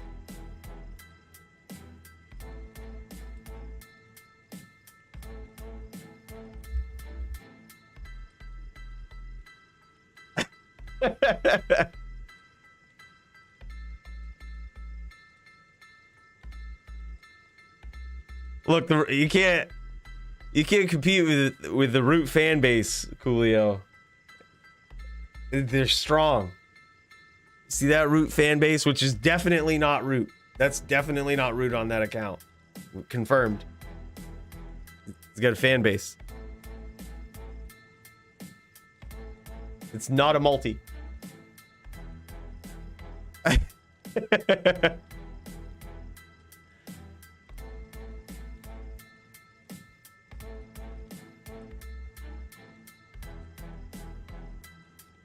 Well, boys, I mean, thank God there's not mana pools, right? I mean, at least there's that.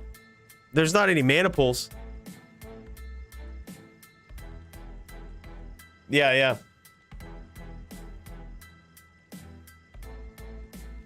All right, there we go. See, I think that's what Doom needs to do. Like, you see that? Just get in, push the aggression. Yeah, I'm just gonna say something in game. Doom, you gotta push.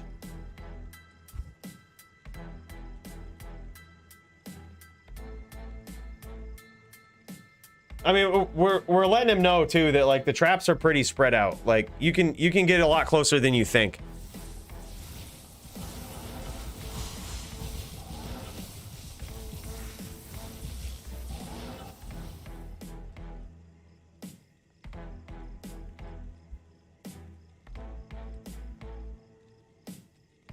There we go. Max closing in. Max open on that side, though. Oh, look at this. Grabbing the name lock.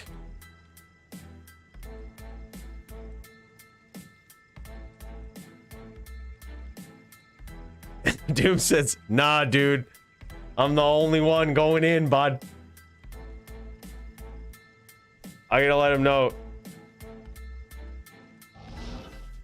Traps are pretty spread out. It ain't too thick.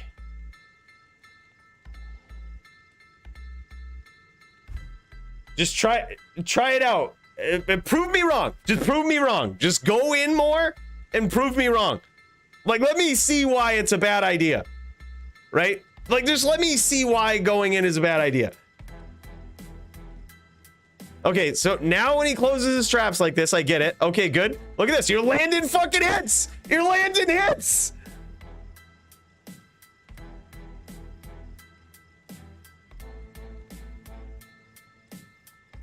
Boom. It smashed him up, dude. Smashed him up. Yeah, yeah. I mean, it's interesting. It's interesting. There's no mana pools, so the Sin can't...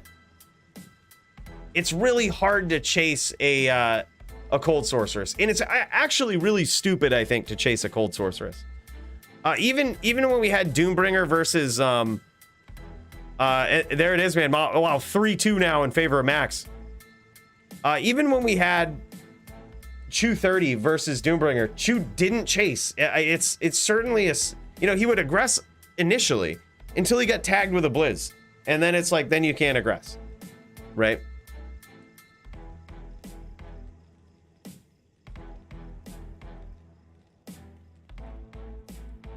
Yeah, so it's like, yeah, theoretically, but when you're always two-shot from the Sorceress and they can escape, like, you can no longer pin them down with Mind Blast, it gets really odd to like chase them. It's super tough to chase them. Sin has 1,000 mana. Yeah, that is quite low mana, though. He's probably got, what, like 500 or so with bow? A little over 500.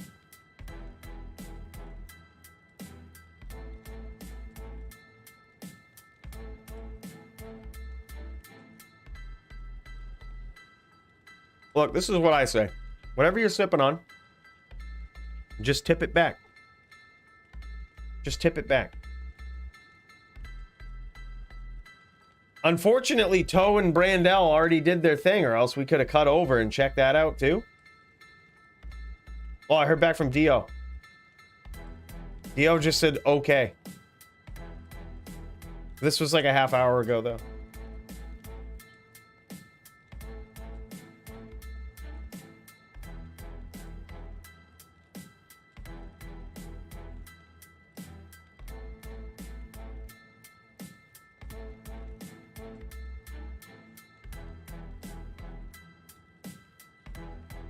All right, boys. I see Doom has a point. Because Max's strategy changes when Doom comes in. Doom has a point, dude. Because when he comes in, Max stacks up the traps. Like, he responds to him coming in. It's interesting. I'm not really sure how to call this. Not really sure what. I think we just let him duke it out, dude. Just let him duke it out. Do their thing. It is what it is. You know, it is what it is. Sometimes you have matches like this. Usually, Sin v Cold Sork, in my experience, is a pretty long duel because it comes down to this. Like, the Sin has a hard time chasing because you're always just two-shot Blizz. And the Sorceress, if you go full Vita like this, is pretty squishy. So they kind of have to stay on the outside too. Just super weird.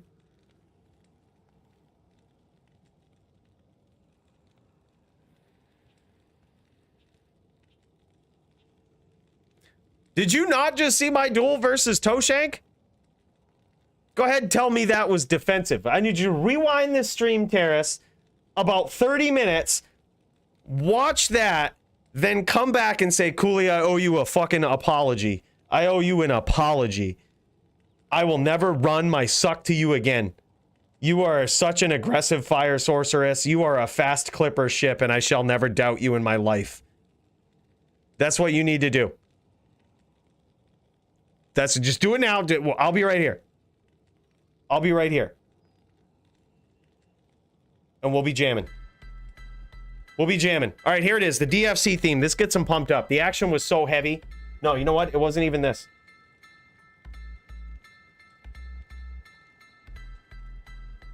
Or maybe it was. I don't know. Something got these guys pumped, and I think it was the DFC. The DFC Brooklyn and the Bridge Loop. This is what got them fired up, boys. Get ready. Because this is where this is just gonna, it's gonna be over quick.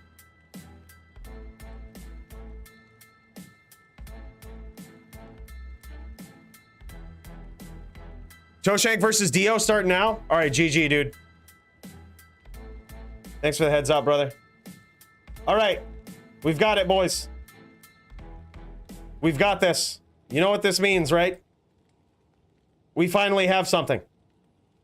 We finally have something, and this is a second chance. A second chance battle to determine if Dio can get a win and stay on top of this winning streak for the DFC against Toshank.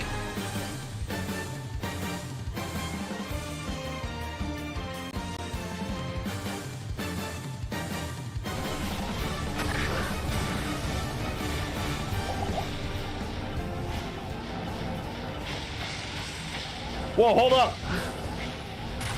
We went to the wrong place. There we go. In this corner, we have Toshank. These guys are doing a classic NVD right here. Now, this is some action. We've got to that point, boys. We're in the zone with some classic NVD. Classic NVD.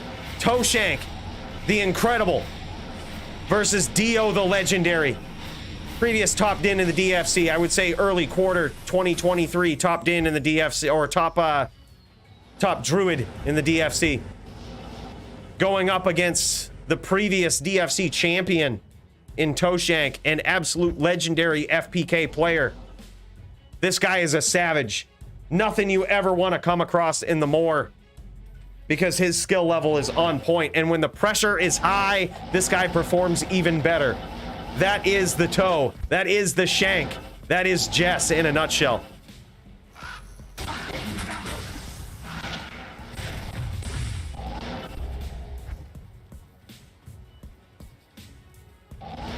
Little bit of pixelation here. Let me see if Dio is streaming. Dio not streaming.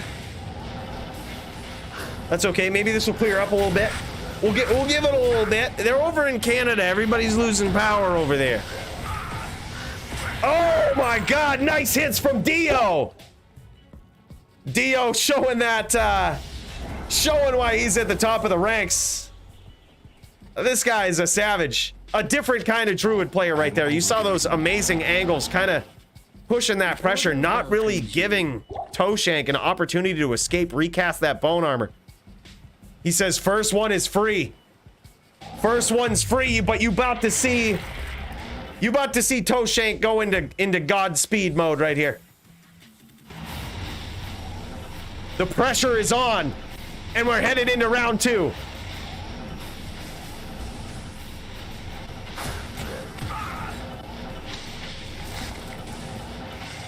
Look at this absolute, I mean, seizure-inducing CT casting here from Toshank. Nice bone spirits, man, or bone spears casted by Toshank. Just grabbing that name lock, shooting a bone spear, and walking down. Very good at range and up close, man. Toshank, like I said, nothing to mess with. Pushing the pressure as Dio's teleporting away, trying to get these hits in. But Dio able to escape a lot of damage so far. Hasn't really taken much. But neither is Toshank. Oh my God, those had to hit though. Those had to hit. Very well-placed bone spears. And now he's in trouble. Recasting that bone armor though. And again, another bone spear from Toshank. Toshank, I told you boys. He told you. The first one is free. The next one's gonna cost you. Oh, big hits from Dio. Boys, we got a duel. We got a duel, boys. We've got ourselves a duel. Oh, and Dio pulls it out last second. He was so hit, man. He was so low. He was so low. Oh my God. Expert gameplay from Dio. That was insane. That was... Oh my God.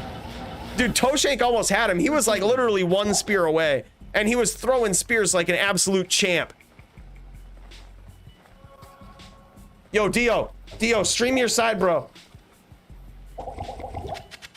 I can't carry anymore. Stream your side, bro. I can't carry anymore. We'll see if it's a little bit better.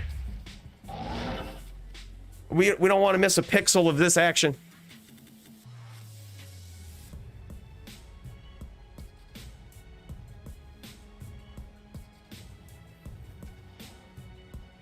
Oh my God, dude, that was insane.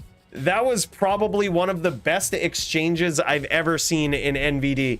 Like, you see an absolute top tier pro necro chucking bone spears and Dio responding in real time to these angles. Literally one spear away from death, cutting Toshank off with no sweat on his brow. Like he was at full health, not worried about these bone spears being perfectly aimed at him. And gets the win. That was insane. That was one of the best exchanges I've ever seen. Yeah, I did, Kyle. Yeah, we got there, man. We got there with the VT. We got there. We pulled it out. We won.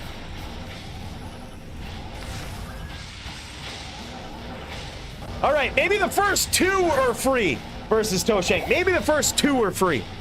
All right, but these next few are going to be a doozy. These next few are going to cost you. Very nice aim there. Very nice aim from Toshank. Oh, and a big hit from Dio. Barely gets through the bone armor. pro level aim from Toshank.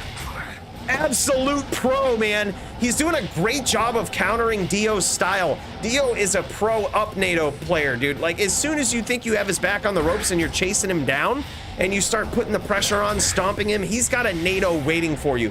And Toshank is playing around that style. He's chasing him, but he's being careful not to stomp him all the time. He's keeping him guessing. Keeping him guessing as to whether he's going to stomp or whether he's going to just teleport close and chuck a spear at him. And with his accuracy with bone spears, that's hard to beat, man. Look at that, just like that. And Dio turns the corner on him there. Says, if you don't want to stomp, I'll stomp you if you're chasing. This is just expert gameplay back and forth, man. This is insane. If we could watch duels like Toe versus Dio every DFC,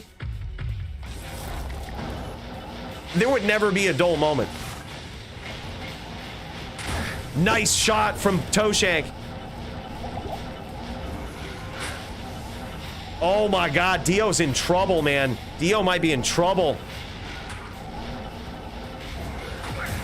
Toshank not giving him an opportunity to recast, and he stomps for the win. Yes. The bandit, the Toshank, the Jess. I am Showing what's up, man. Woo! That was some savage NVD right there. Wow. Wow. Dude, I could watch 4-3 matches like this all day. 7 rounds of absolute savagery.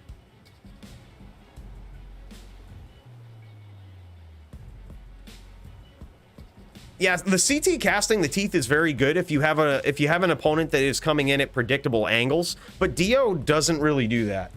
Like, CT casting is really good if you know exactly where your opponent's coming in from, right? If they're getting super predictable, or if you corner yourself and you know that they have to come in from a certain angle, but not usually practical against druids that are kind of unpredictable, right? And you can see how unpredictable Dio is by how he's been cutting Jess off, right?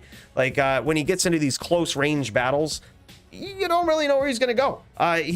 He's going to cut you off. He might teleport away, but when he teleports back in, he might not be coming in from that same angle. Guy's a savage, man. Boys, we are out of whiskey, so we're going to have to grab something else to cheers with. I don't want to miss a damn second of this, though. Oh, my gosh. But I'm going to have to. BRB, let me know what I miss.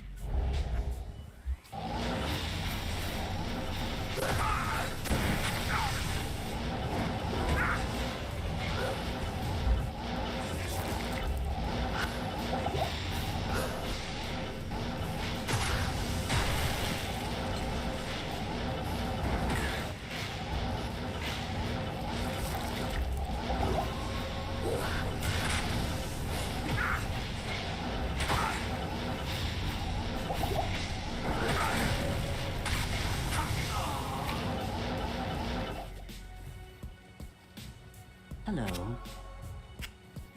I can't carry anymore.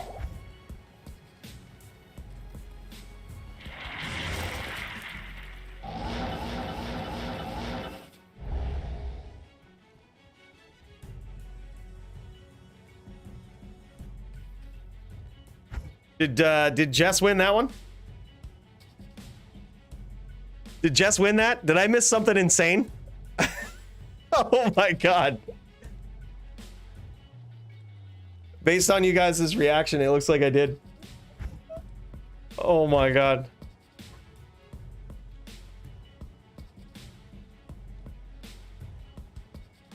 Two, baby.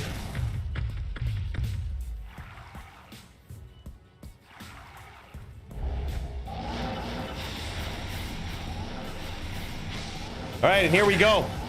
Round 5 between these two absolute NVD titans right here. Jess with that superior aim. You know what it was? I think Dio just had to take a little break, had to recenter himself. Dio has come back a whole new version of himself after that loss, man. I think that's what he needed. He just needed a little break. Look at this guy. He's coming back on a whole different level.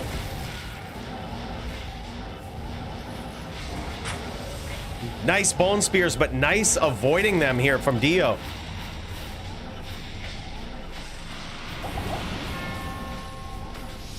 Big cheers to that, Kyle. Thanks so much, man. Thanks so much, bro. He says drink one for Cooley on the Din win. 100%, bro. It felt good. It felt a little unfair, but it felt good. Not gonna lie. Thanks, brother. Big cheers. Appreciate it. These guys pretty even in life totals right here. This duel very action-packed and still could go either way. Back and forth, man. Look at those bone spears.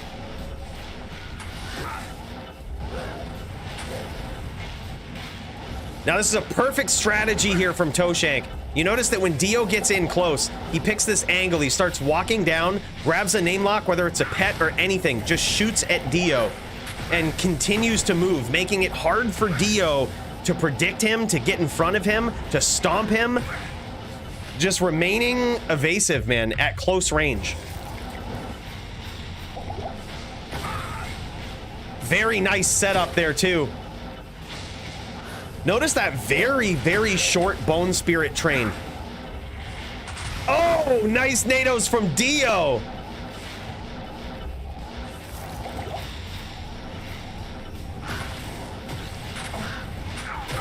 Oh my God, that was close, boys. Oh my God. I can't carry anymore. This is back and forth, man. This is one of the most savage back and forth NVD matches I have seen. Blood Golem because Clay Golem is banned in DFC.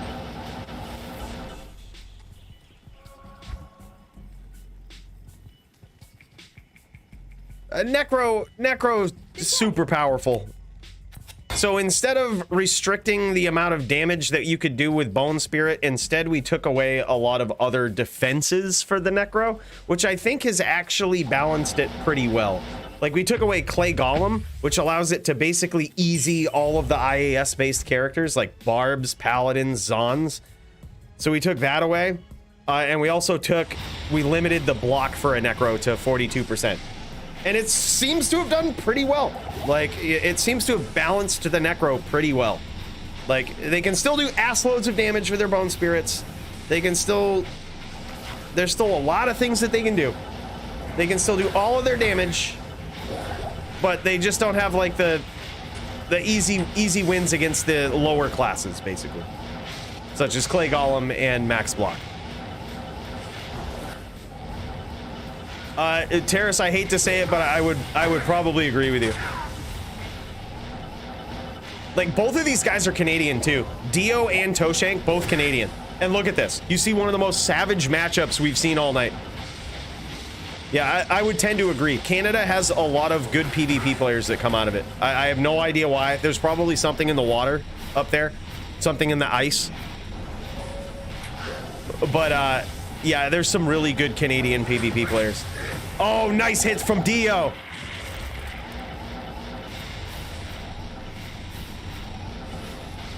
Yeah, it's something in the maple syrup. You're right.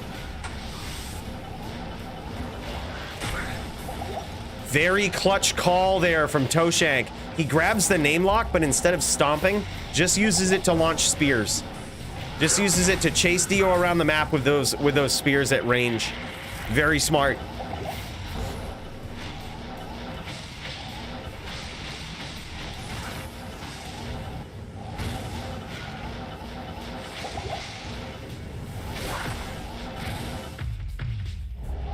Jess is in trouble. Dio hasn't really taken a lot of damage, but just like that, Toshank shows what's up. Absolutely zeros Dio in that exchange. I can't carry anymore. Wow. Masterfully done. Absolute masterful performance from Toshank. That was insane, boys. Now that's how to Necro right there. Duel my Trapper after for Cooley test? Fuck yeah. all day. Let's do it. So this is no mana pool test. 4-2 bod. GG, yeah. GG. Nicely done, boys. And it looks like the other duel has finished up. I was gonna pop back in and see about Max and Doom, but it looks like that might have finished. Looks like that might have finished. God, I don't want to miss a second of that action though. That was insane. That was insane. All right. I appreciate you guys doing this. Thank you, Jess, for coming in with an absolute top tier trapper and trapper player. Good question. I'm not 100% sure, honestly. I would guess if it's over, probably Max did. But it's really hard to tell because Doom could have just landed a couple of like big hits, like a couple of big blizzes and shut the whole thing down, shut the lights out for Max. It's really hard to tell.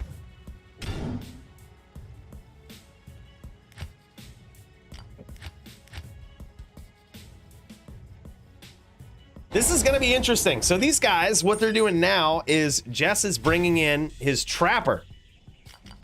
And these guys, this is like an exhibition match right here. This is like an exhibition match where they're testing out the new rules with a trapper in mind. Look at this. He's got 2017 charms here too. Whew, man, he's decking himself out. So they're using the no mana pool rule and seeing how good this matchup is. If it's still absolutely one-sided for the Sin, if it looks any different, if it's a complete Lates fest, if it's what it looks like with the new rules. And I appreciate that, especially with two very top tier players like this. It's very good to see.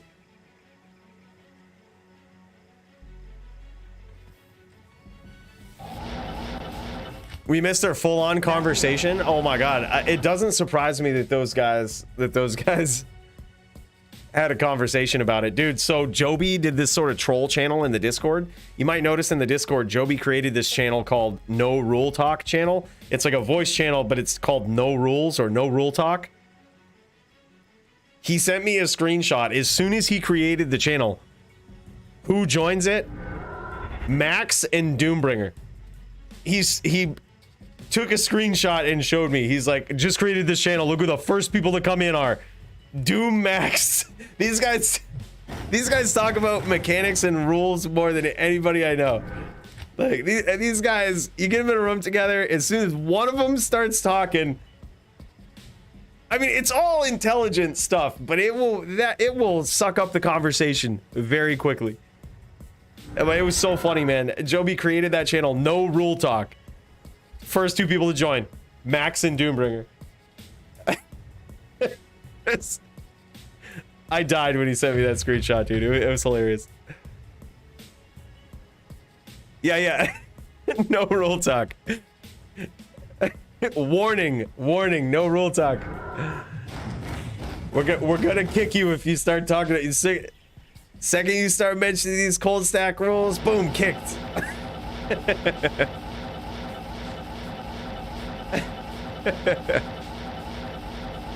All right, here we go. Are these? Oh no, I guess I thought we were going. I saw the CT casting. I thought we were going. I'm getting fired up as soon as I see Jess with that top tier CT casting. Man, I get excited.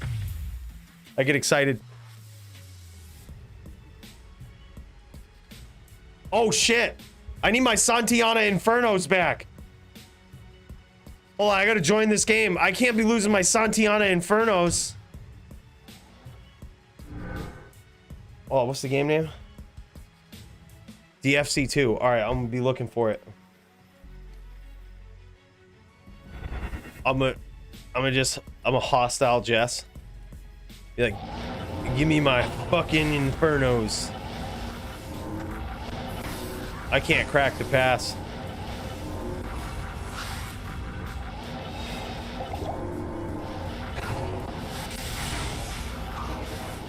But you know what I can do? Boom, baby.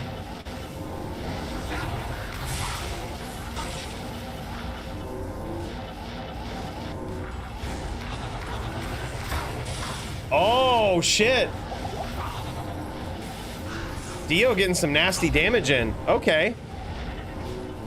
All right, so look at how Jess is playing.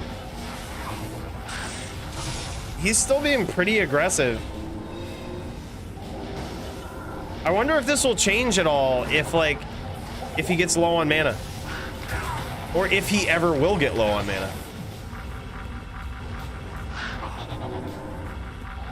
Still doing the Mind Blast, locking. Interesting.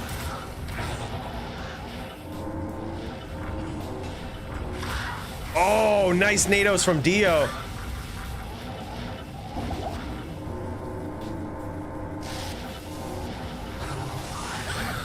Dude, what? What? Wow. Yo, Jess. Can I grab the Santiana Infernos? Not in town. Good evening.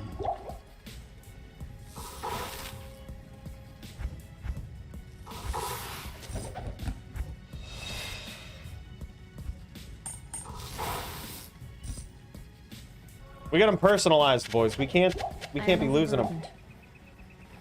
There they are. Santiana Infernos. What a good guy Jess is. Thanks, Bod.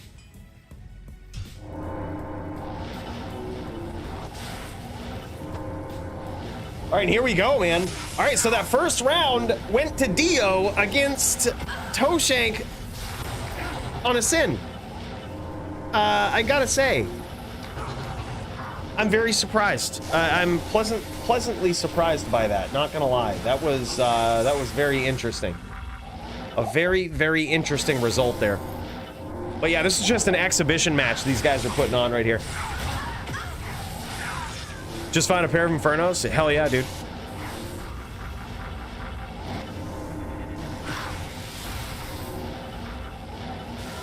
Yeah, so this is D2R, the best Diablo game ever made in the franchise. We are watching two of the best duelers in the world go at it right here, back and forth at each other with some of the nastiest tricks, nastiest aggression, and nastiest tactics that you shall ever see in any Diablo PvP game. These guys just bouncing each other's heads off the walls.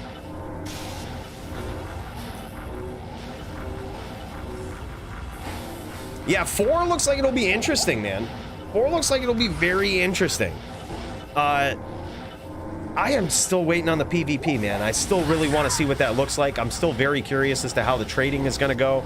I think there's a lot to be seen from Diablo 4 when it comes out. I'll be anxiously waiting. Certainly we'll give it a shot, and I'm really remaining hopeful that that it's everything we want and love. But if it's not, man, Diablo 2 is certainly that.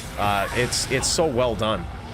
It's not perfect by any means, but very well done. The PvP in this Diablo game, I would dare say, is the best in any. I mean, it's really not that hard. You have Diablo 3, which they do have PvP, but it's really nothing to write home about. Like, everybody just one-shots each other and there's no real skill involved. Diablo 1, I don't believe had PvP. There was some online multiplayer thing that you could do, but to be fair, I never really played Diablo 1. But Diablo 2, this is where it's at. These items in this game have sold for thousands of dollars from PvP players or even collectors. The economy is healthy. The PvP is better than most ARPG games. And all around, this thing is, I would say, of all the Diablo games, it's going to be hard to beat this one. And a very nice finish there from Jess. Yeah, look at that. He pissed through one row of mana pots there. Order welcomes you. That is nothing. Nothing. Easily able to pull it off. Oh, it did have PvP. Okay. Okay. You definitely do, Max. Please send that to me. I would love to see that.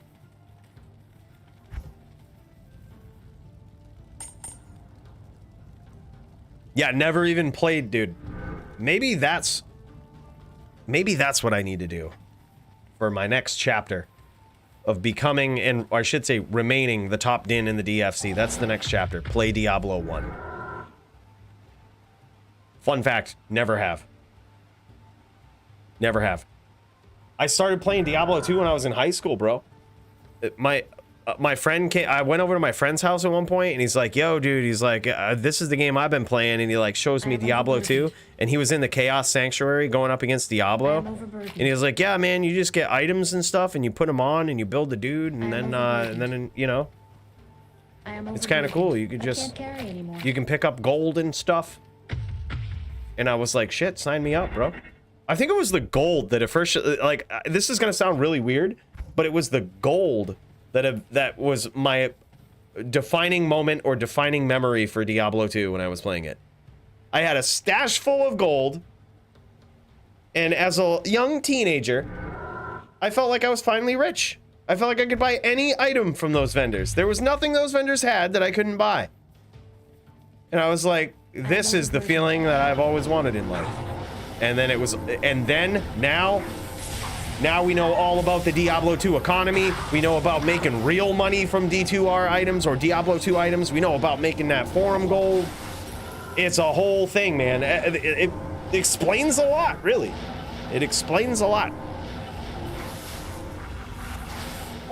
I think it might be even less now. I think it's not even 40 bucks now. I think it might actually be 20. That or it continues to go on sale. Like it always, like it always.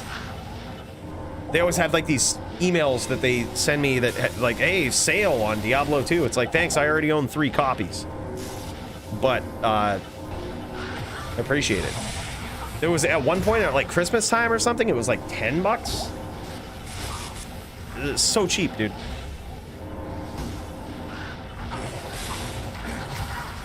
Yeah, I will, dude. I will. I'm gonna put that on the list. I'm gonna put that on the list.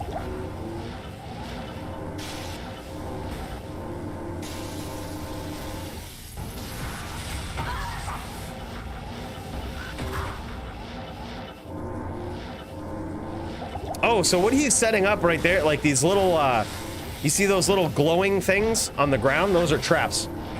So those are going to activate when a player gets close. And that's what he's trying to hunt his opponent down with. He's trying to set up traps, and he's trying to just land them all on his opponent. He's trying to trick his opponent into teleporting into those traps. And when he does, he's also using this other skill called Mind Blast. I'm so happy you asked this. And Mind Blast is a skill that stuns your opponent. You notice is that Druid very quick. You have to look very quick, but you notice he gets pushed back and he can't move for a bit. That's that Mind Blast, and that's very good if you have a whole bunch of traps set up as a Sin. It's a very good strategy that you know, Sin players will sort of combo on in their attacks. And by the way, Kyle, my dude, Diablo 2 forever. Big cheers to that. Thank you so much, brother. And a cheers to you.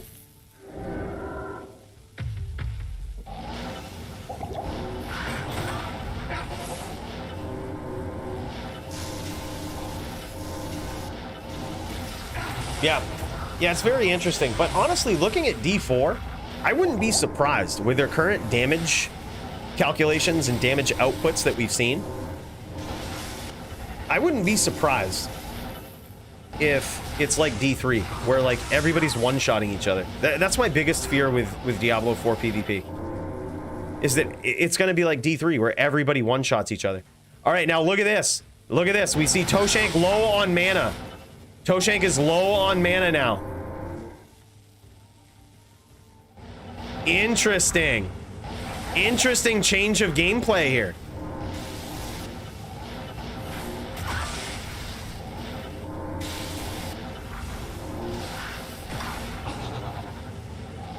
Interesting change of gameplay. You see what he's doing now? He's CT casting his traps, waiting till Dio gets close and trying to bait him to stomp him on top of the traps. And there it is. He does it with low mana. That was amazing. Good day. That was amazing. I got you, bro. Toshank says no mana.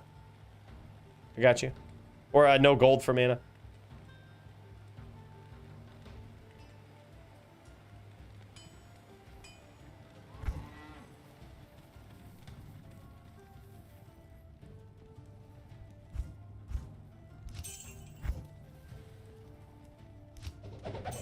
I can't carry anymore.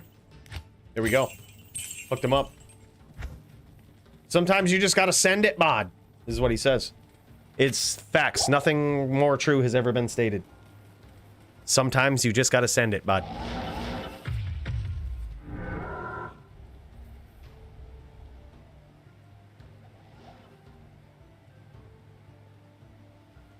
Yeah, I think it's gonna lack the custom builds. Yeah, it's just gonna be weird, man. It's gonna be weird. You have all of these legendary aspects, which, I mean, you gotta figure based on the data, 66%, 2/3 of players who are looking forward to playing D4 are not really too concerned about PvP, right? They're looking forward to the end game that is PVM, you know, player versus monster, player versus environment. They're looking forward to that end game, and they don't necessarily care about PvP. I don't think the devs care about it too much either. They have worked it into the lore of the game, but I don't really think they've spent a lot of time balancing it. The fact that in the new video for the end game, like a look into the end game for the new video, we saw the fields of hatred with monsters and players on them. I think that's a very cheap way to balance PvP. It just says, hey, look, there's other players hitting you, but there's also monsters that you got to deal with. So make sure to focus on those and not the other player. Doesn't really give me a lot of hope, and I think you're right. There's going to be these best in slot builds where people are going to figure out these legendary aspects, what chains together well, and then that's just going to be best in slot. Sure, will they switch it up every season? Will they change things? Will they make it different? Switch the aspects that matter the most for a build? Sure. But what does that feel like? D3, in my opinion. That's kind of what they've done in D3. You know, every season it's always about chasing down your set's class, and then there's some, you know, skill balance or item balance that they have that you're chasing. But that's about it.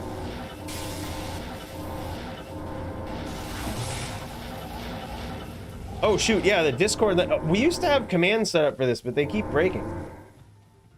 It's on the main channel, but let me grab it for you. I'm gonna grab it. It would be almost like you said the command, but I'm actually going to grab it by hand for you. I'm going to grab it by hand. Right here. Good old copy paste. Boom. There it is. Link to the Discord.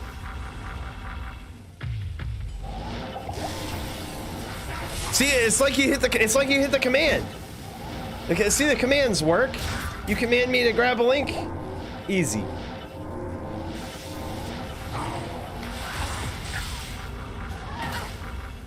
Yeah, he is a pure trap sin. No hybrid, no whirlwind. Yeah, pure trap sin, dude. Jess comes from the old school of playing, dude. This guy got good on the classic FPK or fun player killer characters, right? He got good on those old school classic FPK characters, and that was limited to pure trap sin, wind druid, bone necro, and whirlwind barb, right? He was an absolute master on those builds, but also just about every build in LOD this guy was good at. But he had a particular liking for the FPK builds, and you see him carry that preference into D2R. So yeah, pure trapper. That's what he's doing here, running a little low on the mana. Dio sort of trying to kite him away from those traps.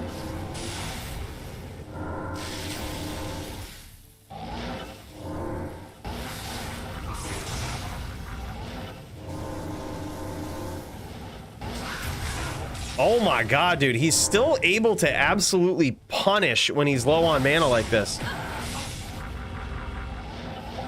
And Dio is very low. Jess was saving his last mana pot to try to grab this name lock here with Mind Blast.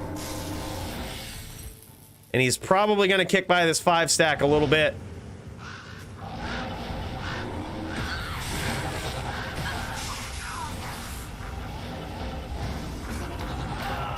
There it is. Mind Blast PK, baby, with his last little bit of mana. The Order welcomes you. Looks good. Looks good. Nah, he was legit out, Dio. That last Mind Blast took his last mana. He was 0 mana after that last Mind Blast.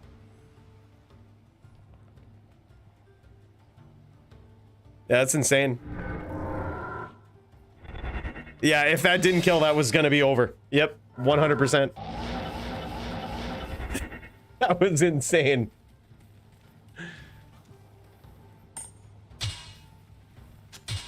Well, Dio was also out of mana, because you got to figure, in this matchup in particular, sure, the Wind Druid can teleport around and be opportunistic and try to run the Sin out of mana. However, this matchup, more than just about any other, the Wind Druid is recasting Cyclone Armor quite a bit, and that is very, very heavy on the mana. Yeah, that was some Force of Will Mind Blast PK. Yeah. Yeah. That's a Magic the Gathering reference right there. At least I think it is. Force of Will. Counter target spell.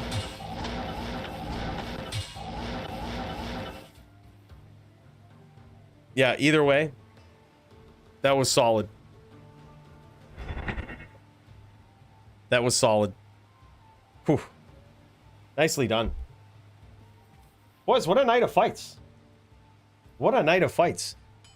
Jess and Dio, I appreciate you guys doing this exhibition match here for us and letting us check out this Sin v Druid matchup under the new no mana pool rules. I gotta say, I mean, yeah, there was certainly points after the aggression where it settled down a little bit, but the funny thing is, it didn't really change the outcome of the duel much, but also